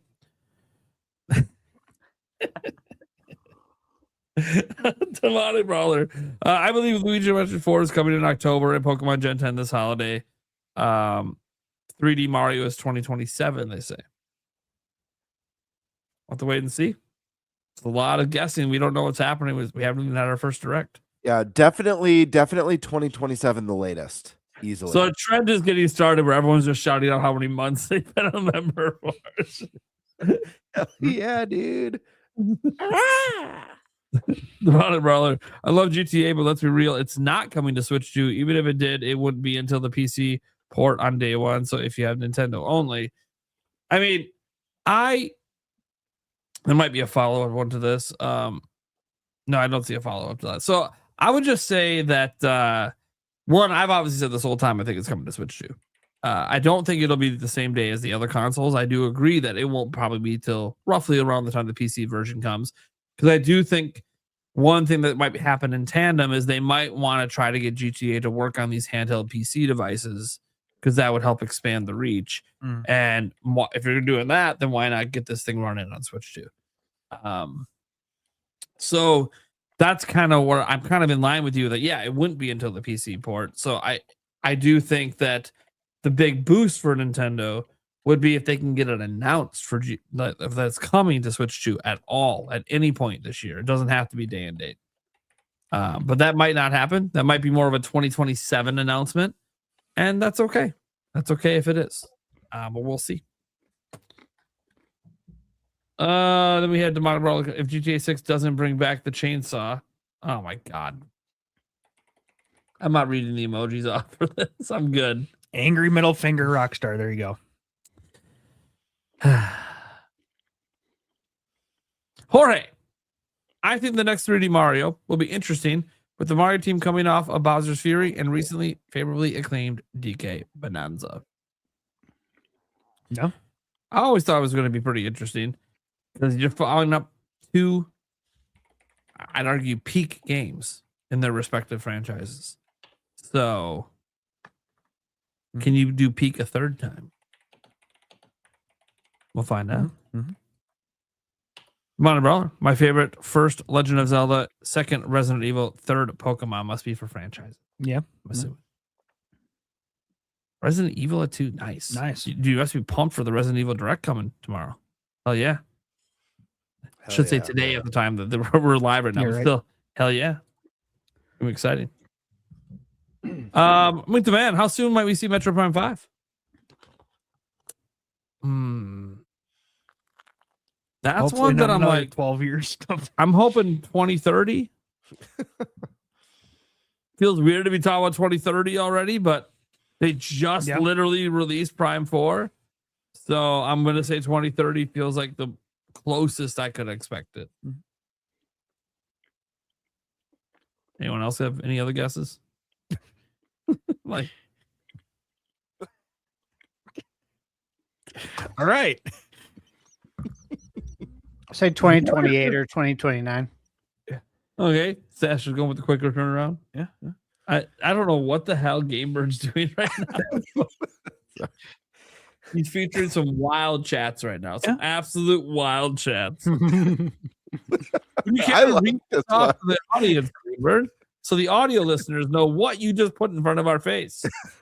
If the year is 2027, GTA 6, ass poop. Middle finger. I love it. This is the high quality conversations going on in our chats. Damn straight. Totally indicative of every single person. All right. With the man. Oh yeah, we did that one. Sorry. Next one. Unstar that one. Venatus, Ninty Prime, about the WTF game.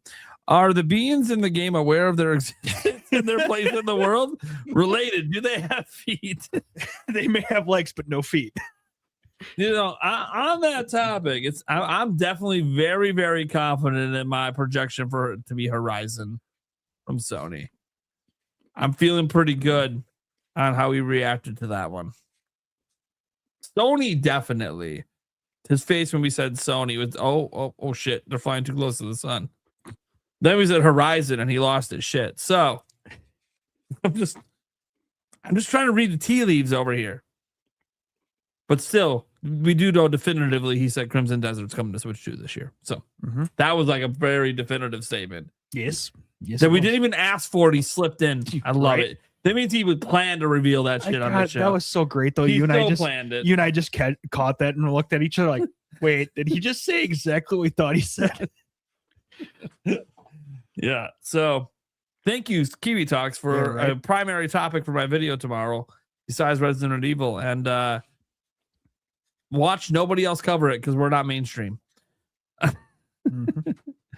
Because he didn't tweet it out. There you go. Jorge, wait, I did. Oh, wait, no, this is the one. Kiwi, does your opinion on Sakurai's dev timeline change now that we know that Nintendo and HAL Labs actually asked him to make Kirby Air Riders? Obviously, he's not here to answer the question. It's interesting because obviously right now he's basically overly stated. He doesn't have a lot of connections in Japan. He's just starting to form some of those connections, including an upcoming potential source that could have answered one of those Japanese related questions earlier, but he doesn't have that source right now. So yeah, it's interesting, thinking about if this changes the dev timeline at all. I think the biggest change to the dev timeline would be knowing if the team that worked on Kirby Air Riders with him was the Smash team or not. And I know we have the credits and it doesn't really tell us that much about if it's the Smash team or not, because it could be the same team. So I think that's a bit more telling, but I truly think he's been working on Smash this whole time alongside Kirby Air Riders. I can't imagine that, even though Kirby Air Riders is pretty packed with content, it's nothing compared to the last Smash game. So I feel like he would have had the bandwidth to do both at the same time. But Smash just needs a little bit longer, which is why it could be this year. So that is some people's projection. I think if it's not this year, it's 2027, but I think there's a shot. There's a shot for Smash this year. Not enough for me to go for it on Fantasy Game Critic, because it should review very well. A new Smash? A new Smash, yeah. You think a new Smash could come this year? Yes. I think there's a possibility, an outside shot. That's an outside shot. I think 2027 is more likely, but I won't rule it out. If he's been working on it for as long as he worked on Kirby Air Riders, you never know. I don't know what all he's putting in the game. How big it's going to be, the content, I don't know. I don't know how many hours he sleeps. Dude, he's probably on a very strict, 4 or 5 hour sleep schedule. I think so too, and I love that. I respect that.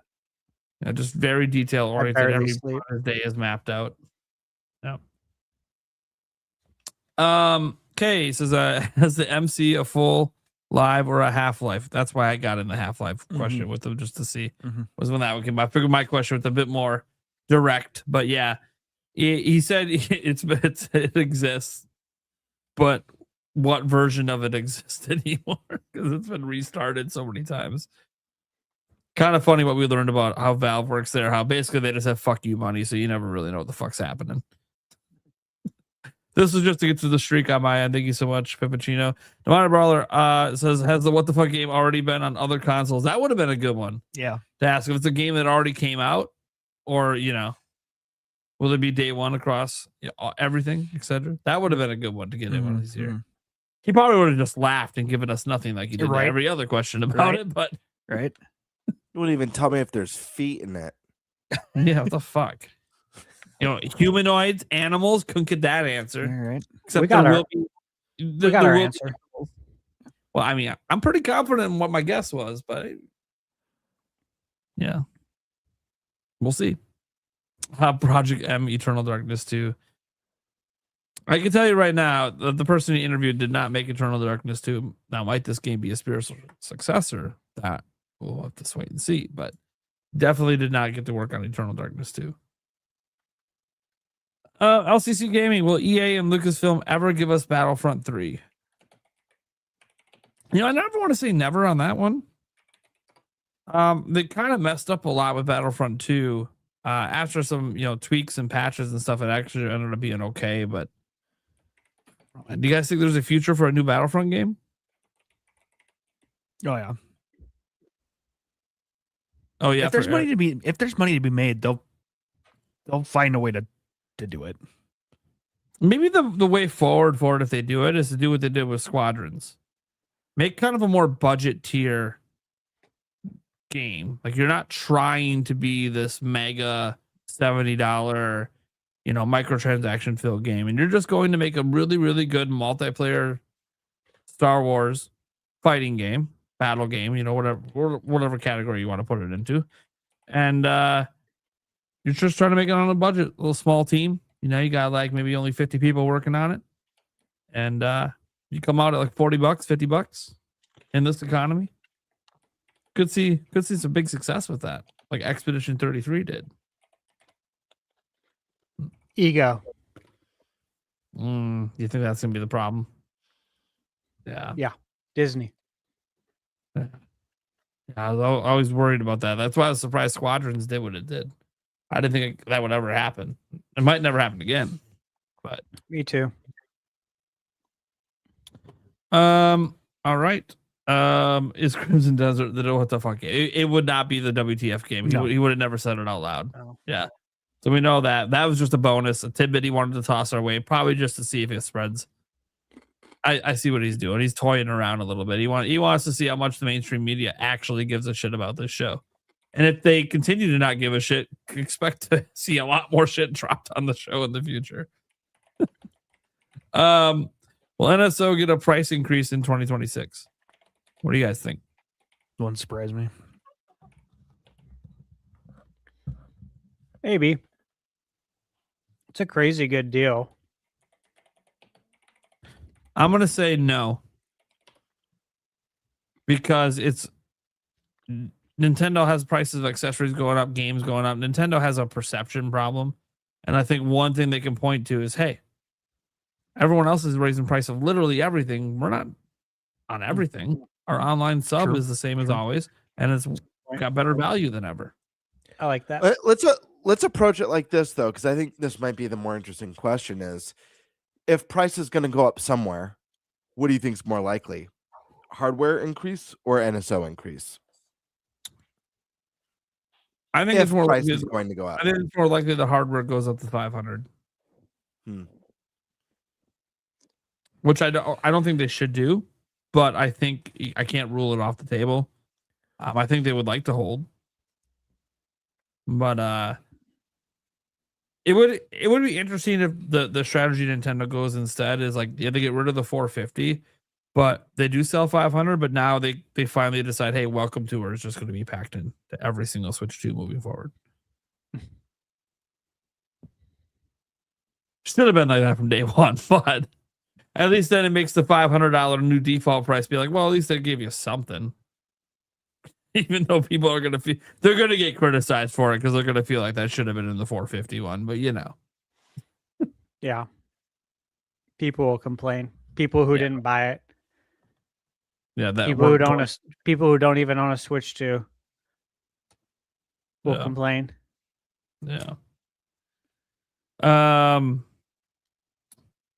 Let's see here. Hugh Jenkuler says, did my Nintendo year in review. Was shocked to see I had played 35 games. I've only finished 5. Got to be better this year. I had 41 games on my review. Year in review. Do you guys look at yours? I haven't even looked at mine yet. Eric's looking literally right now. He has 11 games in 66 hours. There you go. Where's my phone?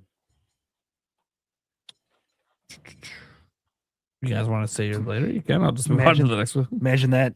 What? Reward Age of Imprisonment, your number one played game this year? Yeah. Who knew? Yeah, 29 hours. Woohoo! JView says 1 year ago today, we were speculating that the Switch 2 was going to get revealed very soon.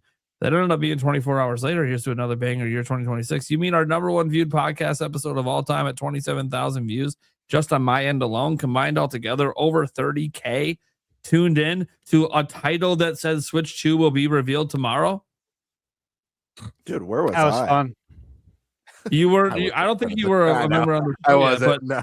that was a crazy episode. The chat was nuts. Everyone was saying we're full of shit. We're lying. We're believing too much in Nate the Hate. Yeah. And just like giving us all this shit because our title was very direct. It was will be Really? revealed tomorrow. Yeah. And this was after everyone thought that it would be pre-announced that they would do it, and they didn't pre-announce it. And I remember talking to Stash and Eric at the time, and I'm like, guys, we have to run this title. Do we truly believe Nate the Hate is correct? He is acting very cocky about it right now. He put out the fucking photo with the lean back, and so I'm like, dude, and everyone's like, fucking do it. Sure as shit. Number one episode of all time, and it was this just 1,000% vindicated in less than 24 hours. It was great. That's so wild. And this wasn't a podcast. This was just a pre-reveal. This was our stream. normal Wednesday podcast. Oh, it was the normal Wednesday podcast. Wild. And you had 30,000 viewers going. What was it? What was that like having that many people live talking? It's one of the largest live streams I've ever had, even on my channel. Like looking at my channel history, it's like one or two. I think the only other one that might be larger was actually at the time I think it was the largest live stream I'd ever had on my end, only beaten by the Nintendo Direct in April. That one also did some bonkers numbers for the stream. That's cool. But I'm like, dude, that was insane, and that happened on the NintenByte Podcast on our regular Wednesday show, and then we immediately did a bonus episode after the reveal, which is crazy to think back. Like we did a whole episode off like a 16-second clip of the Switch 2, which was just everything we already knew it to be from all the leaks. But we did it because we were hyped as hell, and here we are a year later. It feels kind of good reminiscing back on the number one most viewed podcast in podcast history. Pretty crazy. I think that was like a year ago today, basically. Jason Jenkins, Nintendo 5-year is up only 2%. Hold the line, right? We did that earlier when we were talking about that topic. Dash Attack is going to be fire. Yes. Sketch Harmony. This game I am very excited about. Have you guys seen the trailer for this one? Dench Attack? It's basically jet grind radio, but you play as a train and you're rail grinding and doing tricks. And there's can someone pull up the trailer? It'll be worth your time. But please pull it up in chat because I'm sure this is a game a lot of people have not heard about. And it's what I'm very excited about. That's so please pull the trailer up. I think I saw this in some event last summer. We did. Yeah, legit. I'm like, what the fuck? I'm like, what is going on with this weird game? But yeah, it's like Sunset Overdrive meets Tony Hawk means but people were going wild in the chat over it, man. It was like, all right. I mean, I guess they're doing something. People are getting excited. That's the whole idea. You wanted to shock people in the middle of a show? This is the kind of game that'll do that. Yeah. By the way, Steak wanted to throw this out there. Gamebird hit 3K subs. Congrats to the Birdman. Oh, congrats. Hell yeah, people. Thank you. Thank you, all of you. Your arch nemesis must be defeated by the bird one day. Well, I'm aiming low. That way, my goal for this year is to just double what I have now. So I'm not going crazy, but sometimes when you aim small, you hit big. So we'll see. Yeah. Sometimes you spread your wings and you fly. Or was it? If anyone's seen the movie, remember what I told you like months ago? I said, Gamebird, all you gotta do is just get the content out, and the people will come. If you build it, they will come. And look at how much your channel blew up with 5 videos. Yep. No, it's true. Yeah. You make great shit. That's what happens. You make good content. We can promote it all we want. People ain't subbing if they ain't liking what they seeing. It's true. So it's true. Thank you, everyone in the audience. Couldn't have done it without you people, and I love you. There you go. Yamrob says Nintendo's got to slash Switch 2 prices if it wants to succeed. Okay, based on what? The fact they're already successful. I don't. Oh, sorry, our stock price is only the second highest it's ever been in company history. My bad. I don't even know what we're doing. Like the premise of this statement would have to be that it's not succeeding. It's just too early to make a statement like that because all we know right now is that it's the fastest selling console of all time. So you have to look at it from a business sense until we have like a major change in that, where it's just a major slowdown time after time. Like if year 2 shows like a massive decline over year 1, like half the amount of systems, not even 10 million units. Okay. Yeah. There's a major fucking problem at that point. Mm-hmm. But we haven't seen that level of drop off. So I don't, at least not yet. There's not enough data to warrant that level of it's not succeeding. But it could happen. I did talk about that. Like, hey, there is this hypothetical future where the momentum goes down because there aren't any games. So we'll see. Could you imagine coming out with a new product as a business owner and the product's selling so fast you can barely keep up, and then someone telling you, listen man, if you're gonna succeed, you're gonna need to cut your prices big time, but like you can't even keep up with demand because it's just selling so fast. Even Furukawa's interview was like, yeah, we're good everywhere, we're not quite there in Japan yet. I'm like, okay, so they're not succeeding, but they can't keep up in every single territory yet. I think they're okay. I think they're doing just fine. People panic. Oh, retailers did a temporary price drop on the system in random weeks. Okay. And don't retailers do that kind of stuff all the time? Why is this? I'm confused. Nintendo still made their money on that unit, so who cares? It's weird energy out there. Dylan wanted to ask, will we see Mario Kart World DLC this year? This is the last one we got today, guys. Yes. Mm-hmm. Yes. Yes. By this summer. Yep. Mm-hmm. I think a year out. Time for the DLC. Yeah. I think it's gonna be paid DLC for anyone hoping otherwise. I think you're crazy. However, it's like $20 or $25. But what about for expansion pack members? I'd like to see them offer for free like they did with the Mario Kart one. Will they? That I don't know. Incentive. But it would be a really good incentive. And if you're not going to up the price of MSO, then you just up the tier you're putting it into. I think that's okay. And I think people would be less mad about that, especially because it's Mario Kart and most people play it online and you got to have an NSO sub anyways. Mm-hmm. So some people might be upset. Oh, I have to upgrade my sub. Like, okay, yeah, or you could just buy the DLC. I mean, you don't have to. Now you get GameCube and GBA and Sega Genesis games too. Yeah. It feels like a no-brainer. Path of Radiance just came out. Come on, guys.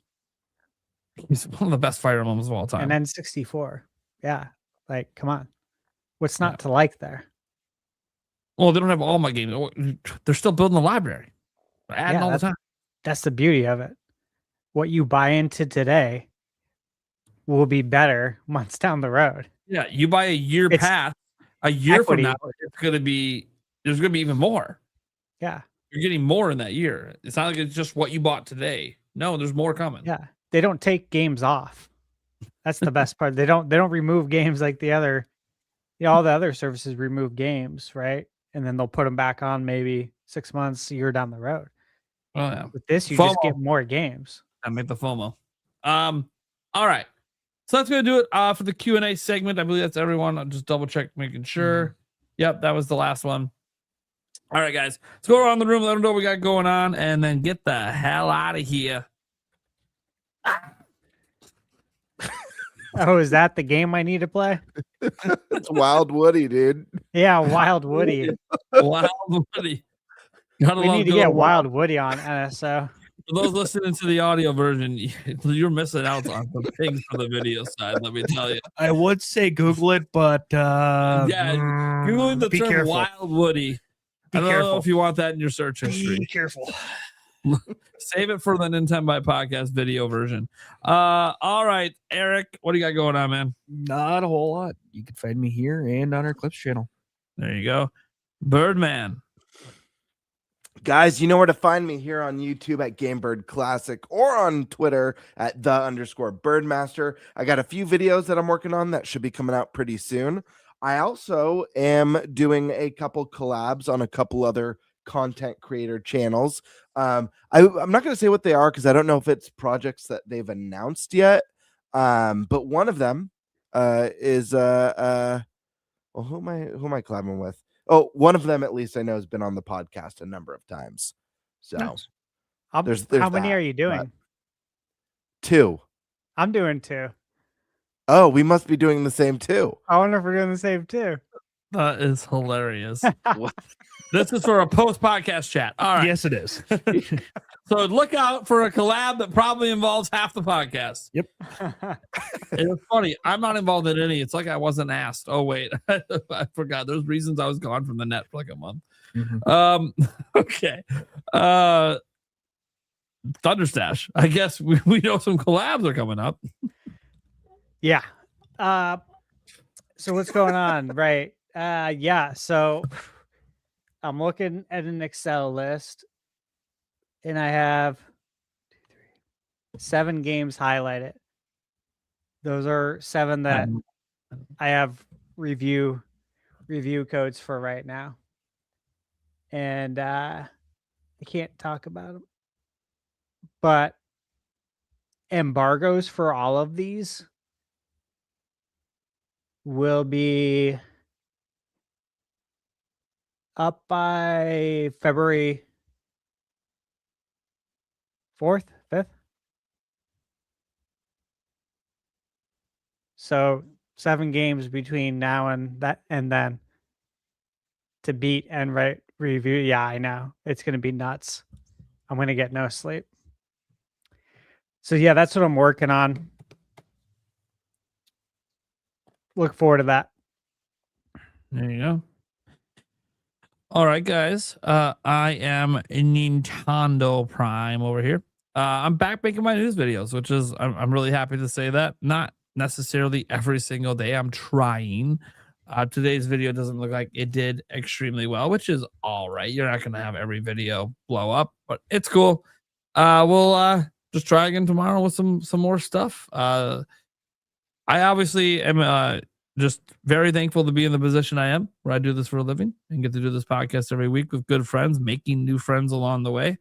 I can't wait to see what 2026 brings to this show, brings to events that we might go to, or just brings in general to all of us as gamers. There's a lot of exciting stuff happening in this industry. And I think it's important to end on this note of talking about that, because we live in a world where it's not just, the bullshit happening in politics and the economy and everything else going on in the world. Bullshit happened in the video game industry too, and it gets constant attention daily. Things like the Ubisoft layoffs that just happened again. Yeah, that shit sucks. That really sucks. You hate to see people lose their jobs, especially since it was a voluntary program. So these are people that didn't volunteer. They didn't want to lose their jobs. And now they're being forced into it because they didn't meet the quota they needed for the original, last year, where they were hoping people would just volunteer it up. So, yeah, there's a lot of shitty stories like that out there. There's a lot of panic over Switch 2. There's a lot of panic over the fact there's no massive games from Nintendo announced for Switch 2 right now for this year. There's panic over worrying about games that potentially being flops like Marathon and all this. I understand all of these concerns. The disco too. Yeah. But video Always. games, I think, are actually in a very good place. And again, I can't say it enough. If you don't believe so, just look at Thunderstash's hour and a half. Look ahead to 2026.